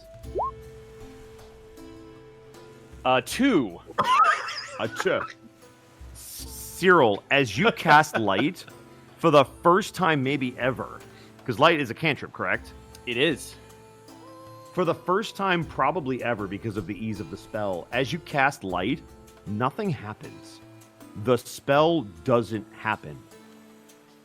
And Like you there's feel not like even you have like a spark of any There's- arcane or divine. It just doesn't happen. it's like if you were to go to light a fire and all you got was the smoke. There is almost nothing to indicate that you had cast, but you do feel like you did, and had that been a leveled spell, you feel like the energy required to use that ability would be expended, and yet there was nothing to show for it. You guys will see Cyril do what looks to be a practice motion as he kind of does a flourish of the wrist, holding his palm upwards. And as nothing happens, he kind of arcs an eyebrow, looks at his hand, does it again, does it one more time with like a little bit more fervor, and one more with like a full elbow flourish to try and make it happen.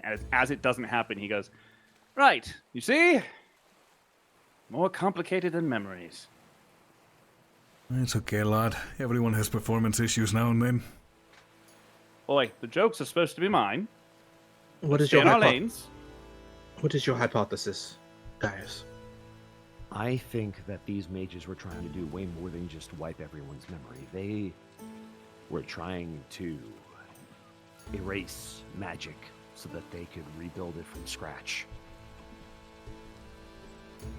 This modify memory spell by itself is rough, but it is not all powerful. But combined with a wish spell, multiple wish spells, I saw them do it.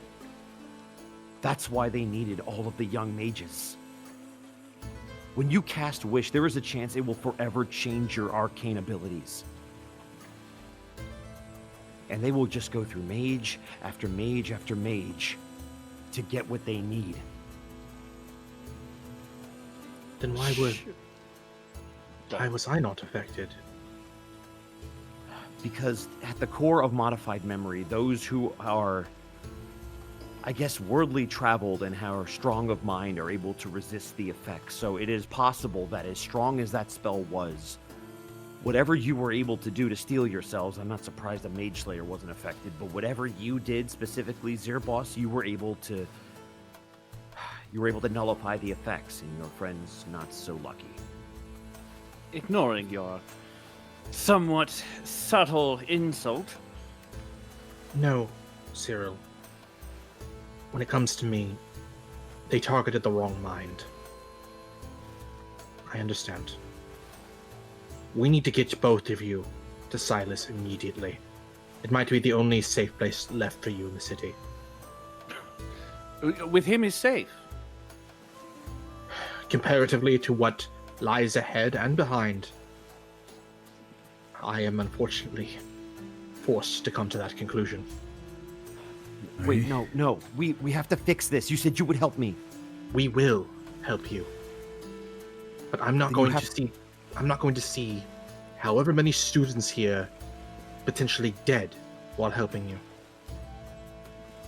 Look, just trust me. Before we leave, we just have to get something, and then we can fix everything. I know how to fix it. I just need you to help me before we leave. Promise me you will not conduct this fixing on this school. No, we can leave the school. I just need to get it while we're here. Promise me. What do you need?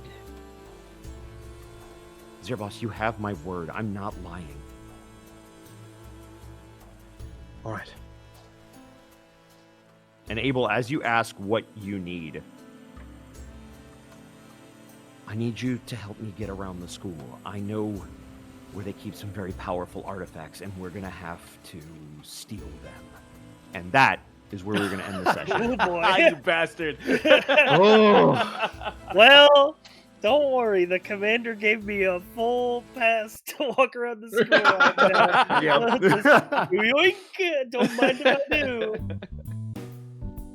But with the revelation that you are now going to have to steal something from a magical school in Terzan, should you choose to accept said mission, I hope you guys enjoyed session 2, and boy, is it going to be a ride for session 3. I have one spell slot left. Uh-huh. I have just only- pretty good. I have only my first level slots left. Thank you, Arkov. I love the fact that, like, we literally only survived that fight because of what you did, and we're just like, man, that's a you problem, man. But I hope you guys had fun. I hope you enjoyed. Mark, thank you for joining us on session 2, and I look forward to session 3. Thank you for having me back. Of course.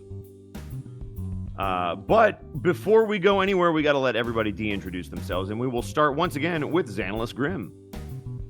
Shit. Okay. Hi, that's me. You can catch me what I'm doing over on my blue sky at Xanalis Grimm. You can catch me tomorrow over at twitch.tv/burnoutbond at 2:30 p.m. PST, where I am a player in a game called Those Who Wander, which is a gothic horror, spooky intrigue style game set in the domains of Dread. So if that piques your interest, that will be there. Then Monday, twitch.tv/Xanalis Grimm at 7 p.m. PST. We have some more Stalwart Souls, which is a game that I run with a few friends here. And we're coming to a pretty good escalation, I suppose, in that storyline.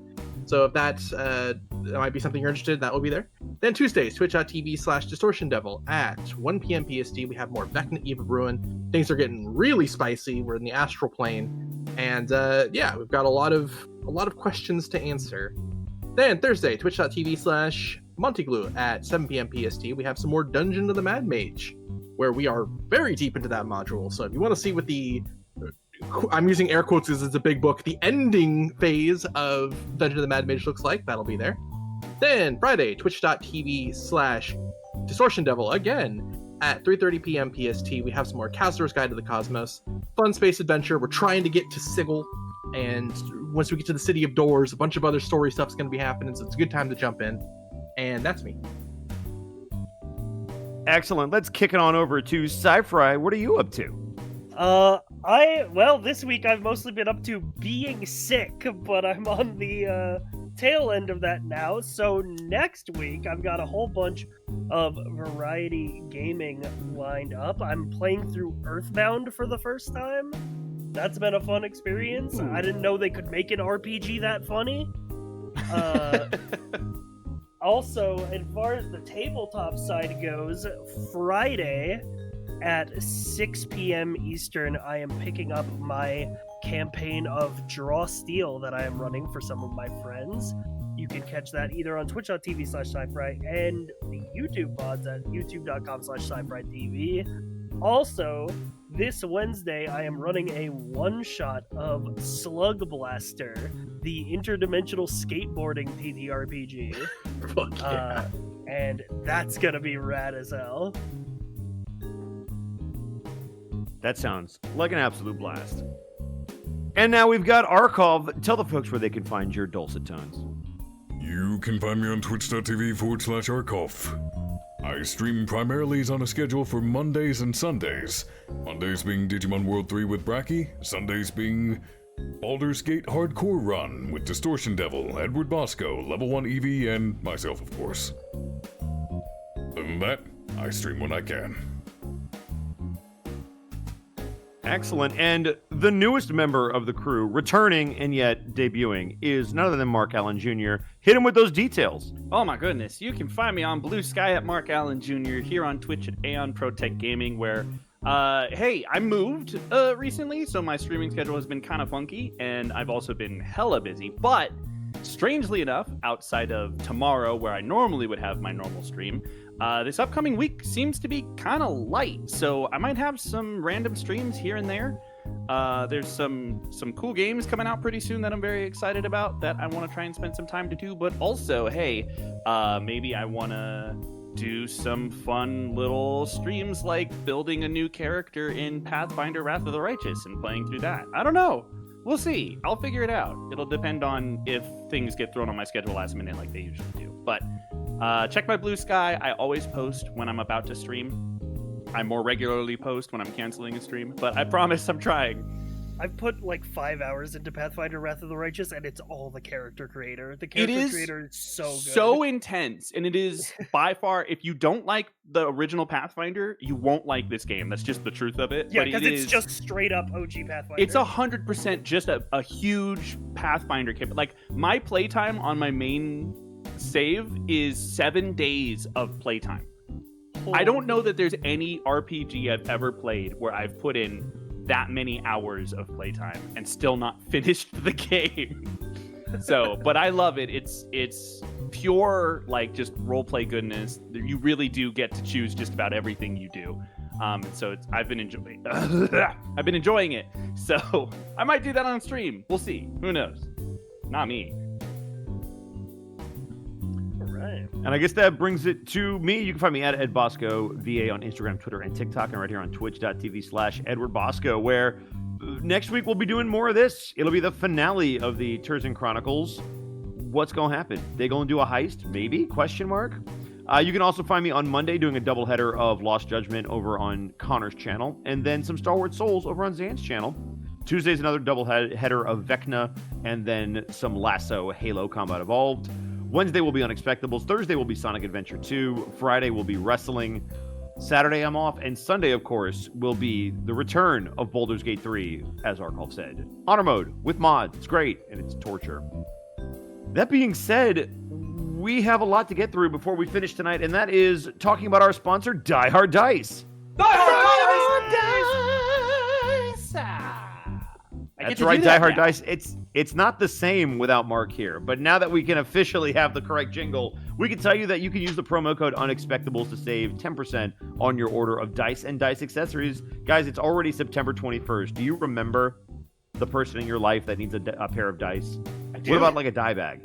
What about like a dice roller? What about like a really cool scroll that you can put your dice in? All of that stuff and more is available at dieharddice.com, and you can use the promo code Unexpectables to save 10% on it, so go hit it up. But if it's not your thing, check out the merch store, because you can get a cup, you can get a hoodie, you can get a shirt, you can get pretty much anything that you can think of with Unexpectables logos on it. You can get a Fallout poster. You can't get anything from the Prince division, but I'm going to bully Monty till that can change. But if you like that, check out our merch store. Dropped in the link right there. Thank you so much, Citric. And of course, we cannot do this without bits and subs from lovely viewers like you. And I'm going to scroll through and make... That's true. First of all, I'd like to thank Skeleton Alpha for the raid right there at the end. Thank you so much for that. We really appreciate it. And I think I got all the bits and subs on break, so I think we just have to rate someone. Dang. Right. Which I think we've got options. I've got, oh boy, some of these they've got so many people. Like I have a Maximilian dude and a Moist Critical, but those are so many people. My friend Melly is streaming, but she's got 164. So if you find someone with Melly, but I'm good with Melly because I think we know them. Cool. It'll be safe. And they're playing Minecraft, which I know Monty loves. Love Minecraft. Probably a cash stream. And now we need a raid message. Unfortunately, Batman, I cast Bane. Oh my god, yes. Bane! All right. So maybe the raid message is just Bane in all caps. And maybe put a bunch of A's in it. Bane! Which is great. So Bane will be the raid message. Drop lots of A's in there. We will see you next Saturday. This Wednesday will be Unexpectables. In October, if you haven't heard, we have a triple header for you. Mondays will be Ravenloft. Wednesdays, we will continue to do the Unexpectables. And Connor has something very special for you on Fridays, which he will tell you when he's good and ready. I'm not going to spoil an NDA. What do I look like? A theropod? No, get out of here. Bro. And by Friday, you mean Saturday. Saturday. And by Friday, I mean... No, Friday. Totally Friday. Gotcha. It's Friday somewhere. Friday in Australia. There you go. Wait, no, exactly. In Hawaii. Wait, that's the not other way. In Hawaii. In Hawaii, exactly. No, that's we're gonna not get out of true here either. before I need to stop talking. We're just gonna let you guys go. Have a great night, everybody. Friday if your calendar's broken. Yeah. That's true. Bye, guys.